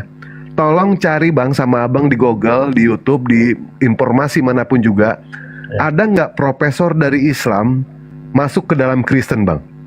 Profesor satu dari aja Islam. namanya bang, satu aja namanya satu. Profesor dari Islam masuk ke Kristen. Oh gitu bang. Nah. Kenapa abang bisa mengajukan pertanyaan seperti itu? Coba abang jelaskan. Satu. Kan abang tadi mengatakan kepada kami kalau orang Kristen itu cerdas, kalau orang Kristen itu pintar. Makanya untuk menguji kepintaran itu kita lihat dari fakta aja. Abang silakan boleh menghibur diri terserah. Nah sekarang tolong tunjukkan sebentar bang, sebentar. Kita uji kepintaran kan di sini kan? Kita uji kepintaran. Tolong tunjukkan ada nggak yang namanya bergelar profesor dari Islam masuk ke dalam Kristen. Satu aja sebutin bang namanya. Nggak ada bang. Nggak ada. Baik kalau nggak ada alhamdulillah. Tapi bang kalau abang bertanya kepada saya, siapa saja profesor dari Kristen masuk ke Islam, saya bisa menyebutkan bang. Itu salah satu bukti bang ya. Salah satu bukti kalau orang Islam itu lebih cerdas bang. Karena mereka ketika memeluk Islam, mereka menggunakan akal, bukan menggunakan doktrin ataupun dogma. Jadi di situ sudah terbukti bang ya. Aku mengakui bahwasanya Islam itu cerdas daripada kami. Kenapa? Satu contoh nih bang. Kayak gini bang, ngasih jelas bang. Satu contoh. Kenapa ya anak nih bilang cerdas daripada Kristen? Karena pun presiden tidak pernah Kristen yang naik ketua. Loh, wajar bang, mayoritas Islam kok di sini. Yang mendaftar kalau misalkan Kristen itu mendaftarkan diri, silakan saja kalau itu ada aturannya. Silakan saja bang. Tetapi bang, bukti kepintaran itu saya sudah menyebutkan kepada abang. Itu tidak bisa jadi presiden. Kenapa? Sampai sekarang, sampai ini hari, kenapa? Mayoritas Islam di sini. Kalau misalkan abang mau mendaftar jadi seorang presiden, silakan daftar bang. Silakan. Selama dia warga negara silakan saja. Kami nggak ada masalah dengan itu. Tapi di sini bukan itu yang kita cari bang. Abang tadi menguji kepintaran kepada kami. Sekarang saya tes. Saya tes kepintaran abang. Ya. Nah sekarang sebutkan ada nggak profesor dari Islam masuk ke dalam Kristen? Ternyata tidak ada bang. Tidak ada. Kan ku bilang kan nggak ada bang. Memang tidak ada bang, faktanya seperti itu. Nah sekarang ketika abang bertanya kepada kami, ada nggak profesor dari Kristen masuk ke dalam Islam? Saya bisa menyebutkan satu-satu bang. Jadi gini. Saya bisa menyebutkan satu-satu. Oke. Ya. Oke. Jadi dalam kita berdiskusi bang, dalam kita diskusi itu bang, kita yang dicari bukan kepintaran di sini bang, ya. Bukan bang, dicari yang kepintaran. Dari kepintaran itulah abang bisa berdebat malam ini kepada manusia. Bang, dalam diskusi itu bang kepintaran nomor 2 bang. Yang pertama itu adalah kejujuran bang, asal bukan kepintaran. Abang sekarang dapat kepintaran sumbernya dari mana? Kita belajar bang, belajar. Nah justru itu belajar tuh butuh ketenangan apa? Apa bang? Apa? Suara berisik, ketenangan kan? Ini gimana sih ini orang maksudnya gimana sih? Nggak paham. Tadi sudah nguji kepintaran, ya kan? Nah sudah dibuktikan kepintaran. Nah sekarang kita uji kejujuran. Oke, kejujuran. Kan kalau kita berdiskusi bang, yang diutamakan memang adalah yang pertama kejujuran bang, kedua kepintaran. Nah sekarang apakah di Kristen itu mengajarkan kejujuran? Tidak ada bang, mengajarkan kejujuran. Tidak ada sama sekali. Bahkan Yesus sendiri mengajarkan kebohongan. Yesus sendiri selalu mengatakan dia itu tidak mengajarkan kejujuran, tapi selalu yang dibawa sama dia adalah kebohongan. Begitu Bang, ya. Sementara Nabi Muhammad SAW tidak ada namanya agama mengajarkan kebohongan. Abang camkan tuang. Adakah ini agama percuma mengajarkan kebohongan? Mau dibeberkan ayat pun percuma. Enggak. Ya, pasti dilawan sama Abang. Enggak. Kalau misalkan saya beberkan ayatnya, Yesus berbohong, ya kan? Main besar belum pas. Abang dari kecil aja dulu abang kenalkan diri abang sama aku kenalkan diriku sama abang. Dari hal kecil kita ikuti hal dari kecil. Abang jangan abang ini cari yang lain ada nggak? Cari yang lain ada nggak? Abang itu main besar. Sadeli, cari yang lain nggak ada nggak? Ini sampai kiamat nggak akan beres sama dia. Nggak akan bisa. Ini udah akut ini. Belum Bang. Udah akut, kasihan. Saya bisa membeberkan bukti kalau Kristen itu mengajarkan yang namanya dusta-dusta di ayat-ayat. Saya bisa. Cuma kami percuma diskusi sama ente itu percuma. Percumanya kenapa? Ketika kami nanti membawakan satu dalil, pasti yang ada dilawan sama ente. Pasti seperti itu Bang, ya. Jadi saran saya Bang, Abang mendingan belajar saja. Belajar dulu mengenai Bible. Siapa itu Yesus menurut Yesus, ya kan? Pengajaran Yesus itu seperti apa? Berarti aku masalah Bible aku masih bodoh lah gitu ya kan? Bukan bodoh lagi Bang, Abang gobloknya sampai ke tulang-tulang Bang. Oh gitu ya. Iya. Iya, nggak usah sakit hati Bang ya.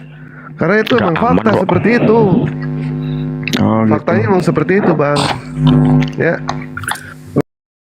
Oke, Bang Andreas dibawa dulu ya, belajar lagi yang Oke, thank you. Biarin aja Sadli dia, tapi yang pasti mute. Biar dia belajar mendengar ya. Mute aja ya Andreas ya, didengarkan ya Dek.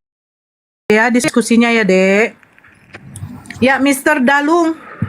Mr. Dalung. Ya, assalamualaikum. Waalaikumsalam. Muslim Bang. Maaf Bunda Nora, ini nggak tahu saya tiba-tiba kok ada naik gitu. Tadinya saya nggak merasa ini. Mungkin ya Abang salah tekan mungkin ya. Iya, nggak enggak ditekan juga. Ya makasih ya Bang ya. Yuk, Assalamualaikum. Waalaikumsalam Bunda. Ya Sadli, cari yang lain Dek. Tapi kayaknya nggak ada Oten ini. Nggak ada ya? Coba ini kita sapa. Nggak sanggup kalau lawan ini mah. Bayu Bang Juma aja kalah.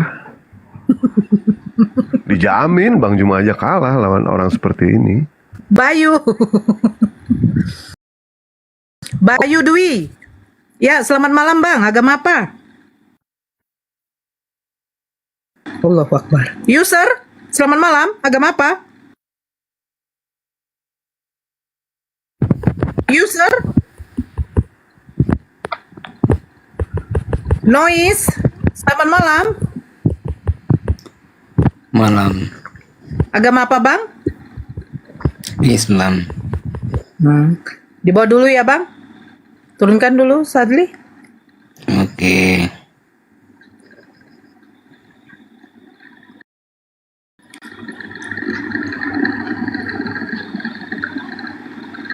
Ya, yang Kristen silakan naik ya. Andreas mungkin sudah minum 1 galon tuak. Besok baru sadar.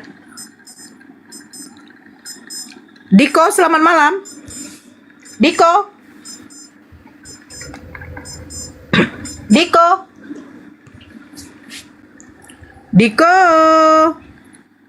Dah, turunkan aja.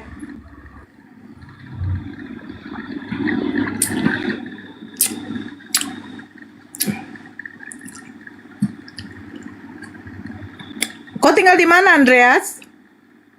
Dek? Di Samosir, Kak. Assalamualaikum warahmatullahi wabarakatuh. Waalaikumsalam. Muslim ya, Bang? Muslim. Kak, tadi kan saya debat sama orang Kristen ya. Dengan mudahnya mereka itu menghujat Nabi Muhammad, Kak. dikata pendusta lah. Jangan ngeluh di sini, Mas. Jangan ngeluh di sini, jangan curhat Abang di sini. sih ngapain ya. masuk ke room mereka gitu loh, Bang. Nah, terus Nabi Muhammad itu bilang cabul. Jangan curhat di sini, Mas. Ya. Oke. Ya, Sadli, Jangan ngeluh di sini. Sadli, kerja deh. Turun. Aku turun. Sas. Halo Sas. Sasu. Assalamualaikum. Sasuke. Waalaikumsalam Muslim, Bang. Iya, alhamdulillah Muslim. Iya, Bang. Ada yang mau disampaikan? Enggak, aku pengen sapa Bang Zuma aja. Bang Zuma lagi ngopi, Bang? Mulai ngopi kah? Ya. Nanti disampaikan salamnya ya, Bang. Oke? Oh iya. Aku lagi ini juga apa? Mau lanjut kerja juga, Bu. Oke, makasih. Selamat malam. Assalamualaikum.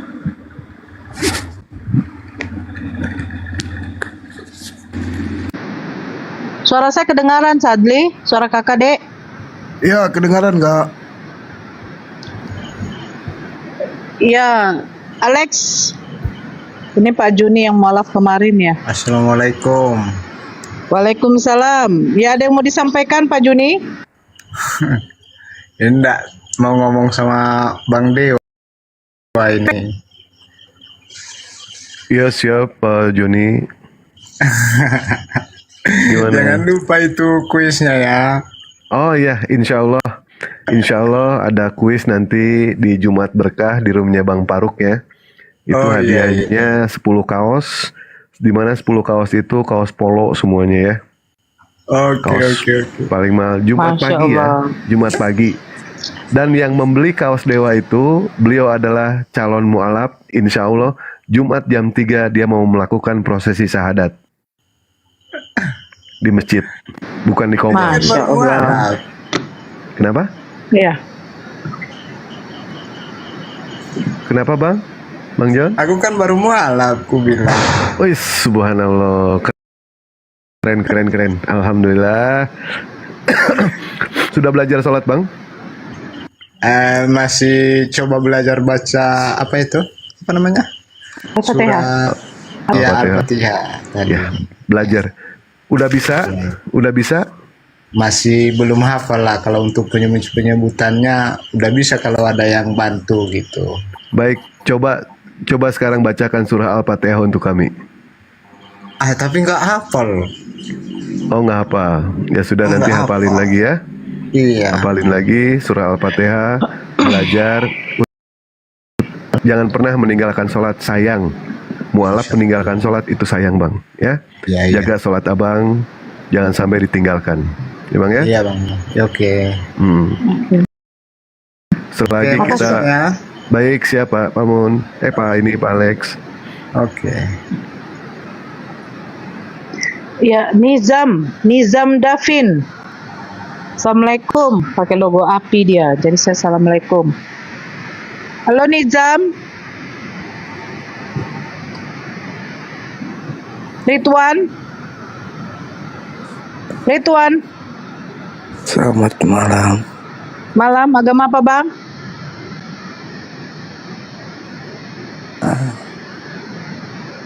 Agama apa Bang? Oh iya Bang.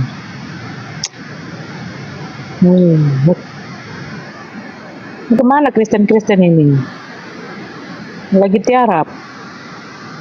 Itu jam berapa nih Kak? Malam. Kadang tengah malam tuh yang banyak. Andreas. Hadiah setan tuh berarti Kak. Enggak lah. Bab kalau manusia jam 10 udah tidur. Tuh Nora buka mic. Aku udah ngomong kok. Selek dulu siapa yang mau naikin nih. Ini siapa lah ini. Di Medan kejadian banjir ya.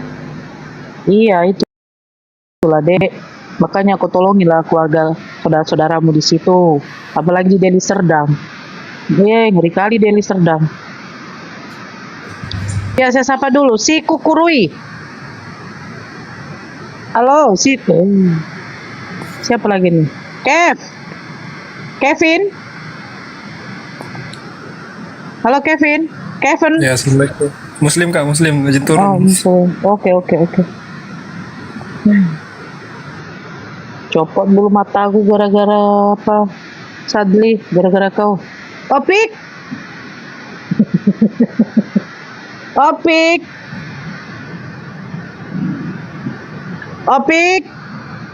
Allahu Akbar. Ini kayak ini ya, kayak resepsionis apa? Rumah sakit. Aku bukan Resepsionis bagian rumah sakit kan begitu. bagian apoteker. Bapak Opik. Kan Bapak nggak Opik, didengar. nomor A9. Silakan masuk. Entahlah. Rasa-rasa aku. Ini apa lagi taping bawah nih banjir di Medan Gagarawa. Assalamualaikum. Waalaikumsalam. Ya, ini kayaknya tertarik saya Muslim, Bu Nora. Ya, saya ingin nyampaikan semoga istiqomah terus ini Ustadz sama Ustazah ini luar biasa. Alhamdulillah pencerahan buat kita yang belum banyak ilmunya ini agamanya. Itu aja. Sama Bang, kita pakai ilmu juga. Ya, makasih Bang masukannya. Waalaikumsalam.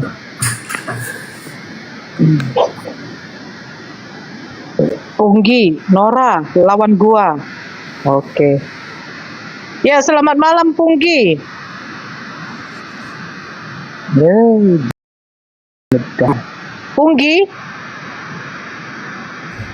Punggi. Bukan Punggima kan?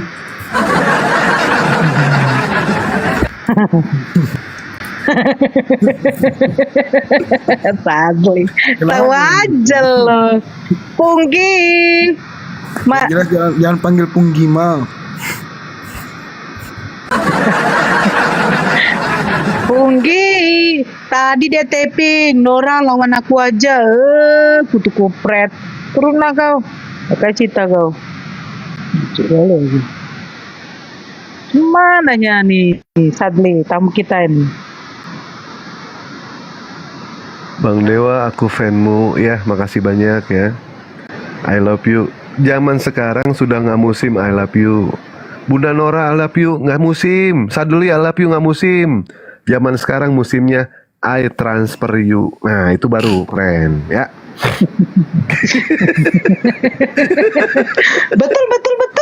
Betul itu. Iyalah.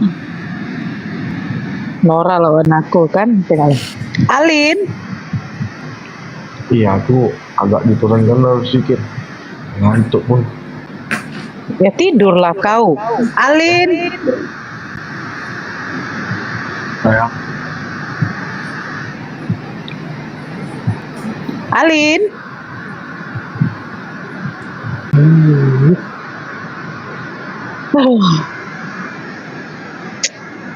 Stres. Bang Dewa, gimana pesan baju itu? Ya pesan baju silakan di DM Dewa aja ya. Mau pesan bajunya sama Bunda Nora, mau pesan bajunya sama Bang Juma. Fotonya alhamdulillah Bunda Nora, Bang Juma, Bang Handi, Pak Desugi, semua apologet sudah menghalalkan wajahnya ya. Silakan DM ke Dewa. Langsung Dewa telepon nanti ya. Dewa kasih nomor handphone, Dewa telepon nanti. Gitu ya. Dan untuk yang di Medan ini ya, kita tahu yang namanya bencana itu adalah ujian. Tapi kita harus tahu dulu yang namanya ujian, itu adalah ujian. Yang namanya ujian yang diberikan oleh Allah itu kepada orang-orang yang beriman. Yang namanya ujian itu diberikan kepada murid, kepada siswa. Bagaimana mungkin dari pihak sebelah mengatakan mereka itu diuji, sementara mereka bukan siswa? Apa yang diuji? Tetapi kalau dari pihak sebelah bisa dikatakan itu adalah persekot, itu adalah peringatan. Begitupun sama umat muslim ya. Umat muslim ketika ada yang dikasih yang namanya ujian, tapi dia nggak sholat, dia nggak ngaji, apa masih pantas dikatakan ujian? Persekot itu namanya. Yang diuji itu orang yang beriman, yang diuji itu orang yang sholat, yang diuji itu orang yang ngaji. Tapi dia meninggalkan sholat, meninggalkan ngaji, bukan ujian. Ya, itu hadiah itu. Hadiah dari Allah itu. Ya, silakan. Bunda. Astagfirullah. Atau bener nggak Bunda? Yang diuji di sekolah siapa? Murid bukan? Betul. Iya. Murid. Iya, yang rajin sekolah bukan? Iya. Yang rajin sekolah. Ini Nah, rajin bagaimana mau dapat ujian? Gimana mau naik kelas? Gimana dapat ijazah? Betul lah. aku ikut aja. Ya doakan ya. Ini air dari pegunungan sudah mulai turun lagi nih. Itu udah Dewa perhatikan itu. Ya, silakan. Ya, Dedi. Dedi, selamat malam. Om Mafia, selamat malam. Ya, agama apa, Bang? Oh, nanya Islam. Islam. Assalamualaikum, Bang. Salam, Mbak. Ya, Pinter mau kali. tanya apa, Bang? Pinter kali ya Bang Dewa kalau ngomongnya. Iya. Allah. Jago dia ngomong. Dewa nggak bisa apa-apa Pak Dedi. Dari dulu Dewa bisanya cuma buka celana. Oke, silakan. Saya turun dulu. Oke. Om Mafia, selamat malam. Om.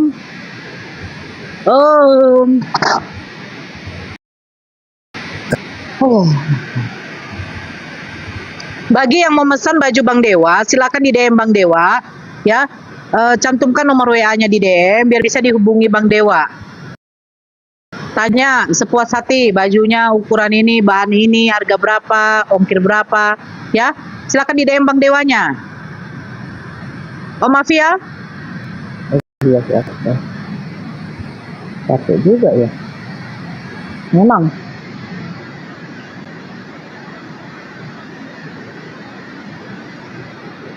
Malaysia boleh ke Malaysia bisa terakhir Dewa kirim ke Australia itu atas nama Pak Rijal. Bang Juma ini monitor nggak Bang Juma? Bang Juma buat kopi. Bang Zuma buat kopi atau lagi manen kopi? Iya kan? Jam segini lagi gelayutan Bang Juma itu. Iya, udah curiga. Di mute itu udahlah, nggak ada lagi tuh, nggak ada lagi tanda-tanda. Tapi kalau tidak di mute masih ada tanda-tanda. Sadli. Jarang tidur, Bang Juma jarang tidur. Betul, ya minumnya beda kan, minumnya beda Bunda. Kalau kita kan air putih, kalau Bang Juma kan air dimakan ya kan, pertama diminum, jadi kuat Bang Juma. Aku tadi sore Bang Dewa ribut aku sama pegawai pom bensin. Antri panjang, kiri kanan antri. Kan saya tanya, Dek, ini Pertamax ada kan? Ada Kak.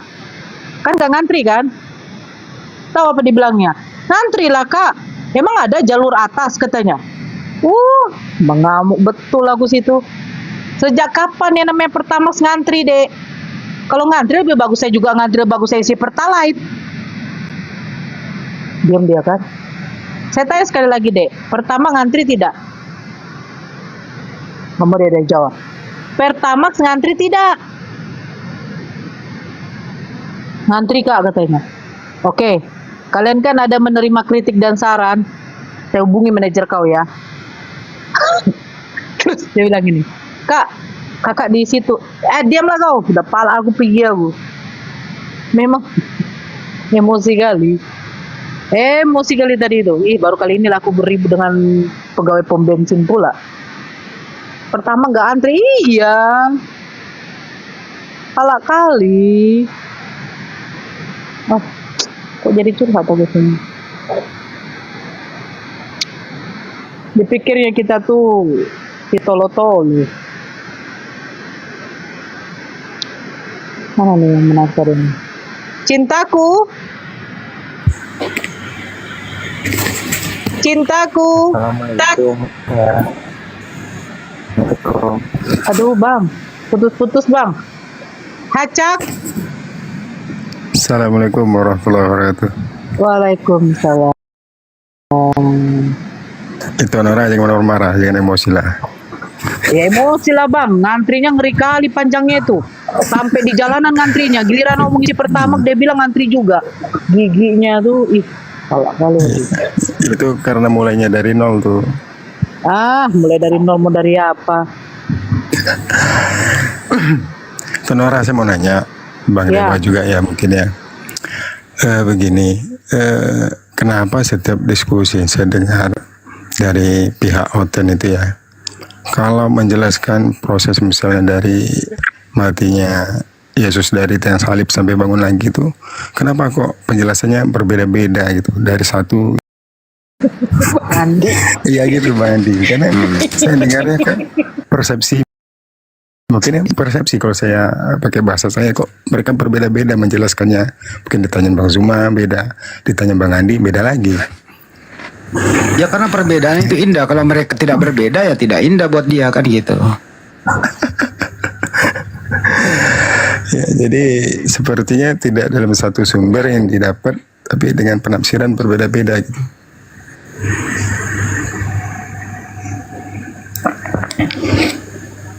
Itu karena mereka berbeda denom, abangku.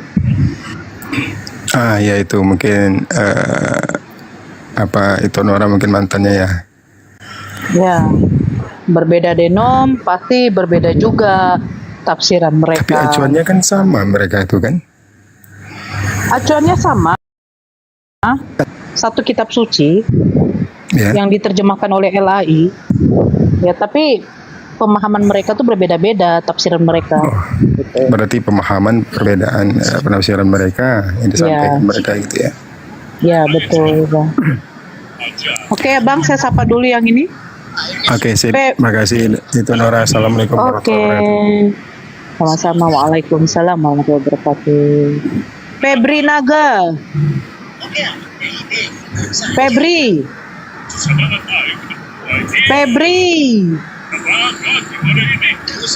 tadi Dewa coba jawab ya pertanyaan tadi. Kenapa pemahaman mereka itu berbeda-beda? Karena mereka tidak punya pemimpin, Mbak. Tidak punya pemimpin. Yang kedua, mereka tidak punya arah. Tidak punya yang namanya tujuan. Kalau Muslim, siapapun yang bertanya kepada umat Muslim, insya Allah jawaban kami itu sama. Kenapa jawaban kami itu sama? Karena kami punya pemimpin, kami punya arah. Arah kami kemana? Arah kami, kiblat kami itu adalah ke Ka'bah. Apa makna dari Ka'bah itu?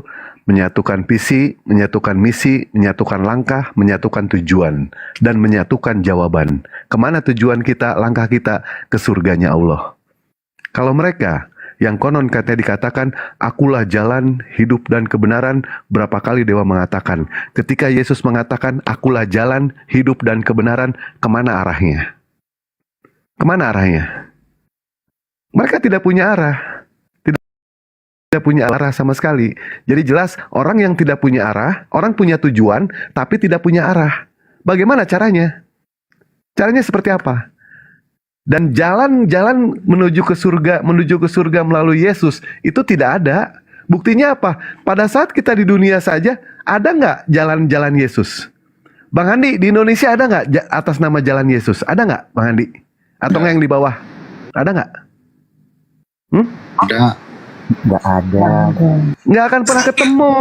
Yang ada itu Jalan Muhammad Hatta, Jalan Muhammad Tamrin, bahkan Rumah Dewa Jalan Muhammad Yusuf. Jalannya ada jelas ya, jelas itu Jalan Muhammad. Jalan Yesus nggak ada. Jalan Paulus orang ono. Yang banyak adalah Jalan Muhammad. Gitu, pakai akal. Oke, saya sapa dulu yang baru masuk. Waalaikumsalam. Bang Dewa. Waalaikumsalam. Ya. Salam kenal. Saya sapa dulu. Oke, sama-sama Bang. Dari Lombok NTB ya kan ya. Masya Allah. Itu Lombok NTB tuh yang di sampingnya apa ya? Sampingnya. Masya Allah. Itu Lombok. Aduh. Bang Paren di Mudi. Itu yang dekat dengan Cisarua ya? Enggak ya? Sirkuit itu Kak Nora. Oh gitu. Sirkuit Mandalika ya. Oh, sirkuit Mandalika itu ya? Iya betul Oh, sekali. iya. Bersebelahan dengan Bali ya? Iya. Setelah dengan Bali nyeberang 4 jam. Oh, Bali ke pakai speedboat. pakai ferry Bang. Oh, pakai ferry ya. Ya. Kapan-kapan saya ke sana insya Allah ya. Ya di Mbak Nora. Nah, Berenang juga bisa ke sana, Pak. Matilah, habis nggak ada nafasku lagi bang. Ada. Kalau mau belajar berenang, belajar ke Bang Handi. Bang Handi ini atlet renang, Bang. Ya, dia pintar itu gaya kupu-kupu. Nah, cuma sayangnya Bang Handi kupu-kupunya kupu-kupu malam. Itu.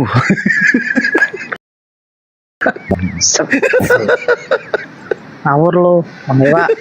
Sahabat dulu nih, Paren. Selamat malam. Ya, assalamualaikum warahmatullahi wabarakatuh, Kanora.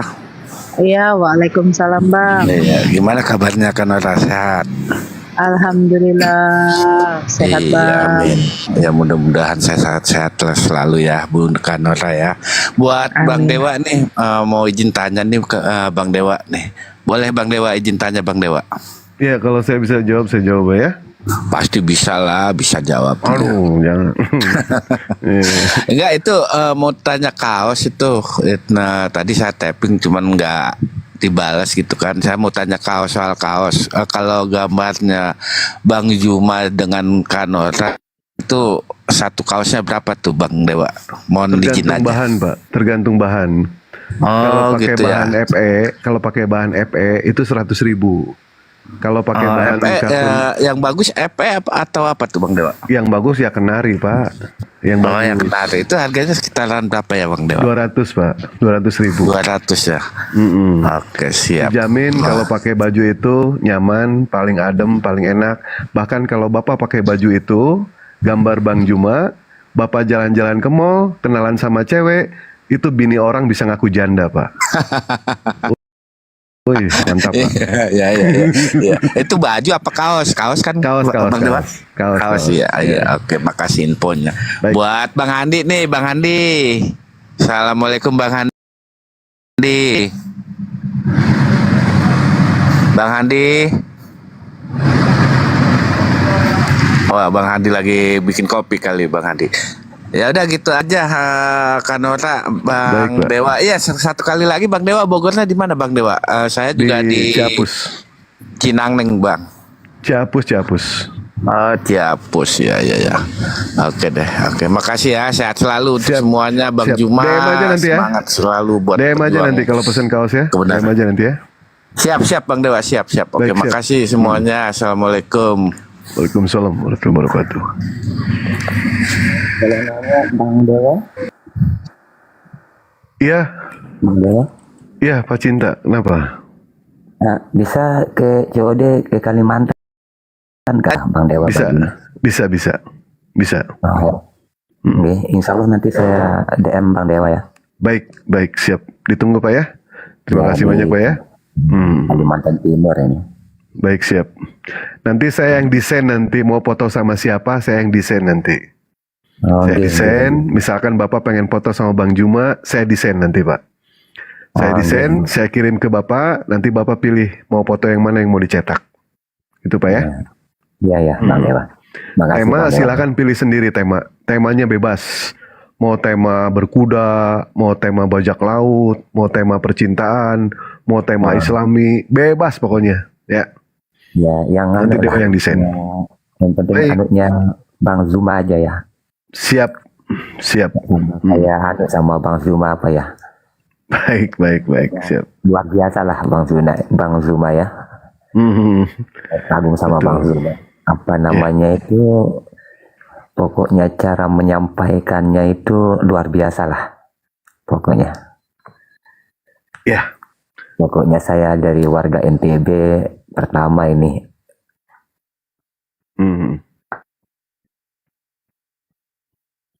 Ya, kita juga sebenarnya ya Pak, kangen untuk melahirkan Bang Juma yang baru gitu Pak ya.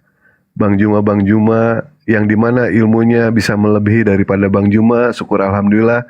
Kalau misalkan tidak bisa melebihi, minimal setarap lah dengan Bang Juma.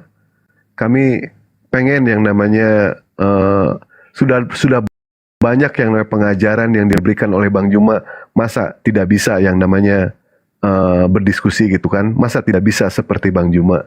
Pasti bisa. Maka dari itu, cobalah Ikhwan Fillah yang tadinya tidak berani untuk berdebat, jangan katakan tidak berani. Jangan katakan seperti itu. Naik ke atas, berdebat, pelajari Bible, pelajari Al-Quran, insya Allah bisa seperti Bang Juma. Bahkan melebihi daripada Bang Juma pun insya Allah bisa. Ya, biar Bang Juma nanti tinggal duduk aja. Nah, dari itulah kita ada yang namanya generasi-generasi baru. Sebab kenapa? Kita tidak menutup kemungkinan, umur tidak ada yang tahu. Bukan mendoakan yang jelek, tidak. Bisa jadi dewa duluan, bisa jadi antum duluan, kita tidak tahu. Maka dari itu pelajari dan lahirlah Juma yang baru. Gitu ya. Silakan resepsionis. Bunda Nora.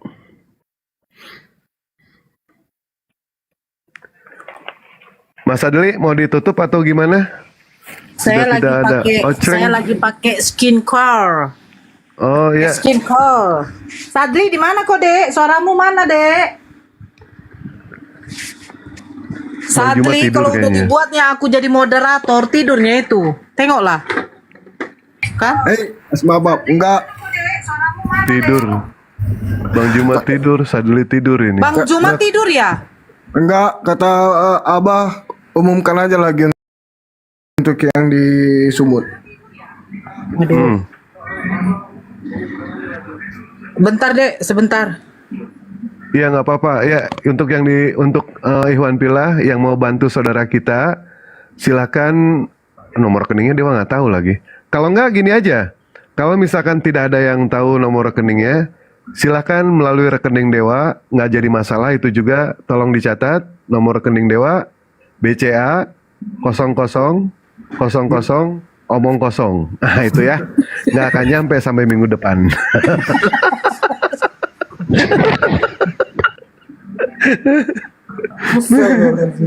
Oh ya sebentar deh, yang mau naik sebentar kakak naikkan ya.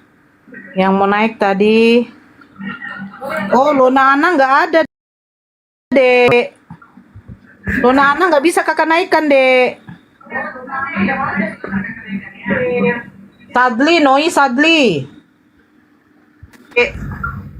Wah tuh Lona. Ya silakan. Silakan dek. Ada yang mau disampaikan silakan. Lona. Iya. Iya, Kak. Mama, assalamualaikum. Waalaikumsalam, Mama.